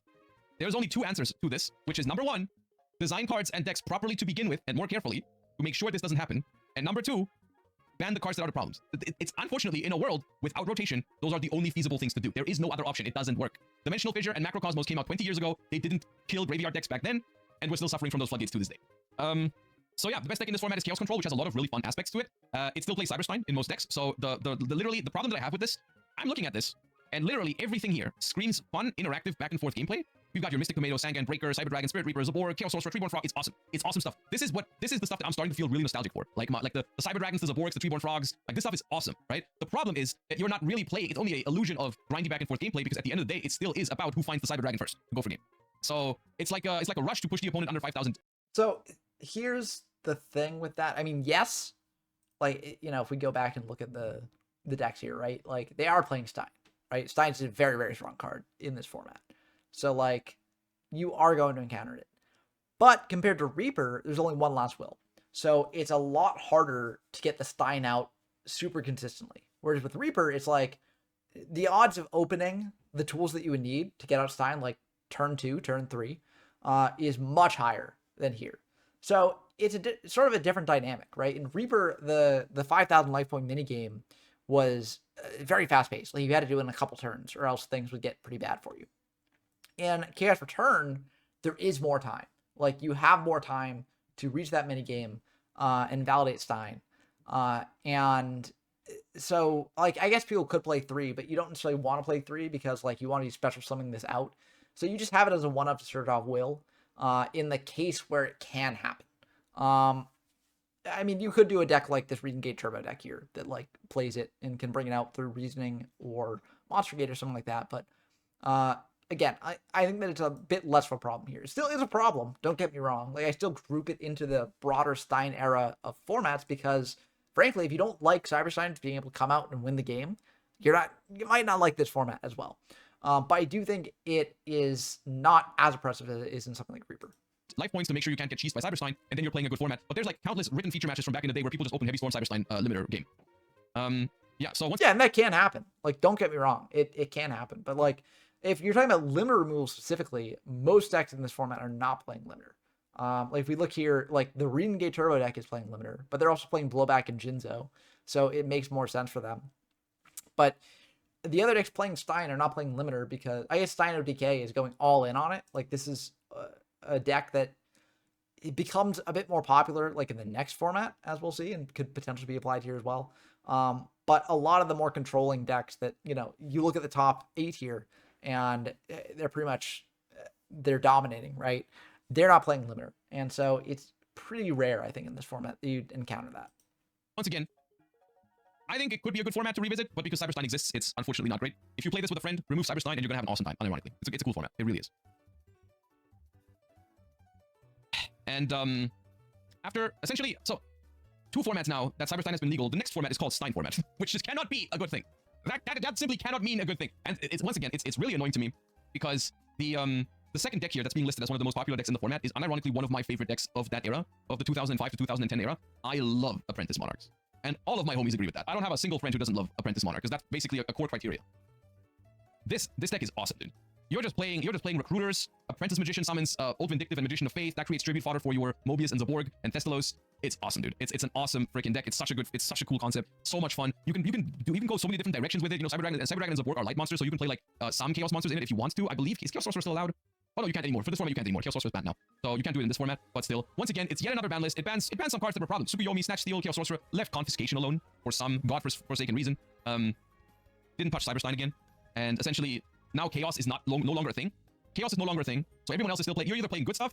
There's some burn decks, but of course there's Cyberstein still. So Last Will, Mystic Tomato, Sangan, find Cyberstein, activate Heavy Storm, and go for game. Is how it goes. So once again, this format I think is even cooler than Chaos Return format. But it still has Cyberstein. It still has Cyberstein. It's infuriating. I mean, it's so infuriating to see every single format that would otherwise be genuinely good be destroyed by this. Because the thing is, like, you can't play. Like, yes, like I'm in agreement with him on Stein being really bad for the formats that it is a part of. There's an 8-player event. But I think just like in terms of the gameplay that pops up, it's not necessarily. Like, yeah, it is pretty dominant, but there are interesting stuff you can do beyond that, right? Which is kind of what he's talking about, where, you know, he's complaining that there are interesting stuff that gets buried by Stein. Yeah, but and of course, the reason why Stein is bigger here than it is in Chaos Return is because Ring of Destruction is around. So it makes Stein plays a lot easier to kill because you can just, if you have Ring as well, you can Stein, do your stuff, Ring for game, and then that's what it is. But I don't know. It's just, I feel like there is nuance here to discuss as well. But yeah, I think if you're not a fan of Stein, this era of the game is not for you, unfortunately. Which, you know, is not necessarily, it doesn't mean that you can't play like what he's suggesting, where you just go back and like jam some games with some friends where it's like, we're both not going to play Stein, let's see what we bring, right? That is fine. And that is a valid way to play in these formats if you want to. But yeah, Stein definitely does pollute a lot of this era. You just can't really, like, subscribe to the idea of playing a grindy game when you know that the game ends at some point when someone just, like, has the thing that makes the game end on the spot. Like, what's the point of grinding for card advantage when at any point my opponent could be saving up for Heavy Storm Cyberstein and kill me? So, yeah, it's cringe. It's really, really cringe. And then finally... Oh, I'm excited for what he says about this, because this is a great GX format, in my opinion. But the name is definitely not doing it any favors. Yeah, Chimera Tech format. Chimera Tech is a GX era format defined by the game's first emergency ban, which hit Cyberstein. So this ban list is basically the same ban list, but without Cyberstein. They actually did that for the first time. I don't exactly remember how it was communicated at the time. It's also crazy to call it an emergency ban list because this card has been around for like a year now or longer. So it's not really an emergency. It's not like a no one could have seen this coming situation. It's just the way it probably went was they probably did the previous ban list that resulted in Stein format, and then everyone was unhappy, and they realized it, and then they were like, okay, you know what, we actually have to get rid of this thing. We have to actually get rid of this thing. So yeah, the ban list is the exact same as before, but without Cyberstein. Yeah, from what I remember, it was a matter of like people taking time to figure out how good Stein was, and also the fact that like Ring was now legal again and made it a lot easier to kill. And it also introduces the gadget structure deck, which is going to be very, very impactful immediately, but also in the longer turn. Which now makes Monarchs the best deck, essentially. Whether it's, you can play this as like Apprentice Monarchs, you can just play good stuff Monarchs here. We have Freeborn Frog to create tribute fodder, we have Gravekeeper Spy, we have stuff like Brain Control to tribute for the Monarchs, we have Cyber Dragon, so just like a pretty cool back and forth like gameplay loop with this. This is a really fun deck to play. It does have triple Trap Dust Shoot, which is like a thing that's been around for a while now actually, but people didn't really play it as much. Even in gold format, you can technically play 3 Trap Dust Shoots. The problem with Trap Dust Shoot, which is weird because the card is obviously so broken in modern Yu-Gi-Oh, or would be so broken in modern Yu-Gi-Oh, because the game is not that centered around the first turn anymore. Like the restriction of your opponent having to have 4 cards in hand actually does meaningfully impact the viability of this card, because like, if you draw a Confiscation in the middle of the game, it's no problem. You can just look at your opponent's hand anyways, even if they only have 1 or 2 cards in hand, it's fine. Trap Dust Shoot is a horrible draw mid-game in a lot of game states, which is why it's not even played as a 3-of staple in this format. But yeah, the Monarch decks in this format are pretty cool. This format is fun. It does have other decks in the mix that actually, like, still try to OTK the opponent, but at least these formats or these decks are more dedicated to that. Like, Machine OTK is a deck here. Also, it introduces my first favorite card of all time, which was Cyber Phoenix. I loved Cyber Phoenix as a kid. I still do. This is my favorite card from this era, probably. I love this card. Yeah. Machine. Yeah, as a note, that was around for a bit. Came out in Enemy of Justice, but yeah, in this era, you definitely see a little bit more of it. It's essentially like a dedicated OTK strategy. It has access to limit removal, it has access to future fusion, it has access to overload fusion, which summons out Chimera Tech, which is what this format is named after. So You still have Apprentice Monarch, you got Dark World Monarch, you got Bazoo Return. Everything here is based. Machine OTK is a little bit special in terms of how fun it is to play against it at that time. Like, basically, all of these decks have a pretty fun grind game with each other, except Machine OTK. Machine OTK is like the odd one out because you're just trying to prepare for a couple of turns and then kill with Chimera Tech, Overdragon. I would argue that these early formats would benefit a lot from if they removed the mass spell trap removal. Like the fact that Heavy Storm and Giant True Knight are in this format makes it significantly worse because it opens you up to just getting OTK'd out of nowhere, which I think are those are the least fun games in this format. But I do think this is one that I find I rate this one higher than the previous formats. This one's fun. Yeah, let's go. So yeah, I do disagree with this take on the mass spell and trap removal because I think that with that it provides a risk to just setting your entire hand. So I'm fine with it, especially because Machine OTK is like not the best thing in the world in this format. It is definitely like very good if you can pull it off, but if we're talking about like consistency, I mean, this is an 8-player event, so a bit tough to say. Yeah, and also no Machine OTK was brought there. But yeah, it's like if we look at representation, how many people brought Machine OTK? I guess only one person brought it, and it did end up in top 3, so maybe it's better than I'm giving it credit for. But it is definitely a bit of a feature famine strategy. And is this like not playing Future Fusion? That is wild if that's the case. I don't see Future Fusion here. Can a deck be the Machine OTK if it's not playing Fufu? I don't know. That's a wild choice if that is the case. But yeah, I mean, I think that it's fine to have decks like this in a format, personally. Not my favorite deck to play against, but it is a deck that is, you know, many formats have that one deck running around that just tries to OTK you in a completely different way from the rest of the format. But I think it's still fun. And I actually would rank this like much higher. Like, this is one of my favorite GX formats. I think it could pop off. I think this could be what people marketed Reaper to be, where people were like, oh, Reaper is a form from the GXR like GOAT that doesn't have a lot of the problematic cards in GOAT, and so, you know, you should play this instead of GOAT.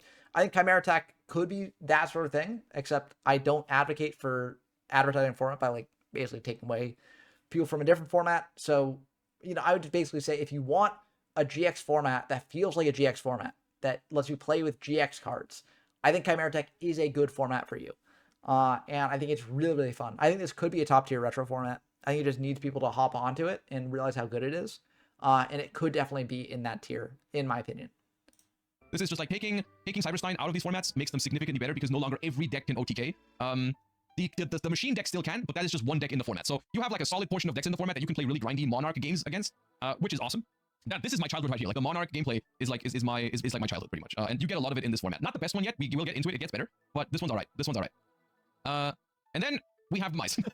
The Mice, whenever we're making steps, Yu-Gi-Oh has this history of making steps in the right direction and then making a full 180. The Mice is a GX era format known for its explosive gameplay and open-ended deck building, and it's very similar to the next format, Trooper. Since Airblade format, Strike of Neos was introduced, while Graceful Chariot was forbidden, Dimension Fusion and Giant Tornado were limited. Notable additions include DD Crow, Advanced Ritual Art, Pulling the Rug, and the 6 Samurai archetype. Okay, so also, I should note that Airblade format was a format that used to be on Format Library. It's no longer on Format Library for a good reason, because it is kind of not a good. It's pretty toxic. I mean, some people do enjoy it, but the central deck of that format is pretty bad, so they removed it. So occasionally you'll get things like that, but Format Library generally tries to highlight either formats that have unique ban lists or formats that are you know, unique and fun to play in their own way. So the Mize format is called the Mize after this card right here. The Mize, the King of Armageddon. This card can only be ritual summoned with the ritual spell card End of the World. This is not true. It's being ritual summoned in other ways. By paying 2,000 life points, destroy all cards on the field except this card. So this card doesn't seem that crazy. You know, pay 2,000 life points and wipe the board is like, it's powerful in that era, but nothing too crazy. Also just 2,400 attacks. So how does this OTK ever? Well, the combo for this is essentially,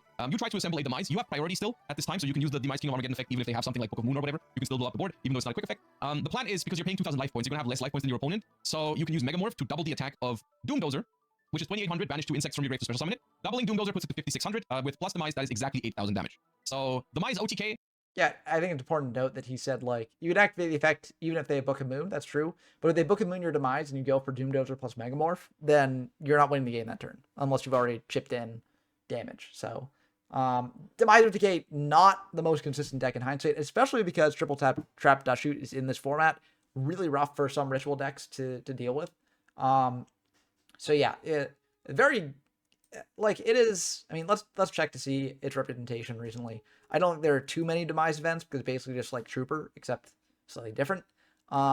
But if we look at this for just 11 players, yeah, it's kind of tough to get a meaningful result from that. 17. So yeah, it's not the most popular format for good reason. Like, I think a format that is so similar to another format, without being like too different, is a bit awkward to grab people towards. But Demise is not necessarily the best deck in this format. It is iconic, which is why we named the format Demise. But it's definitely not like, you're not going to join a tournament for this and just be facing Demise after Demise after Demise. And even if you are, you're not necessarily going to be losing to those decks because it is just kind of like an okay deck. It functions by using advanced ritual art to send 2 insect knights from the deck to the graveyard, which is just the best vanilla insect available at the time. And that puts 2 insects in your graveyard, and you can then summon Doomdozer because you're banishing 2 insect knights from the graveyard. Alternatively, if you don't have Megamorph, you can also use Metamorphosis because the Mice is level 7, so you summon out Twin Dragon, and then Twin Dragon plus Doomdozer is game, right? And the board is going to be open because you have the Mice, which is a big deal because there's other chainables in the format otherwise, like Scapegoat, that would ruin other sorts of like OTKs, right? Like if you start with Heavy Storm and your opponent chains Scapegoat, well, that's tough luck because you might not be able to do it. Oh, it's not level 7, it's level 8, but Twin Dragon is also level 8, I think, my bad. Or you can contribute to Doomdozer as well, wait, there's also level 8, yeah. But yeah, I think Twin Dragon is level 8. In my head, I thought it was 7, but okay. Yeah, so this is basically a very consistent way at OTKing because you just set it up. And the thing is, like, if the rest of the format, we just talked about how Chimera Tech format was a step into that direction of slow and fair gameplay. If you discover something that is significantly faster than the other decks in the format, that has the potential to become the best deck in the format. So this deck essentially ruined this idea of slow back and forth by just... I disagree. I mean, I don't think it necessarily ruined anything because it's not the most dominant deck in the format. If it was the most dominant deck in the format, I could see where he's coming from. And I know that, like, looking back in history, right, like, I think it won an event, and, you know, that was very cool, and so it became this sort of iconic thing from that time. But looking back, like, this thing is definitely not the best deck in the room, and that makes it... I think this format is perfectly fine. The main issue is that, unlike with Warrior and Goat, where there's like differences enough to make it feel different, this format feels very, very similar to the next format, Trooper. And so, like, it's kind of tough to, you know, like, pick one to play over the other, right? And I think that is sort of what hurts this format the most. Just being like, let me set up for a couple of turns, let me assemble my combo pieces, then I'm going to activate my Heavy Storm or whatever, and I'm gonna go in. And sometimes you didn't even need Heavy Storm because Demise would clear the back row for you, right? That's one of the bigger deals as well in this format. You don't care about some of the back row as long as your Demise blows it up. Also, Demise is just a good card in general. This is also the introduction of, hands down, I said Apprentice Monarch was one of my favorite decks of this era. This introduces my favorite deck of this era, which is Perfect Circle Monarch. Perfect Circle Monarch is basically Monarchs with Destiny Heroes and some other aspects that change over time. But this is my favorite deck of this time, before 2000, like before GX basically. No, before 5Ds, I mean. This is my favorite GX era format. I don't know why. Perfect Circle is not really an accurate description for this deck's name because it implies the sort of... I feel like Perfect Circle implies like some sort of infinite loop or whatever, but the idea... Yeah, and I think, like, there are a couple things that people pointed to for, like, it being the disc commander circles, right? Or, you know, with Rise of just looping the opponent back enough that, like, then you just kill them in the time that it takes, so it might as well be infinite. But yeah, it's important to note at this point, Rise was not out, so you can't do Rise stuff. Lad was also not out, which Lad showed up in, you know, the deck category. That came out much later as well. Idea of Perfect Circle is just like someone called it that because it just has like a really powerful play pattern that you can like repeat. Like you keep bringing back this commander from the grave, you draw cards, tribute to this commander, like for a Monarch, gain card advantage with that. Also, Light and Darkness Dragon is not in this format yet, but is soon to be. But yeah. Anyways, this format is solid, but does have some pretty big issues, so I would put it here. It could be a good format if not for some of the issues that it has. Thankfully, some of those issues are being fixed soon, and we are going to talk about that in a second into what is going to be my favorite format we've talked about so far. But before we get there, we have to talk about Trooper format. Trooper format is the format right after Card Trooper came out. Most importantly, I mean, that is Trooper is technically already in the Mize format, I'm pretty sure. But since the Mize format, Force of the Breaker was introduced while Magical Stone of Excavation was emergency limited. Oh yeah, because in the Mize format there is Diamond Duke Turbo. Oh dude, I forgot about this. Yeah, this is a crazy deck. This is an absolutely insane, crazy deck. This deck is basically one of the first iterations of like Solitaire in Yu-Gi-Oh, where you use like Dark Magician of Chaos with Monster Gates and Dimension Fusion to just keep looping and building a crazy board. And it's important to note that this is what Airblade was based around, was this style of deck, because you had Stratos 3 copies in Airblade, so it was pretty crazy. With Stratos at 1, this deck is much more manageable. And let's see. Yeah, it doesn't even show up in... It shows up like 12th, which the deck is very good, right? Don't get me wrong. Or maybe not very good. It's good. It is a good deck. Not necessarily oppressive, right? This format was actually won by 6 Samurai, which is kind of neat. So there's a lot of cool stuff you can do in this format outside of just Demise, outside of you know, DDT, like a lot of cool stuff. But yeah, didn't skip Airblade? It skips Airblade on format library because that format is kind of fake. It lasted like a week or two, so yeah. Actually, you know what? I forgot about Diamond Duke Turbo. We're putting it down one more. No, but it's not a big deal in the format though. That's the thing. Like maybe with further optimization it would be, but like I don't think it makes sense to rate formats lower based on a deck that exists in the format but doesn't necessarily have strong representation. So, yeah, maybe there's just like from memories of playing it, but I think if you played like in the modern time, like it's not really that bad. We'll see more Diamond to Turbo in the upcoming formats, so you'll get more context for it. So Trooper format limits stone excavation, and this is where the real shit comes out. All right, this is where we get Ryza the Storm Monarch. Which, if Ryza the Storm Monarch is not your favorite monarch, I don't know if we can be friends. I don't know if we can be friends if Ryza is not your favorite monarch. I honestly, I don't know. I'm not sure. That card is awesome, but it also I feel like Kai's, there's a good argument for that. You know, Kai's is a cool card as well, but yeah, Ryza is awesome. Very very cool monarch. Kai's is acceptable. I'll accept. Okay, there we. I guess someone in chat brought that up as well. I'll accept you if you say Kai's, but I will think less of you a little bit. Anyways, Perfect Circle Monarch is just another iteration of this deck with triple Card Trooper and Machine Duplication. So Card Trooper is a card that, like, on paper doesn't seem that crazy. Most importantly, in this format, there are a couple of good cards you can mill with Card Trooper. You've got Freeborn Frog, you've got this Commander, you've got Malicious. So there's a random chance that Card Trooper just nets you a free plus in that moment because you hit one of those. But even more importantly, if you pair it with Machine Duplication, you mill 9 cards, which basically at that point guarantees you're gonna hit something good. You get 3 beat sticks with 1900 attack, which for an OTK deck, that wouldn't be special. But for that to happen in a regular, like, fine deck, like just a grindy game, and then all of a sudden your opponent summons 3 Card Troopers, 900 attack, which all draw a card when they die, by the way, is pretty sick. Now, of course, Card Trooper is searchable, but you don't really play that many Mystic Tomatoes in this format. You can. But Sangan is at 1, so it's not super easy to search. Yeah, it's.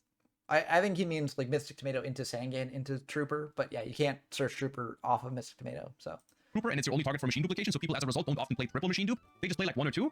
But if it does happen, it is pretty sick and pretty strong. So this is like a slightly more explosive version of the previous format. Machine Beat is an awesome deck in this format. This deck is kind of sick. I kind of love going back and playing some Ryza and Cyber Phoenix. I have a version of this deck built for retro gameplay for this format, which is pretty cool. It does have like the Overload Fusion, but it's limited. But this is like your finisher. But if you don't find it and it's not searchable, you do have to still play this like grindy playstyle, like Card Trooper, Cyber Phoenix, the Koichi, UFO Turtles, find Cyber Phoenix, Ryza. It's really fun. It's awesome. It's an awesome deck. So this format is cool. I like this format. It's gonna get even better. But this format is solid. Like if you want to experience triple Card Trooper, you can go back and play this every once in a while. Like this is not bad. This is some good stuff. yeah, I think Trooper's fun. I think Trooper and Demise are fun in a similar way to the Vampire's fun. Very fast paced, but you know, it's still there's back and forth. It's just a format that I think is a lot more tempo oriented. And I just find it wild that Trooper and Demise are just separated by 2 tiers or even 3 tiers depending on how you count it. Yeah, what I think realistically they're like very very similar. So yeah, I mean, but again, this Demise is sort of something that we came up with as we were doing foreign exploration on this channel, and it has not been established for like that long of a time. So I do not blame him for thinking that it's just Demise OTKs left and right. Stuff. There's some good stuff. GX era Yu-Gi-Oh in this format. I like it. And then we have a new addition into the format, which is Zombies. So this is the introduction of Tactical Evolution, and Snatch Steal and Ring of Destruction were forbidden. Card Trooper, Rain Control, Trap Dust Shoot were limited, which most notably gives us one of the first examples of a really, really interesting and meaningful limit. Previously, in a lot of cases, the limiting of a card, all that it meant was you would draw it less often. With Card Trooper, because Card Trooper was so commonly played with Machine Duplication, it actually had a meaningful impact on that particular combo because you could no longer Machine Dupe Card Trooper. It was still a good card, and you did draw it less often now because it was no longer at 3, but like most importantly, it didn't ban it because Card Trooper in a vacuum isn't that good. Right? Like in a vacuum, Card Trooper isn't that crazy. It's a fine card to exist. It's a good Yu-Gi-Oh card. The problem was that, you know, if you paired it specifically with Machine Dupe, it was an issue. So limiting it was a very smooth way around that. They could have also banned Machine Duplication, I guess. But yeah, and that's a very good point. I do like that point there because I think it was a very elegant solution to the problem. And cards were like pretty good cards. You'll see in a lot of decks. But yeah, definitely not as oppressive as it was in like Trooper. I think this was also fine. Notable additions include Elemental Hero Neo's Alias, who I also love. That's going to be a cool card moving forward, but not in this format just yet. Illblood, Zombie Master, Dark Bribe. The metagame was quite diverse, with many decks being able to compete. Notably, the Zombie deck was arguably tier 1 for the first time, despite several attempts to support it since Pharaonic Guardian. Yeah, so this Zombie deck here has Goblin Zombie on the picture, which is not accurate because Goblin Zombie is Phantom Darkness, so that's... Also, very important note, arguably is doing a lot of work there. Zombies is a neat format. I think that it kind of is just Perfect Circle light. There's not really lad in it, but like Zombie itself is like kind of, it did get 3rd here, so you can do stuff with it, but it is a bit awkward, like not necessarily the best thing in the world. But definitely, you know, if you like Perfect Circle, you'll probably like Zombie, and it's a different flavor of it. But again, it sort of suffers from like, it's not different enough from Perfect Circle that like there's a huge reason to play it over Perfect Circle. It's just a very sort of minor taste adjustment. So that's not the thing here yet. The Zombie decks at the time look like this, which is like basically Zombie Master is a pretty cool card, and Card of Safe Return is at 3. So it's kind of interesting actually that there hasn't really been a deck that tries to abuse Card of Safe Return yet. But it simply is like in other decks, you don't have enough ways to revive cards off the grave consistently to play Card of Safe Return. Also, Card of Safe Return disables one of the most important graveyard recursions, which is Treeborn Frog. So in other decks, it's basically limited to, well, we've got Premature Burial and Call of the Haunted, and we're not really playing Card of Safe Return for this. Zombies, on the other hand, have Zombie Master, which has to discard a card to revive a zombie, meaning that with Card of Safe Return, you do not have, you basically get your card back for free, and you have Book of Life as well, which is just another, like a monster reborn for zombies that also banishes a card from your opponent's graveyard, which is exceptionally strong in this format, because we have Reborn Frog, because we have Malicious, this commander, like this is really good against Perfect Circle. So this deck is awesome too. This is a really fun thing. Also, one thing I quickly want to talk about, Crush Card Virus, which is, it's not the first time it shows up. In some decks, in some previous formats, it already existed. This is probably the most cringe thing about this format in general, or some of these formats in general. This card is powerful, but that's not the problem, because this card is like, against most decks, like you play against Perfect Circle Monarchs, right? And like a Crush Card Virus, it's basically, it's gonna take away the Monarchs from your opponent's hand, but it's basically gonna leave alone all of the other things, like your Mystic Tomatoes, your Militias, your Sangans, your Fearmongers, your Spirit Reapers, your Card Troopers, your Gravekeeper Spy. All of that stuff survives if you get hit with Crush Card. So it's a powerful card, but you do have to tribute one of your own cards, so you do pay 2 cards to do it. So if you're hitting like 1 or 2 cards out of your opponent's hand, it's powerful. It's a really powerful card. The problem is that it was a Shonen Jump price card, which is the equivalent to a YCS price card these days, but even I mean, also the problem with it is that it's perfect information too, because like for the next couple turns, you will know what your opponent's drawing. And I think in this format, it matters a little bit less than some of the DM formats where like, you know, perfect information is extremely rough, because there are ways to play her out of the graveyard. There are ways to like do other interesting things. But yeah, it's like Crush Card Virus is just kind of a nasty card. And it's part of why Chimera Tech, you know, is so nice, because it is after Stein, but before Crush Card, which exists in every format after Chimera Tech up until it's banned. So yeah, nasty card. I don't think it's as bad as a lot of people, you know, make it out to be, which, you know, it seems like Josh has a similar opinion on that. But yes, it's just why did they have to put this in the format, leave it around for so long? Yeah. and worse, because back then there was no super rare version. It was only the winner who got it, which you can imagine how that goes for a competitive game where a card is basically a staple and you can only get it by winning a Shonen Jump championship, which is really cringe. So this is something, for me, at that time, I didn't even ever experience Crush Card Virus gameplay because no one around me, no one at my locals, no one at any of the tournaments I would regularly go to had access to it. So in reality, like, of course, when people play this format as a retro format, they can just play it because now it's been reprinted or they play online.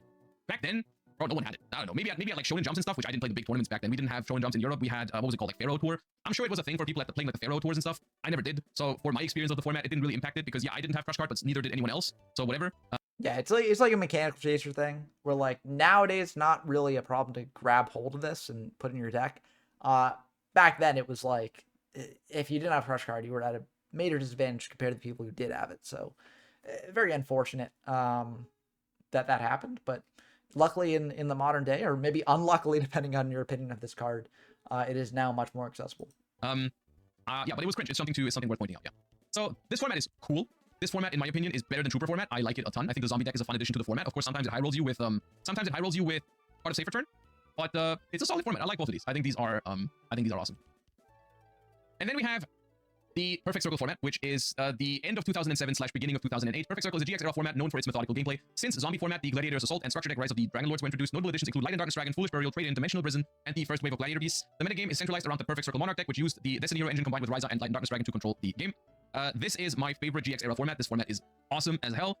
Whether you play it with Crush Card or not, I guess is up to you, because once again, at the time, Crush Card's still a price card, so pretty much unavailable to 99.9% of Yu-Gi-Oh players. Other than that, I recommend, if you want to go back to a time where Yu-Gi-Oh didn't even have synchros yet, and you want the one format, I think this format is better than Goat format.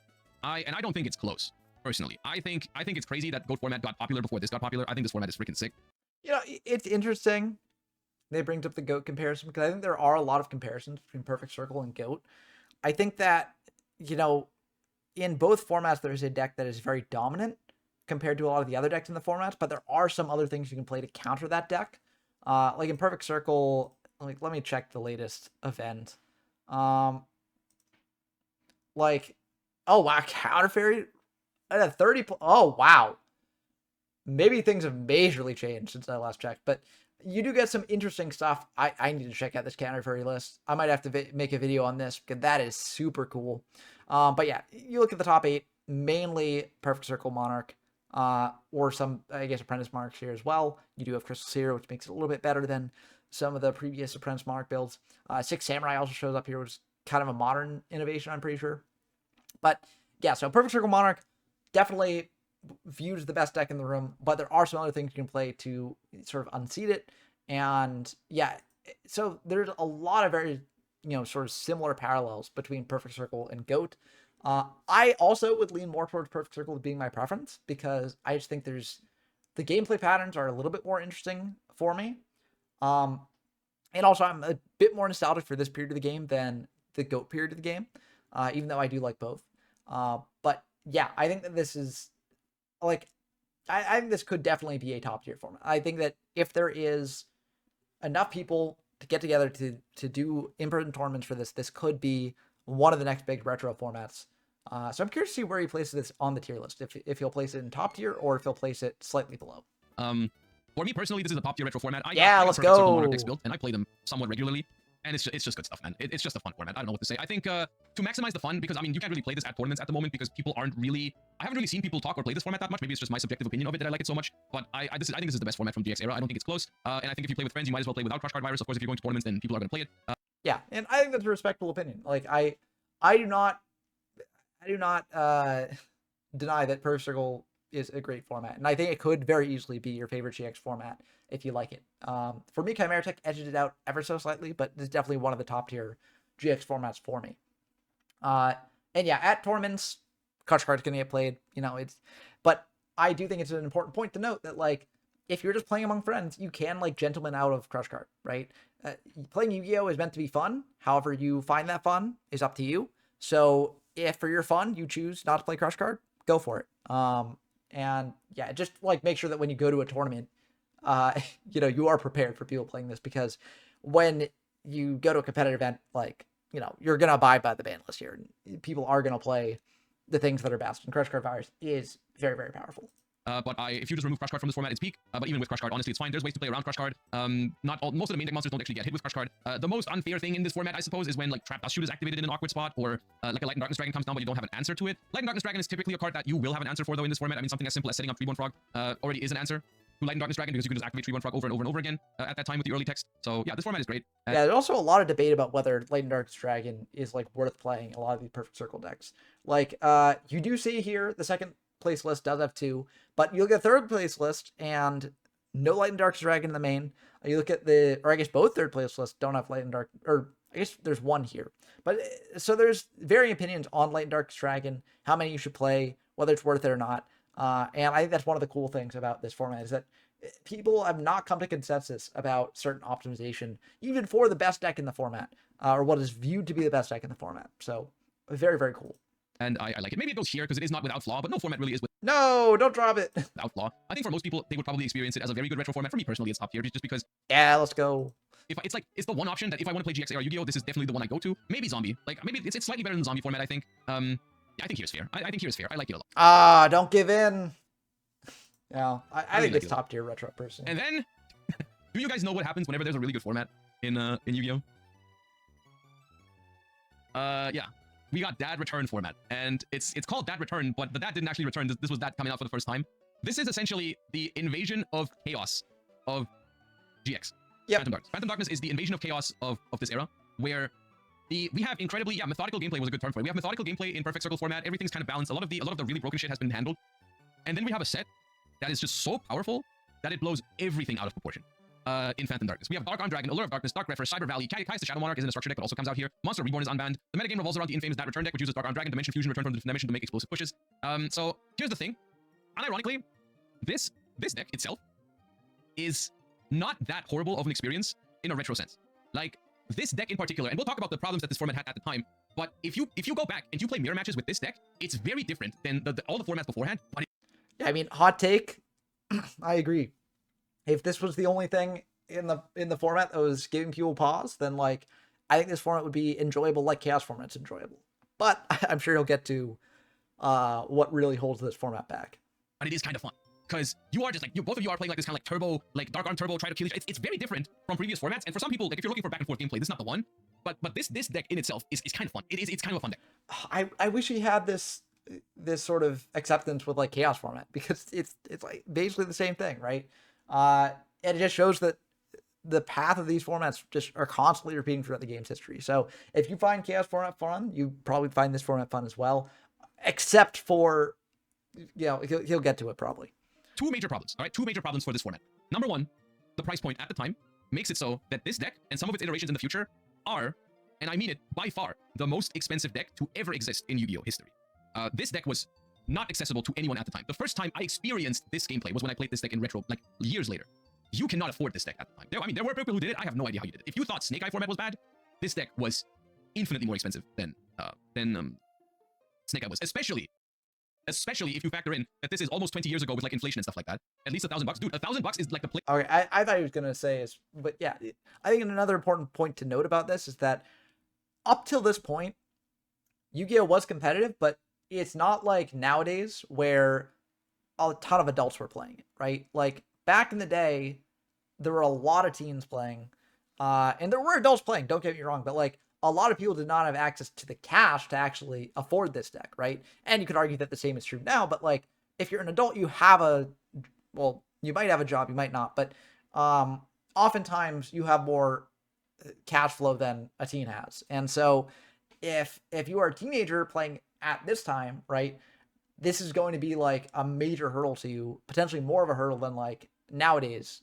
if you're still playing and you're a bit older and you potentially have more revenue to actually put towards affording a deck like this. So I think this was also part of the reason why this deck was such a gatekeep for the format, because it really was a format that if you were young, you could not really afford to play at the top tables. Playset of Dark Arms almost. I think Dark Arm Dragon at its peak, $250 per copy in 2008. This is before inflation. Like I think prices since then have like more than doubled. This is if like the card was the cheapest version of the card in nowadays, it would be like $500 per copy is what this cost at the time. And this is not the only expensive card in this deck. Like almost everything here is expensive. Dark Magician of Chaos is not a cheap card. Stratos is not a cheap card. Jinzo, I don't know if it's gotten reprints yet, but might be affordable. Dark Reverie is secret rare and sneak promo from Phantom Darkness, so that one's like maybe $10-15. Dark Lord Zerato, secret rare only, costs you a little bit. Malicious, ultra rare, I think $20, $30, you need it too. Card Trooper, probably still not the cheapest. We've got Cyber Valleys, which for a super rare was still I think like $10-15, so place it there. Prometheus, secret rare only. Allure of Darkness was a ultra rare / ultimate rare. The cheapest version of this was like $30-35, maybe $40 for Allure of Darkness. So that's another $100 for a playset. Destiny Draw, expensive card. Also ultra rare alongside Malicious in the Duelist pack Aster. We have Crush Card Virus still being a Shonen Jump promo only at the time, I believe. I don't know if I don't think the Gold series with it had come out yet. I think that's 2009. So Crush Card alone would cost you like I think $2,000. Genuinely, this deck, I don't think even without Crush Card you would never get it. It would be like a 1,500 euro deck at the time, which is something like $3,000 today probably, plus the Crush Card. So this is easily the most expensive deck in Yu-Gi-Oh's history ever. So yeah, that was a big problem at the time. Was Goldstark already reprinted? Nah, no one played Goldstark in this because that was just another Shonen Jump promo. So yeah. Yeah, the Goldstark, I don't know. I mean, realistically, like, I don't think at the time I have ever played against someone who had, like, all of these cards. If anything, I may have played against people who had, like, the Dark Arm stuff, but not the Crush Card. Because, of course, like, there was, like, I don't know how many Crush Cards in Ultra Rare even exist. Maybe 100, maybe less. I don't know. But there just mathematically couldn't be many people who could play this deck in full. But, yeah. It's genuinely insane. It is genuinely insane how expensive this deck was. But like I said earlier, if you go back now, if you go back now and you just replay this format, the mirror match with this deck, it's kind of fun. It's not bad. It's not the best. It's not the worst. The problem is when you look at any of the other decks in the format. We have Economics FTK, which is a deck that revolves around assembling a combo of Spell Economics, which says that you don't have to pay life points to activate spell cards. The reason why you need this card is because you want to loop Dimension Fusion. So what you do is, it's a very simple combination of cards. You have Toon Cannon Soldier or Cannon Soldier, Dark Magician of Chaos in rotation, Dimension Fusion, and Spell Economics. Spell Economics makes it so your Dimension Fusion is free.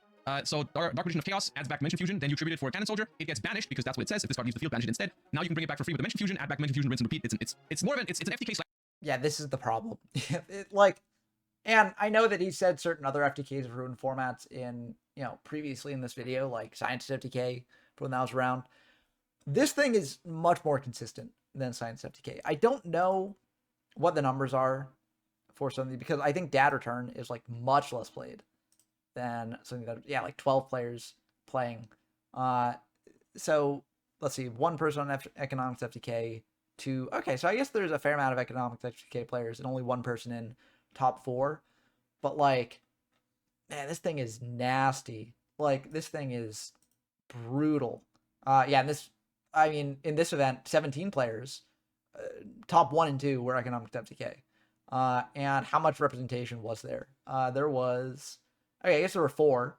So half of the people who brought it managed to make it into the top 2. Like, it's just not good. And again, small events, so that could be skewing things. Maybe if you have a huge event for this, maybe the FTK rate won't quite be good enough to allow this deck to make it to top tables. But I mean, based on these results and based on just like doing playtests of the hands of that deck, it's just like, it is too strong to make a OTK, you non-toxic don't always assemble it on the format. first turn, but yeah. This is also partially enabled by a abundance or an overabundance even of spell cards that draw you cards. We have Destiny Draw and Allure of Darkness, which are super generic ways to draw your entire deck. We have Upstart Goblin, we have Fantasy Structure, we have Magical Mallet, we have Toon Table of Contents, you find the Toon Cannon Soldier and thin the deck. So you just draw a bunch of cards, you have Cyber Value plus Machine Duplication to draw more cards. Looking back at this, honestly, I think Machine Duplication was the problem. They probably should have banned Machine Duplication instead of hitting my boy Card Trooper. I think maybe that's a hot take, but I feel like Machine Duplication has turned out to be a problematic card multiple times, and Card Trooper was just, well, good. So I think they should have gone. I mean, to be fair, I think machine duping a Cyber Valley is perfectly fine in most cases. I think it's when you have an FTK available like this that things become problematic. But I do like the idea of just like being able to get a ton of card draw off of one machine dupe, because you basically built into your deck a card that either does nothing for you or in combination with another card actually gives you a lot of advantage, which I think is a perfectly fine thing to be able to have in a deck, because you're taking the risk of dead drawing this thing for that benefit. However, when you build it into an FTK strategy, then it becomes a problem. But in general, if you weren't able to FTK off it, it would be fine.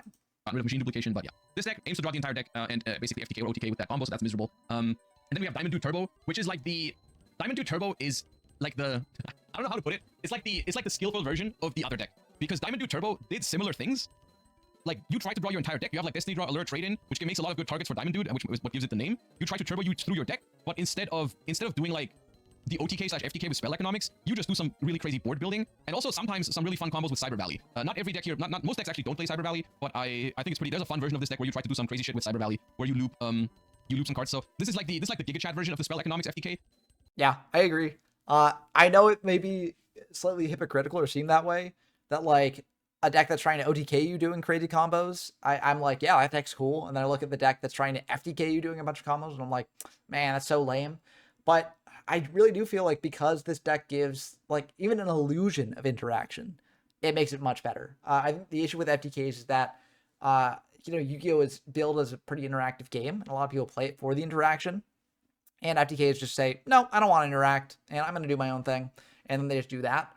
Whereas this, it's like, yeah, sure, we'll be able to interact, buddy. I mean, it won't matter because I'm just going to, draw my whole deck, like heavy the board, bring back Jinzo to shut off traps if any are left, like do a bunch of stuff like that. And I'm just going to win the game anyways. But yeah, we can have some back and forth probably. So I just feel like it's a lot cooler. I also think it's a lot less linear than Economic FTK. I mean, there are some weird lines you can do in Economics FTK, but I feel like the lines in this deck get weirder, which I generally enjoy. The thing is, like, this deck, it doesn't change anything that, like, playing against this deck is miserable, but playing this deck yourself is awesome. when you're the one doing this stuff, this is fun. The spell economics one, in my opinion, isn't, because the combo is super dull and very straightforward, and you're just... Both of these decks are solitaire, but one of them is, like, a fun solitaire, and this one is, like, cringe solitaire. That's how I feel about it. I don't know, that's how I feel about it, but the Diamond Dude Turbo deck is something... Yeah, agreed. that I find it fun. But it doesn't change the fact that both of these decks are pretty not fun to play against. Here's a Magical Explosion OTK deck as well, just for good measure. That deck's not good. Like, I will say, I mean... Oh, I guess it's not loading here, but okay, here we go. Did anyone bring it here? Looks like no. In the other event, it didn't seem like anyone brought it. Or like maybe one person brought it. Explosion OTK, yeah, one person. And it did not do that well, I don't think. Yeah, where even is it? Yeah, it's all the way down here at 13th. Like, the deck is not really that good. I guess some of you can play, but if you're playing the ability, that, basically this format shows you, like, why not play the other more powerful FTK or OTK combos if you want to have that style of gameplay. What the ability to consistently draw your entire deck does to Yu-Gi-Oh, right? Like, when you can consistently just draw your entire deck with Allure, Upstart, Trade-In, Destiny Draw, and stuff like that, there's some problems that happen. There's some problems that happen. Gladiator Beast was a deck that was essentially an anti-meta deck at the time. It doesn't have the really good tools yet. There's no Geyseris, there's no War Chariot, but this deck was two things. It was cheap, in the beginning at least, until people figured out it was actually good. Then, some cards got expensive. But second, it was an anti-deck to Darkground. It was not bad against Darkground, actually. It just played like triple Shadow Imprison. People were playing this in the main deck for basically every deck that wasn't Darkground, because Shadow Imprisoning Mirror was really good against Darkground. And sometimes you have like Shadow Mirror and Solemn Judgment, and you just like... Yeah, it is cool that this deck managed to get some flowers before Geysers came out and made, Gladiator format. But if we look at modern play, I don't really think it's... I think it's not that good in modern play. I mean, no one played it in this event. Did anyone play it in this one? Yeah, no one played it here. Maybe it's just just like at the time where people didn't really expect it to be good. Maybe nowadays we've sort of moved on and people aren't expecting it to be good, so maybe it can come back. But I think people just know how to play against this better, and I've realized that it's not really the best nowadays. try to beat Dark Arm that way, and walk it home with some card advantage from the Gladiator Beasts. That is the thing. Gladiator Beast, Heraclinos, and Test Tiger were somewhat expensive, but I'm gonna be honest with you, Heraclinos, you could get away with just one copy. Of course, in an ideal world, you would play 3 just in case it comes up, but you didn't need it very much. And Test Tiger was like, I don't know, 15, 20 bucks maybe for an ultra rare, so it was definitely more affordable than any of the Dark Arm decks. Like you would definitely, I think you would get almost this entire deck for the cost of 1 Dark Arm Dragon, probably. Of course, ignoring the Crush Guard virus, which no one played in this because no one had it. So yeah. Was Deep Prison not out? Deep Prison was out, but it wasn't good when everyone was popping your back row with Dark Arm Dragon. You needed, basically all of your back row needed to be live against Dark Arm Dragon. Except for Mirror Force, which not even everyone plays, but you need like your Torrentials, your Solemn Judgments, your Chainables like Baboku, like those were good. But not with not with like Deep Prison, just wasn't great. Yeah, this format, as a result, I'm putting it here. I think Nostalgia makes it fun. It's not a good format in the grand scheme of. That's interesting. I feel like Dad Return is honestly worse than Chaos, because Chaos, you have this sort of explosive back and forth, just like kind of, you don't take it too seriously, you just have fun with it. Games that you get when you get the Dad Return mirror, but like Dad Return has actual FTKs that make the game miserable in that format. So that's kind of wild. That's a wild take. I'm gonna say it. I think Chaos should definitely be above Dad Return.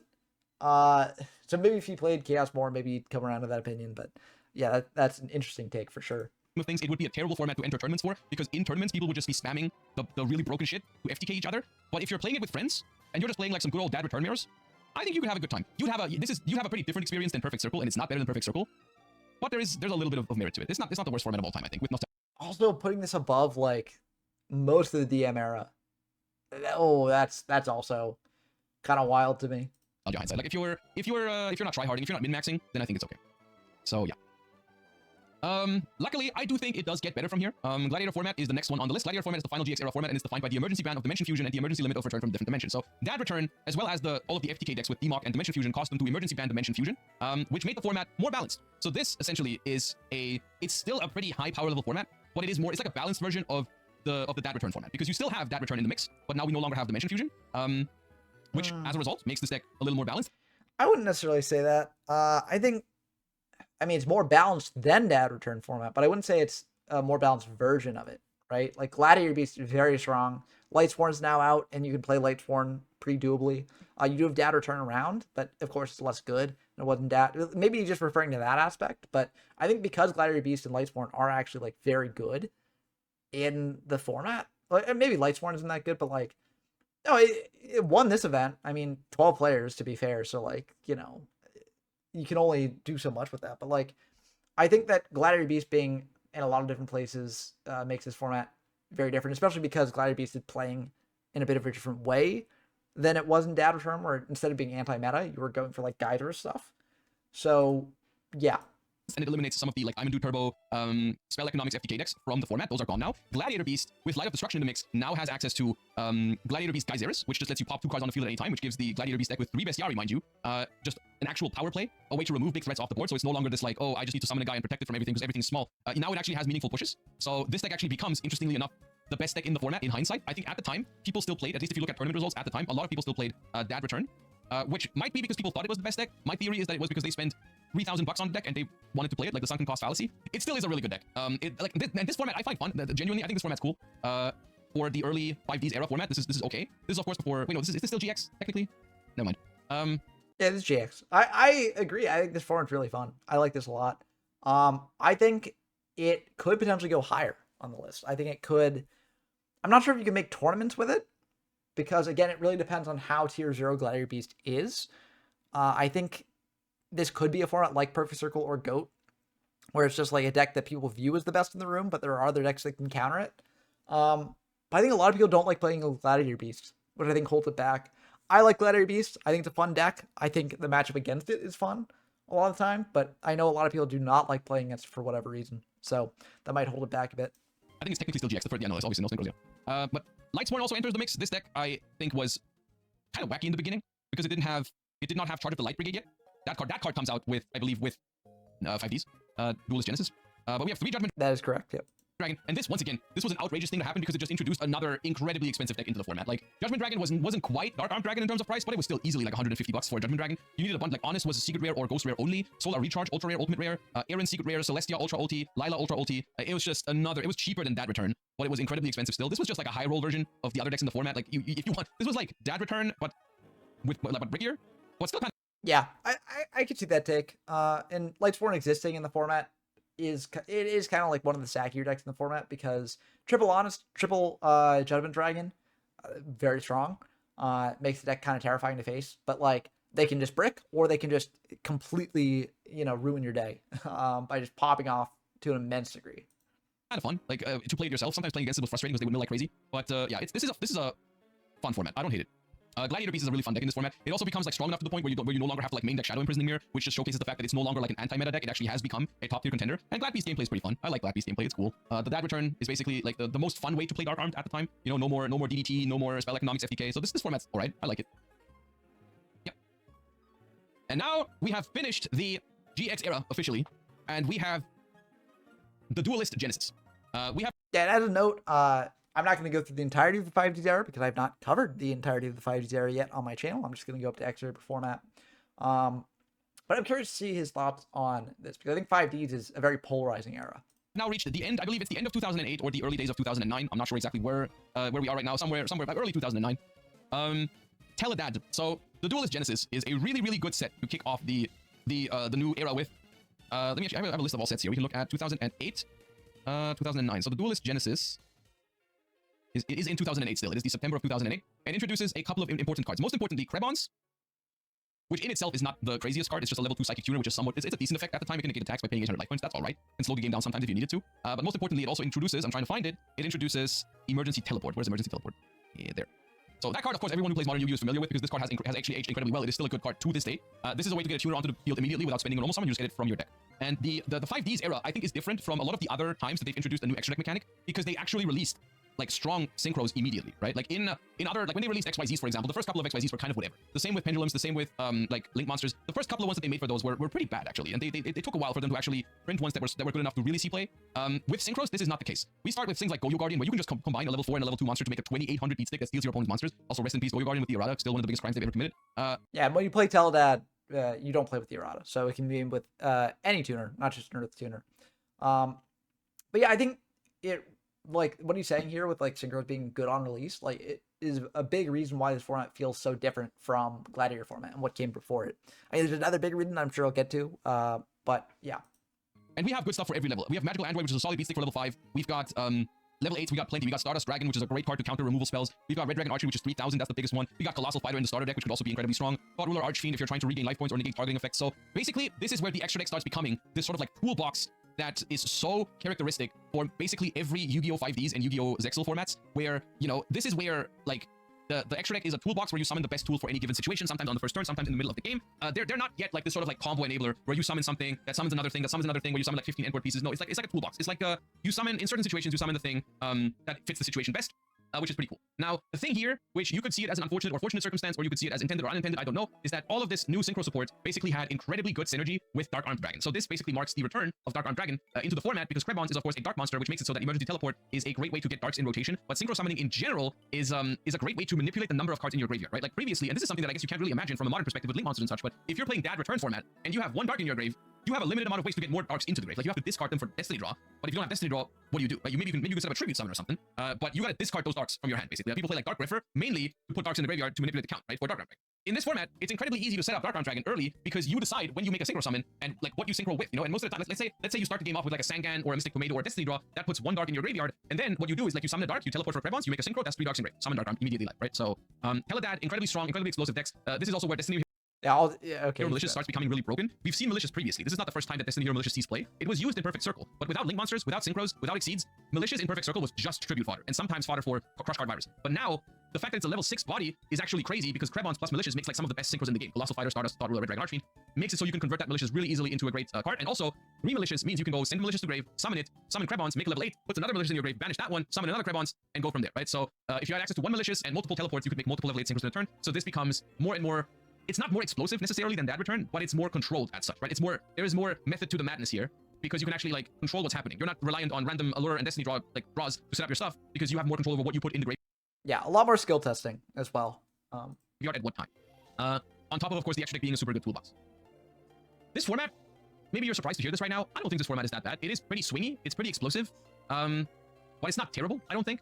Once again, at the time, it suffered from the price point a lot, like both Teledad and Lightsworn. Lightsworn also a great deck with Synchros because you can mill like Blade Spider Zombie after Crossroads of Chaos comes out. So you have Black Rose Dragon in the mix, but Black Spider obviously is a great card in Lightsworn because you can mill it, but you can also put Wolf back to the top of your deck to then mill the Wolf, which has some great synergies. We also have Charge of the Light Brigade at... Yeah, it's interesting that you're not mentioning this, but Teledad is generally viewed as a tier 0 format. I mean, we can see if representation bears that out, but yeah, I mean, you look at this one, 23 players, Teledad. I mean, it could just be because people were not willing to take a chance on some non-Teledad stuff, but like, I mean, Teledad is what people are going to play in this format because it's just very, very good.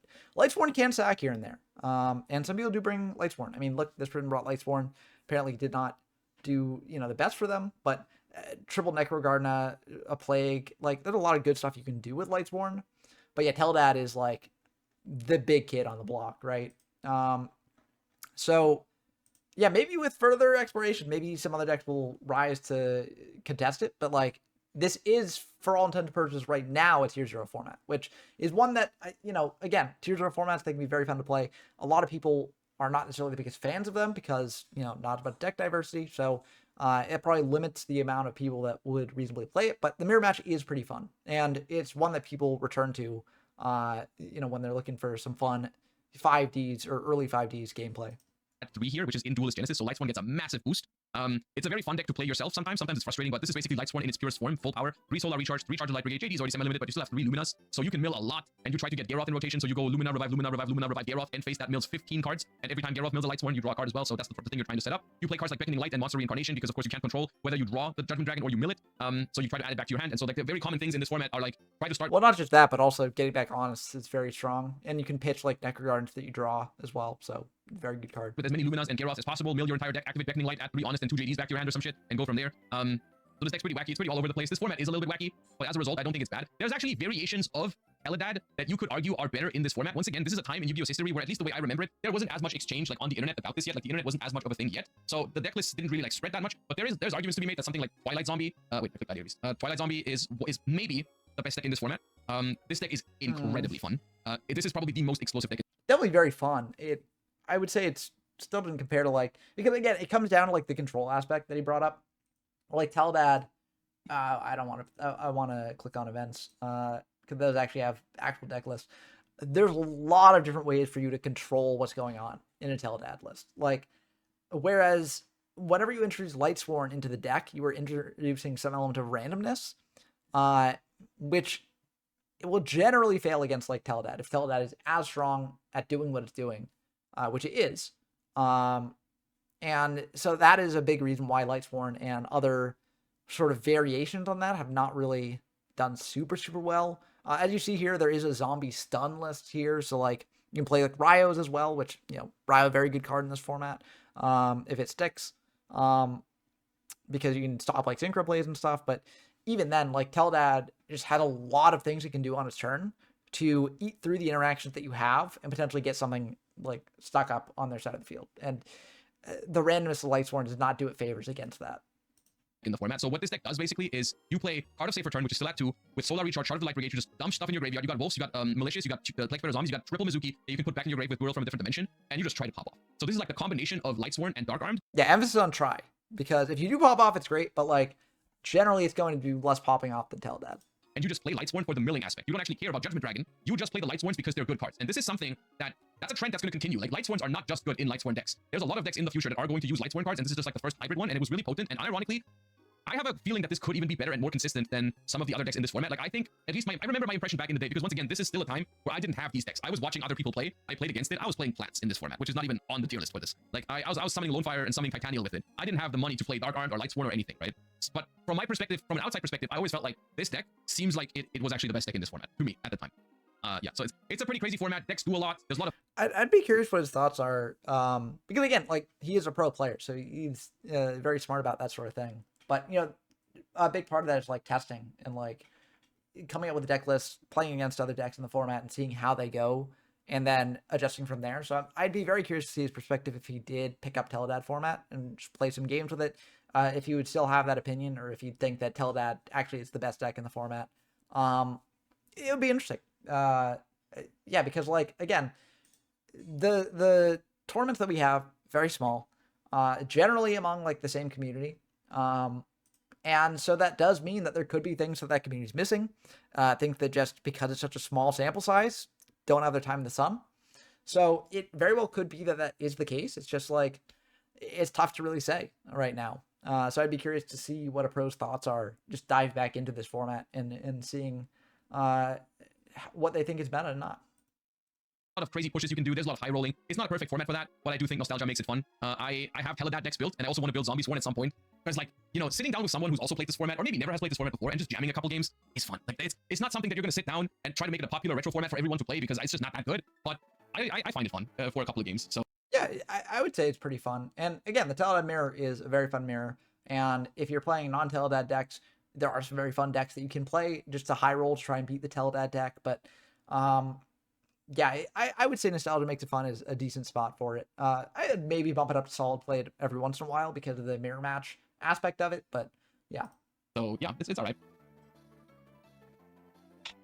And then this is also, it's unfortunate, but here is where, for some reason, Format Library stops providing some context for these formats. Luckily, I can piece together some of the context here, because I obviously played at the time, and this is where I start playing like a lot more. Cat format, which is 2009, is a format in which some of the crazy things that happened during Teledad format have already been looked at. For example, we have Dark Arm Dragnat 1 now, we have Mizuki Limited, we have Goyo Guardian Limited, Plague Spreader, Card Safe Return, Emergency Teleport, Reinforcement of the Army. A lot of the tools for any sort of Dark Armed Dragon deck have been toned down here, which is good. That's very, very healthy. We've got a couple of cards coming off the ban list, but also Goblin Zombie semi-limited, Malicious was semi-limited in the meantime, Allure is already semi-limited, Destiny Draw semi-limited. A lot of the stuff for Dark Armed decks are now on the ban list somewhere, which still leaves Dark Armed as a powerful card. It is now a 1 of Silver Bullet that you have a much harder time to find because there's less draw power, but still there is Dark Armed Dragon decks, and Dark Armed Dragon shows up in a lot of different decks, so this format as a result is slower than some of the Dad Turbo formats. Oh, some of the Dad Turbo. I was like, for a second, you said this format is slower than some of the Dad, and I was like, slower than what? But yeah, Dad Turbo. I mean, if you're comparing to literal FDKs, then yes. But if you're comparing to Teledad, this format, I would say this format is not slower than Teledad. For reasons you'll hopefully get into here. But yeah, this format's super fast. But there's a lot of other good stuff introduced in the format, and also Lightsworn is still a menace in this format. So it still has 3 Charted Light Brigades, 3 Solar Recharge, double JD. So this is now probably the most explosive deck in the format, but we have a lot of other decks entering the fray here. Black Wings are coming out, which is a deck that is basically like the, it's like... I would not say... Oh, Lightsworn is... Okay, let's go to Cat here. I think Lightsworn's fine. If we're talking about explosive decks in the format, I would say like Black Wings, Cat, like those are a bit more what I'd term explosive, mainly because they can just kill you in one turn. Black Wings with like a bunch of Kalutes and just specials, and also going into the secret monster that I hope he touches on. And then Cat, because its whole goal is to just, you know, go into Double Air Bellum and then go into the synchro monster that I hope he touches on. But I mean, we'll see when he gets to the thing that I'm thinking of. Mid-range is the wrong term for it, but it's like the beatdown deck of the format, right? It's like much simpler. You're not trying to piece together some fancy combos or whatever. You're just summoning bigger monsters than your opponent. You're going plus with that. If you have Black Whirlwind, you got a very unique Trap and Icarus attack for your deck, and you're just playing like good old beatdown, summon beat sticks, and go for it, right? Which is a refreshing concept at the time when you've been through all these combo decks at the time. I'm not a fan of Blackwing in later formats. In this format, I think it's all right. And then we have Rescue Cat coming out. So the issue with Blackwing in this format is that it's got triple Gale.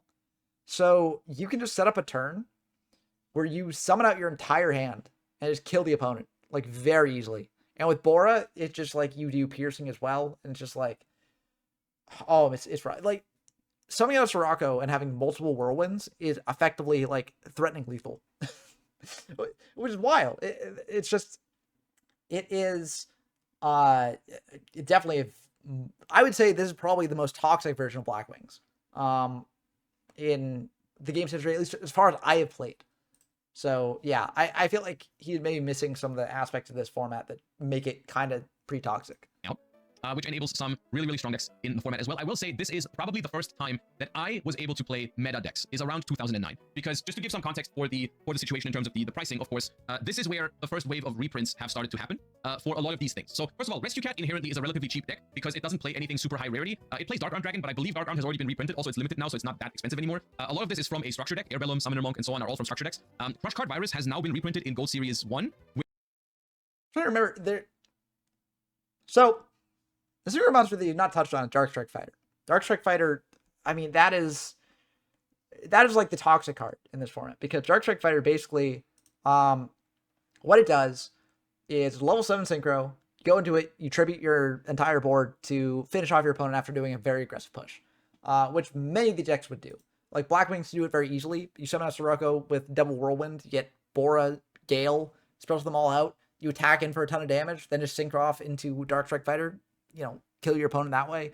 The cat deck, like, you're very explicitly trying to do this by ripping cards out of the hand with like the Airbellums, then going into a Dark Strike Fighter off of Airbellum and a Summoner Monk, and then tripping your board. Like, this, I don't remember how rare this was. I did the price point for it. So when it came, or that's in 2025. Okay, I guess it was super rare.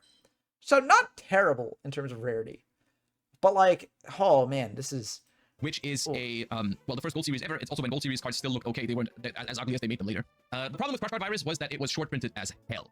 Crush Card Virus, I believe you pulled one every 4 or 5 cases. Cases, not boxes, of Gold Series 1. So yeah, also Crush Card Virus is still around, which, like, either games end super quickly, or like Crush Card Virus pops up and then like the games are really sad. It's not to say the cap format's terrible, but like, I think it's a format that does not appeal to a lot of people. Because it is just so fast-paced and aggressive, and the decks in it are very much just like, oh yeah, we're just going to kill you out of nowhere. It's kind of like if there were multiple different Stein decks in a format. Like, there's a lot of that in cat format, which some people are fine with, and some people do enjoy. But I personally do not enjoy that as much. As a result, the card was still, I believe, $200. For a card that now was actually, like, now it was considered a staple, right? Because, like, now there was actually enough quantity for people to have a card, realistically, have a copy. But it was still incredibly expensive. I remember, like, the first time, I had a Crush Card Virus, and the way I got it is I traded away my entire trade binder for it. Like, someone at my locals pulled it, and I wanted it, and I gave them, like, everything I had that wasn't in my deck. Like, I was empty afterwards. I had a Crush Card in my deck, and that was it. And I played Cat. I played Cat during this time a lot. And then my Crush Card Virus got stolen at a tournament, and then I didn't have it anymore, which was nice. Awesome stuff. Anyways. So this deck was more affordable than anything in previous years to actually play a meta deck, so that was cool. But also, some of the other decks started to get more affordable. Blackwing was a relatively cheap deck, nothing too expensive in that one. Lightsworn, they actually were relatively, I want to say relatively quick with the reprints on it. I don't know the exact timeline. I just know that eventually Judgment Dragon received a reprint in, I believe it was Turbo Pack at the time, which was like the OTS pack. It was there as an ultimate rare, which now... And I also think it's important to note about Lightsworn, like, they generally, their game plan is not going into Dark Strike Fighter. They can make it with Celestia and Plague, but like, they're not really a synchro deck. They're kind of killing you with what's in the main, which I do think is nice that there are multiple decks that are doing their own things, and not every deck is just like, oh yeah, Dark Strike Fighter. But Dark Strike Fighter being in the format is just rough. Nowadays, Ultimate Rare JD is incredibly expensive, but back then, reprinting it as an Ultimate Rare actually made it cheaper. Like, it's funny because nowadays it would probably be the opposite way around, but Judgment Dragon from the Turbo Pack back then was like $20. Which is crazy to think about, because nowadays Turbo Pack Judgment Dragon is like hundreds of bucks. But yeah. Among other things, they also reprinted Solar Recharge as a promo somewhere. I think they reprinted Charge of the Light Brigade as a they had these like tuck boxes of, like, they were called special editions. Basically, a set would come out, and then a few months later, there was a special edition that came out, which was 3 packs from that set. That was a couple of... Yeah, and to be clear, like, if we're talking about monetary situation at the time, I think this was one of the better formats for that. It's just a shame that the format itself was like pretty toxic. One's old at this time, plus a promo.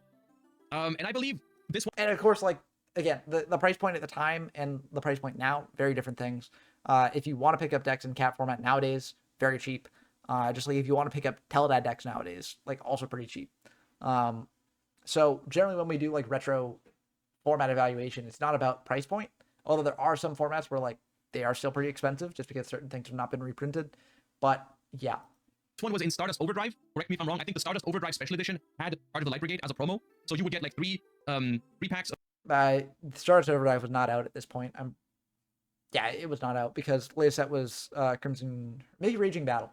Latest set might have been Raging Battle, but yeah, it wasn't. Stardust Overdrive and Charge of the Light Brigade. Or it was like one of 2 promos. I think there was another one. I forgot what the other one was. But it made Lightsworn. Eventually I had a Lightsworn deck as well because the cards became affordable. Like, I think Honest got a reprint, JD got a reprint. Like, everything was reprinted somewhere, and then all of a sudden, like, you could actually, it still wasn't like dirt cheap, but you could now obtain like a Lightsworn deck as a normal human being, which was cool. Yeah. This format has one problem, and that is this absolute menace. Thank goodness. I was very worried you would not mention it, but yeah. The card, Dark Strike Fighter. So this card is legal again nowadays because they changed its effect, I believe, to be hard once per turn. But it wasn't hard once per turn back then. You contribute 1 monster to inflict damage to your opponent equal to its level times 200. The reason this is so broken is because that is not once per turn, and it's a lot of damage.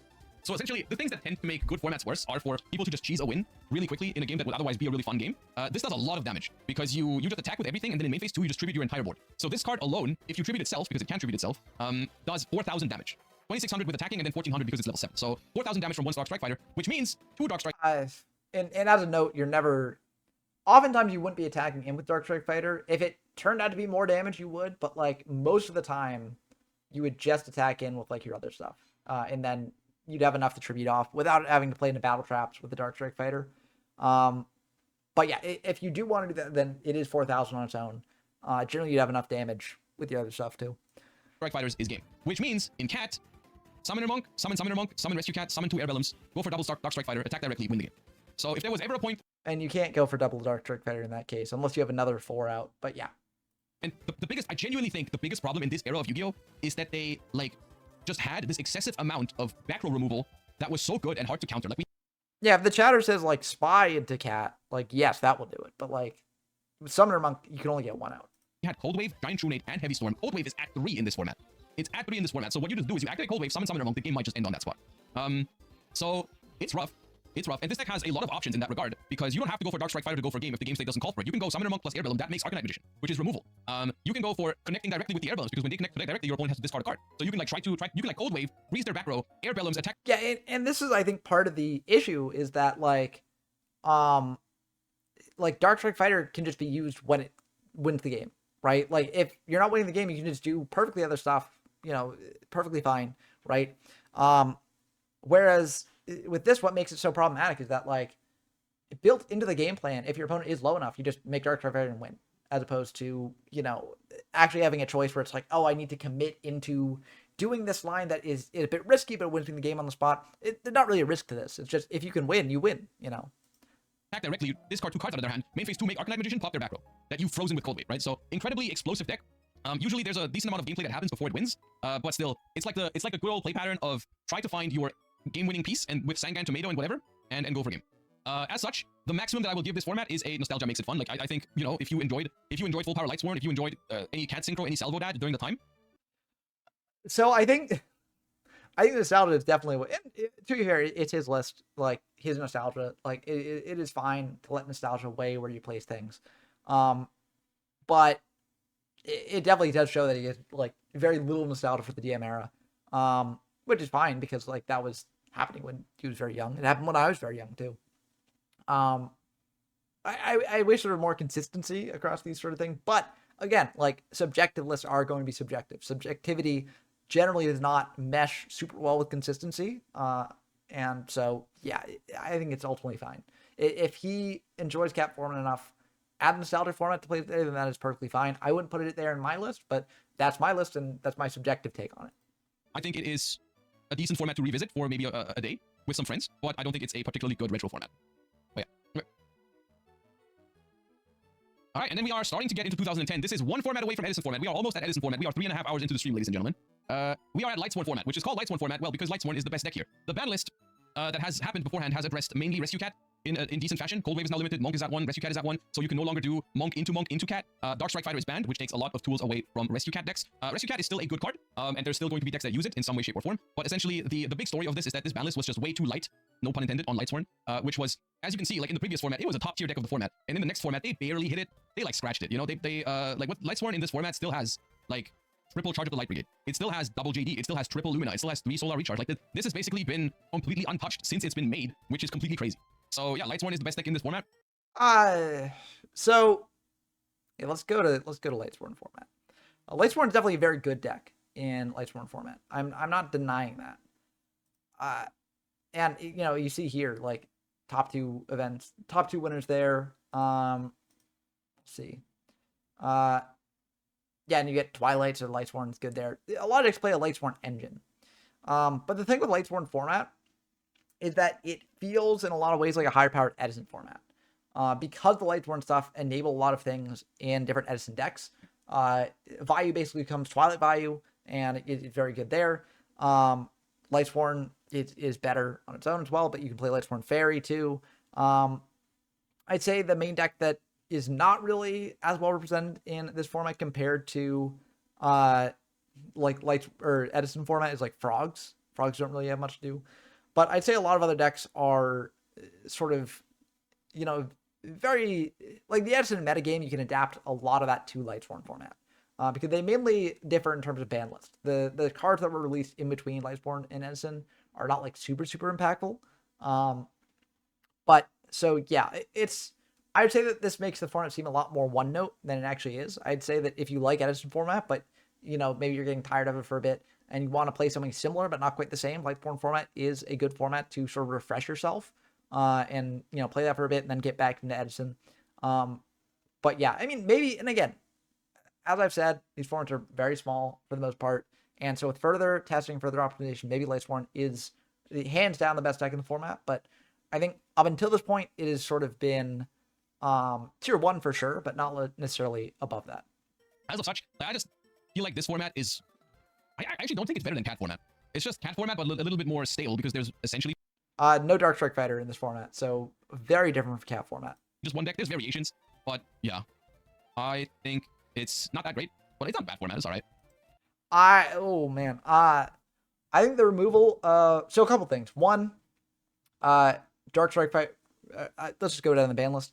Dark Strike Fighter, gone, not here, so that's very healthy. Gale limited, which means that Blackwing is a lot less toxic than it was. Like, this format prunes a lot of the toxic elements from Cat format, and, like, I'm not saying it's the best format in the world, or even the best format in 5Ds. I'm not saying it's better than Edison, I don't necessarily think that. But I do think it is definitely better than Cat. I think that, like, Cat just has so much toxic gameplay. And if you're doing what he's saying, where it's like you're getting together with a friend and you're just playing back and forth, you can choose to play non-toxic decks. But the thing is that the best version of most decks in Cat is toxic. And that is not necessarily fun. Whereas the best version of most decks in Lightsworn is not necessarily toxic. There's interesting stuff going on in there. Even if Lightsworn is a very good engine that a lot of decks adopt, there's interesting deck building decisions to be made with what parts of the engine you include. And I don't think the Lightsworn engine is inherently toxic. So I think Lightsworn definitely goes above Cat. I think he had a lot of nostalgia for Cat because he played in tournaments at the time. But I think if you look at it like going back to it, it really is not a lot of shelf life, I think, to that format. And again, if you want to go back and enjoy it and just have fun slamming cards down and playing out those sorts of things without caring too much about the competitive side of it, like, I think you can have fun with it, just like I think you can have fun with a lot of these. But if in this tier list specifically, I think that it's kind of a wild take. Yeah. Which is interesting because it is followed by one of the most popular, this is the most popular retro format in Yu-Gi-Oh! History, which is Edison format. So what did they do to go from Lightsworn format dominated by Lightsworn to this Edison format, which is actually, Edison format is a very short period of time, actually. Edison format is a very, very short time span in Yu-Gi-Oh! History before the next set comes out, which is going to change everything again. But yeah. It's important to note that most formats are a very short period of time because they're set at different events. And by this point in the game's history, there are a lot of card releases coming out constantly. And so, like, if you actually looked at, like, what the period would be for any of these sorts of things, it was generally pretty short. I think Edison feels especially short because there were certain Edison-specific rulings for that given event that happened. But yeah, most of these formats were very short in terms of how we define them. Since Lightsworn format, only Starlight Road was introduced. The format name, of course, is named after SGC Edison, which was won by Jeff Jones' Quick Draw Land deck. And I think there are technically some other things that were introduced as well, but Starlight Road's the big meta one. Modern metagame is not very similar to what happened back then. But what did happen between Lightsworn format and this format? Well, they hit a lot of Lightsworn cards. So we have a limit on Lumina, significantly reducing the impact of the first turn in Lightsworn decks, because the first turn combo in Lightsworn was often to just try to assemble as many Luminas as possible because they can revive each other to get as many mills as possible. Well, now you were capped at one Lumina, and it was also harder to find because Charge of the Light Brigade was also limited. So Lightsworn just started to become very bricky for this for this format. Like, the Lightsworn deck was still not bad, theoretically, but it just didn't have the crazy openers as consistently anymore because Lumina and Charge were responsible for those most of the time. Also, we lost some other tools. Necroguard now was limited for Lightsworn, which was a great card in the deck. Foolish was limited, which the deck also played, and Honest was semi-limited, which made it so that you didn't always have access to it. It was harder to mill for Beckoning Light. It was harder to hard draw to protect your Luminas and stuff from getting run over. So Lightsworn took a significant hit from this ban list. However, there was no bans on here. And we have a couple of other changes like Destiny Draw and Allure, even further hitting the Dark Arn/Dark decks in general, making it so that those are a lot more balanced. And that makes for, honestly... Which, again, yeah, I said this before, I feel like Lightsworn's a bit more of a just higher powered version of Edison, and those hits are what take it from being higher power to the power level of Edison, which I think a lot of people do prefer Edison to Lightsworn, which I don't blame them for. I know some people prefer Lightsworn to Edison. I think it's a much more niche opinion. I personally prefer Edison to Lightsworn for what I've played of them, but I will say that in terms of exploring Lightsworn, it was definitely at a period where my life was getting a bit more busy, so I didn't have as much time to devote to exploring it. So I definitely could be convinced differently if I explore it more. But yeah, I think that I just feel like his opinion on Lightsworn is not really, especially compared to Cat. I feel like it's just, I don't know. I was expecting more. I was expecting to be more disconnected on like DM formats and GX more. Maybe it's just I wasn't expecting uh his opinion, in my opinion, to differ so much on these formats. But I do find it kind of surprising. A very, very balanced format that has a lot of back and forth gameplay, and Edison format I think checks all of the boxes for our very first top tier retro format. The reason why It wasn't necessarily very first. Perfect Circle could have been there too. But yeah, Edison format, goated, deserves that spot. I know that people can get tired of Edison because it is definitely the retro format that has exploded the most. And so, you know, some people who are like GOAT fans are like, oh, Edison, I can't believe that it's taking up the spotlight, or like, you know, and there was a whole like Tengu Edison beef and all that stuff. I think it's unproductive to beef about this sort of thing. Like, a lot of people are enjoying retro Yu-Gi-Oh! People are enjoying retro Yu-Gi-Oh! Rising Tide raises all ships. If you are interested in Edison and you play that for a bit, you might be like, oh, I wonder what other retro formats might, you know, scratch the itch. And then you explore other stuff too. So I am very happy for Edison's success. I hope it continues to be successful. It definitely does deserve top tier spot because it is a really fun format. People really love it, and events for it happen constantly. So yeah, I love seeing it as the big retro success story of the last couple of years. why I say this is because Edison format has something that I feel like almost no other format has so far that we've talked about, which is it has by far the most like replayability. It has the most potential for a competitive retro format because there is an ever evolving metagame. And even though like nowadays people think they've solved the format and there's a lot of Black Wings and Bayou Turbos and Hero Frogs and stuff like that, but there's still a lot you can do in Edison format. I mean, if I'm clicking on here to expand the gallery, like look at how many decks we have. Look at how many decks we have. And this is something that, of course, is partially because people have played the format so much that they have found all of these different decks. But still, I would say Edison format to me is a great way to express yourself as a retro Yu-Gi-Oh player. I think it's a bit, so like if we, I mean, yeah, I guess that's not too much. It might just be because, you know, people are playing it a lot more, but most of these decks are not going to be viable is the thing, right? I think it's cool that people have figured out how to make them.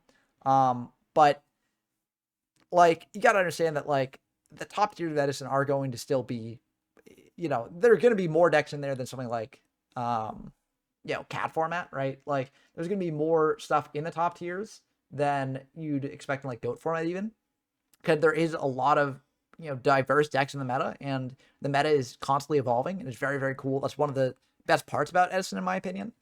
But showing off everything here is like,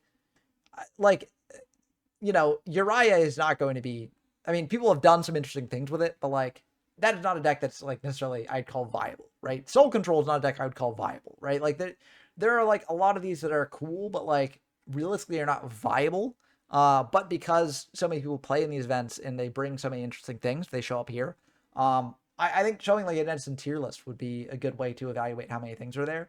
And to be fair, there are a lot of things on Edison tier list. Like, as I said, Edison is very, you know, it's a very diverse format. But I feel like that as an example is kind of awkward. Because if you have a certain playstyle that you like, if you have a certain archetype that you like, there's a chance that you can make it work in Edison format. It is a very, very diverse format. It's awesome. It's fun. It has like power plays in it, so it's not just like the boring DM era gameplay that's like giga slow. You have pushes, but they are balanced to an extent. That is such a wild take. Like DM, the reason why people don't like DM is because of the power cards, right? Like that's such a weird take. I feel like, maybe it's just because it's like this late into the stream, or into the video recording, but like that is, oh man, I mean, that's just very much dissonance there between what you were saying earlier about, I don't know, that's just such a wild take to me. I will say the power plays in Edison are more complex than the power plays in DM, right? That is true. Like a power play in Edison might be like multiple steps of a combo like going off, right? Versus a power play in DM might just be like activate Raigeki. But saying that like DM did not have power play is just kind of wild. And there's counterplay, and it's really, really fun. So I'm not surprised that Edison format has essentially experienced this. And also, when I'm criticizing what he's saying here, like, again, it's not to take away from Edison. I think Edison is a really, really fun format. I think it's one of the best retro formats out there. It's got great community. I mean, there's so many different decks you can play. It's very, very good format. Like, one of the best formats, I think, out there that I've played, at least. I'm just taking issue with how he's framing it in respect to other formats, because I don't think that you need to do that, right? Like, Edison is great enough on its own that you don't need to then make these weird statements about other formats that aren't necessarily true in my. I don't know. Hype that it had and still does to this day. I do want to say that I think there's a lot of other formats that rival Edison format in terms of like super fun and retro gameplay potential, but in terms of just like a competitive retro format, I think Edison. And I would agree with that. And I think that it's why it's so good to like see people branching out into other formats as well. Just because someone tries another format in addition to Edison does not mean they're taking away from Edison, right? And a rising tide raises all ships. So as long as people are exploring retro formats, it's good for all retro formats. Edison format is so good because of all that diversity. I think genuinely, I think there are formats that have better gameplay than Edison format, but they are still less suitable for like tournaments and longevity because they have less diversity. That's what makes Edison so good, is because the gameplay is good and the diversity is amazing, right? We're going to talk about formats that have better gameplay than Edison, but just like our 1 deck or 2 decks or maybe 3. They're fun to play as a retro format, but you can't play them forever because eventually you're. Yeah, it gets into the idea of like the tier 0 formats, right? They're good to dip your toes into every once in a while, but like if a format truly is just tier 0 or like doesn't really have the deck diversity to like make a thriving metagame, it really is just kind of like a format best to explore every now and again, not one to play like consistently like Edison. You can only play so many Dragon Ruler mirrors before you get tired. You can only play so many Necros mirrors before you get tired, or Ishizu mirrors, right? Edison format is a format that you can. Dude, I've played it for a long time now, and I'm not tired of it. So it's good. It's very good. We're coming off of Edison format, basically, which is so far the highest rated retro format in this ranking so far. And what is happening next? What do you think? What do you think is happening in Yu-Gi-Oh's history when everything is going great right now? Is it going to get even better from here on out? Surely, right? The next format after Edison format is called Frog format. Why is it called Frog format when the new powerful decks that are releasing are X-Sabers and Infernity? Because those are the 2 new big dogs of the format, essentially. We're going to talk about those in a second. X-Saber and Infernity are what most people played at the time, actually. Until someone discovered, I don't actually know who did it, a little deck called Frog FTK. And this deck looks deceivingly bad, I would say. At least this is, for some context I can provide, like how I experienced this deck back in the day, because I didn't really... Yeah, this thing's nasty. Oh, Frog is... Oof. I mean, let's hear him talk about it. Really play that much with this deck or against it, because it wasn't the most popular, at least from my experience. There was a few players who played it, but not really. It was kind of like this phenomenon that you would hear about on the internet, and later on it would also end up winning the world championships. But it wasn't really something that really saw a ton of play. It wasn't like you went to locals and you would play against 3 Frog FTKs or something, at least for me. And basically, when I was a kid, I was under the impression that in order to win the game with this deck, you had to hard open Mass Driver, access to Substitute, and a way to get a second monster onto the board. So when I played this deck, not knowing exactly how it was supposed to function, what I did was I just activated like my Array of Reads, my hand destructions and stuff like that, and I tried to draw the Mass Driver, and if I didn't find the Mass Driver, I felt like, oh well, I can't FTK with this deck is garbage. What I didn't realize at the time was that all this deck needed was access to Substitute plus another monster, and the game is over. And I can explain you how this deck does this, which is something I wasn't aware of back in the day. So, of course, Substitute lets you not once per turn tribute a monster to summon any frog from the deck, so you can cycle through all of your frogs. So the idea at the end is you want to have a bunch of frogs in the grave with Ronin Totem, so you can keep bringing the Ronin Totem back, and then you tribute it for Mass Driver, you rinse and repeat. So if you have enough frogs in the grave, you win the game off of that. The problem is what happens if you don't draw Mass Driver? Well, one thing that Substitute can also do is empty your entire deck very effectively. And there's another card that I thought, when I was a kid, I thought this card was just in here as another frog name. When this face-up card on the field is sent to the graveyard, unless it was attacked while face down, you can draw a card from your deck. So this card is not a really good card because it has the when you can, so it misses timing. So if you like synchro with it or tribute summon over it, it does miss timing. It does not draw a card then. But there's one specific thing you can do. So when you start looping your frogs with Substitute, instead of tributing all of your frogs one after another and having them all in your graveyard, what you do is you bring out a swap frog, you send the Ronin Totem, you bring back the Ronin Totem, and then you tribute the Ronin Totem for Substitute. That way you go from 2 monsters on the field to 3 by banishing a frog from your grave, which you have infinite. I mean, not infinite, but you know what I mean. Then you tribute that Ronin Totem to summon Poison Draw Frog. Then you tribute the other thing that you have to summon another Swap Frog. And Swap Frog can send a... And you can also just bounce back the Swap Frog to him and then pitch something from hand. Do it that way if you want. level 2 or lower Aqua-type monster from deck or your side of the field to the graveyard. So you can send Poison Draw Frog from your field to the graveyard with Swap Frog to draw a card. This essentially means what you can do if you have Substitute plus another body is you can increase the number of bodies you have with Ronin Totem, and you can keep summoning Poison Draw Frog and sending them with Swap Frog after you've emptied your deck off of all the other frogs already. So what you're going to draw is Mass Driver, or more cards that let you keep drawing more cards. Because if you don't have any more frogs in your deck, what you draw is Mass Driver, Salvage, Moray of Greed, Card Destruction, Hand Destruction, Back Removal, Magical Mallet, maybe one for one. Right? So essentially, everything you draw in these instances leads to more draws, pretty much. Yeah, also Swap Frog can bounce infinite times, yes, so you can do some crazy shit with it. Like, you can bounce your Swap Frog back, you can bounce Poison Draw Frog back with Salvage, and then extra normal summon it with Swap Frog's effect, and then get another draw that way, so Salvage also translate into another draw. Moray of Greed, you just, together with Salvage, you can put Poison Draws back into your deck. So essentially, the deck was pretty much guaranteed to win without even drawing Mass Driver, which is crazy, because that basically means you win the game as soon as you have 2 bodies on the board, if one of those bodies is Substitute. So if you draw 1 for 1, if you draw Swap Frog plus Salvage even does it, because you go special Swap Frog, send Substitute, Salvage back to Substitute, win the game. Which is something that I feel like, I'm surely I wasn't the only one who didn't really quite figure this deck out, because there wasn't like resources online about it. There was... Yeah, this deck is nuts. And a deck like this existing in modern day, when people can actually like really grind out the combos, like, whew.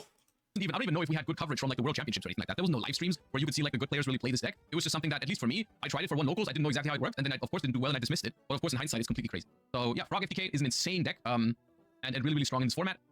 That being said, if you played this format at the time, you didn't play against it that often. It's like the best deck in hindsight, and it did win the World Championship. But the two main decks of this format are Full Power X-Sabers and Full Power Infernity. Those are like the two decks in the format. Infernity is a concept. And I will say you can play these decks. Like, if you want to play them deck, you can. The issue is that, like, Frog FTK is just so much better. But X-Saber does some nasty stuff. Like, they can hand loop you your entire hand. Like, Infernity can just set up a bunch of negates. Like, you can do some nasty stuff with those decks that essentially are also kind of FTKs. But Frog FTK is just much more consistent at actually killing the opponent turn one. Even if you fail at killing the opponent turn one, you can generally set up a really good board to prevent your opponent from killing you, which is not something necessarily that these other decks can say as much. That could not be cooler and more cringe at the same time, because the Infernity playstyle is kind of awesome. I don't know why, the aesthetic of the cards, I just like those cards, but the goal of this deck was to search triple Infernity Yeah, Infernity is super cool.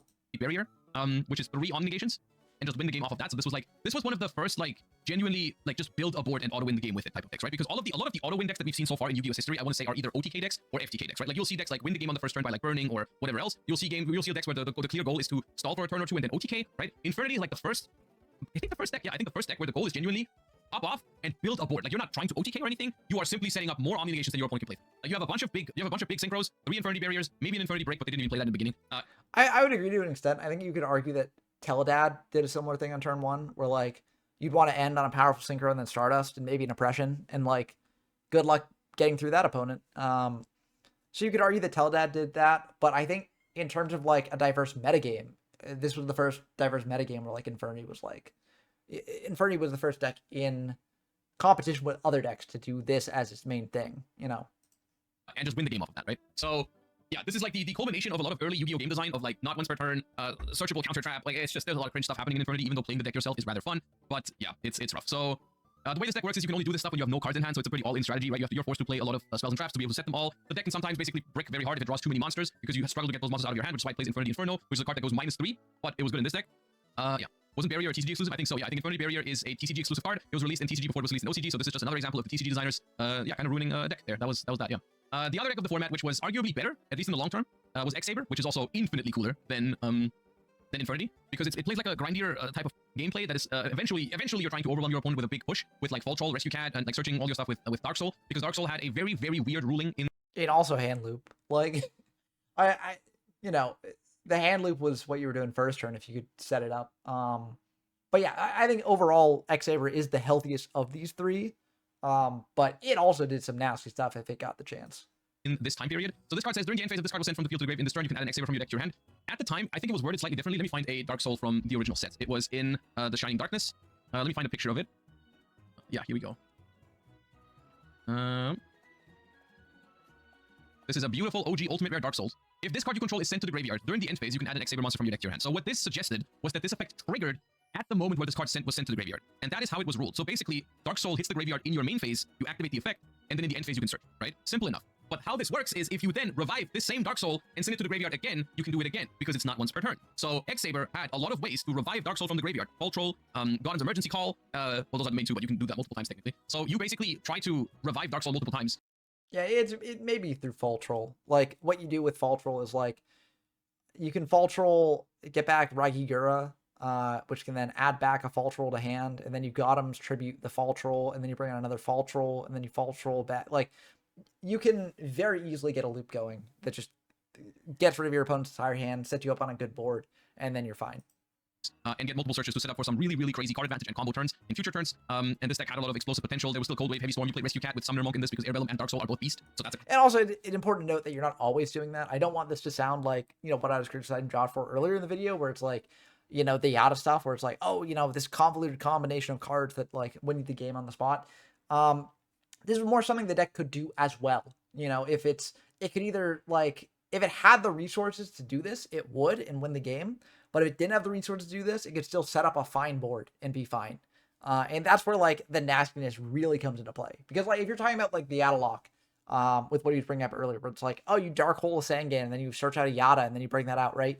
That is going all in on that strategy. And most of the time, your opponent is not going to have or I guess lack the cards they need for you to actually want to do that strategy. Whereas this, it's like, you play through your turn, you see how things are going and then be like, oh, I could just do this and win, right? So it is. I think it's a different level of nasty. But again, this format's mainly just frogs. Like frogs is if you want to play this competitively, frogs is the best deck. I mean, most likely. Uh, I mean, to be fair, this is a 14-player event that Frog FTK won. Maybe in other events it didn't do as well. Frog Monarch, I guess, won here. So like, you know, Frog might not be the best deck with optimization, but I'm fairly confident that it is most likely the best deck. And even if it's not the best deck, it's very good in the format. So if you play this competitively, you would constantly see Frog FTK in matchups, which is not necessarily a deck that you want to face. So yeah. Crazy rescue cat value. So this deck was pretty strong, but a lot more fun to play and play against than anything else in this format. So this is the type of format where like you'll just pray to God that you're playing against X-Sabers, even though the deck is really powerful. So yeah, we've got some other additions to the format like Frog Monarch, Blackwing, Gladiator Beast. But yeah, so if you look at this format from a if you look at it from a modern perspective, I think you have no alternative but to put it here. Because nowadays, now everyone knows how. Yeah, I would also put this in absolute worst. I think this is for my absolute worst here. I think I'd have this Dad Return maybe, because the FTKs mainly formats where FTKs are prevalent and good. There are formats that are not as interactive, and so they're formats that are not really worth playing for a lot of people, right? If you enjoy the solitaire aspect of the game, sure, go for it. But I think the reason why a lot of people are drawn to Yu-Gi-Oh! Is for that interaction, and these formats just don't have it. So that would be absolute worst very easily for me. How Frog FTK was supposed to work back then, and if you go to a tournament, everyone would play it this way, and the format would be absolutely miserable because Frog FTK is so consistent and so strong that this format is genuinely unplayable as like an official retro format. Like this would never, ever actually see play, right? If you sit down with your friends and you play just X-Sabers, it's fine. In that case, it would be like somewhere around here if you just ignore all the bad things. Nah, even that, like the hand loops, like that's kind of nasty. The X-Saber mirror match also, it's interesting because Gothams can get from either graveyard.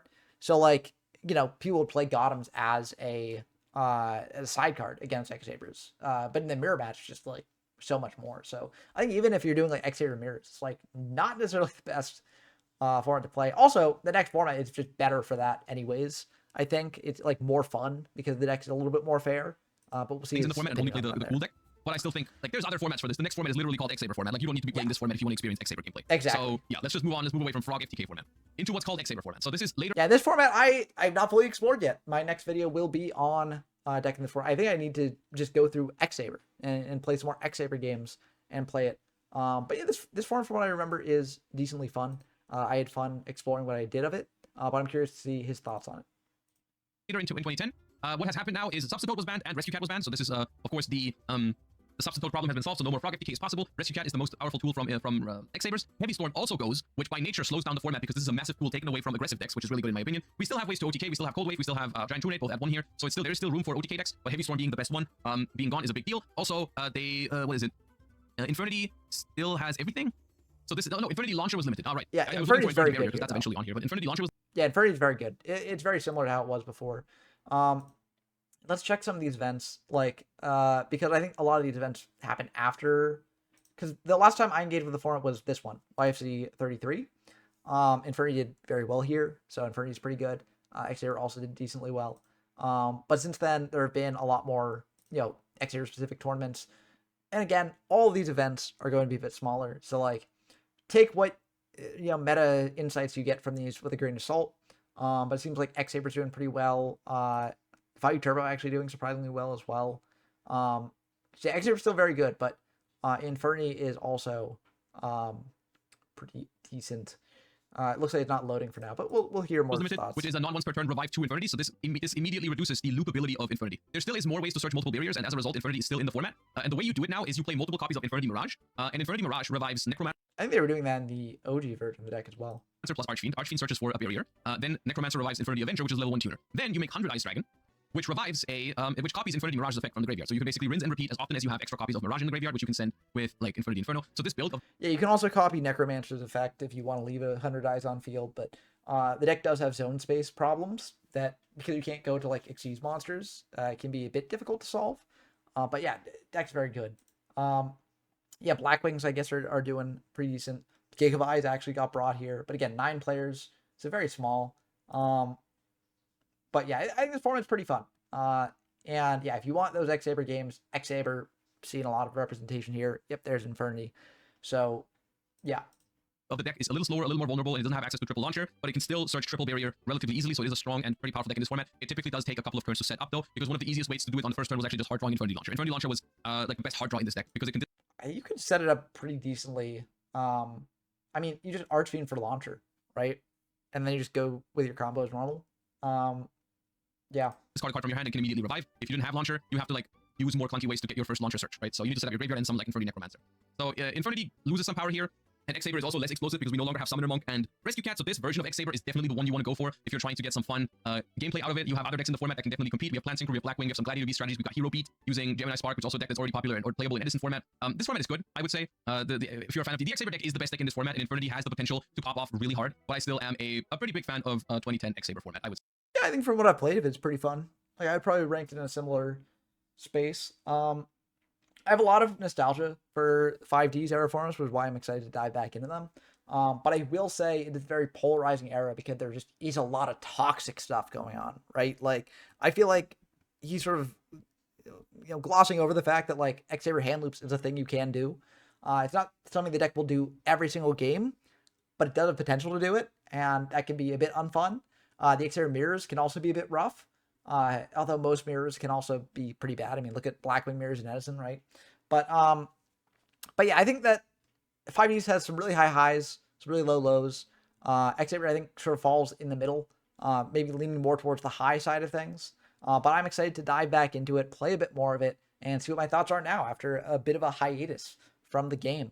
So that's probably going to cut it off now. I think this was a very fun video. I will leave a link to the video in the description down below, which will also have Josh's channel here. I'm going to give it a subscribe and a like, and I will also be leaving a comment after this. I feel like commenting in these reaction videos is kind of weird.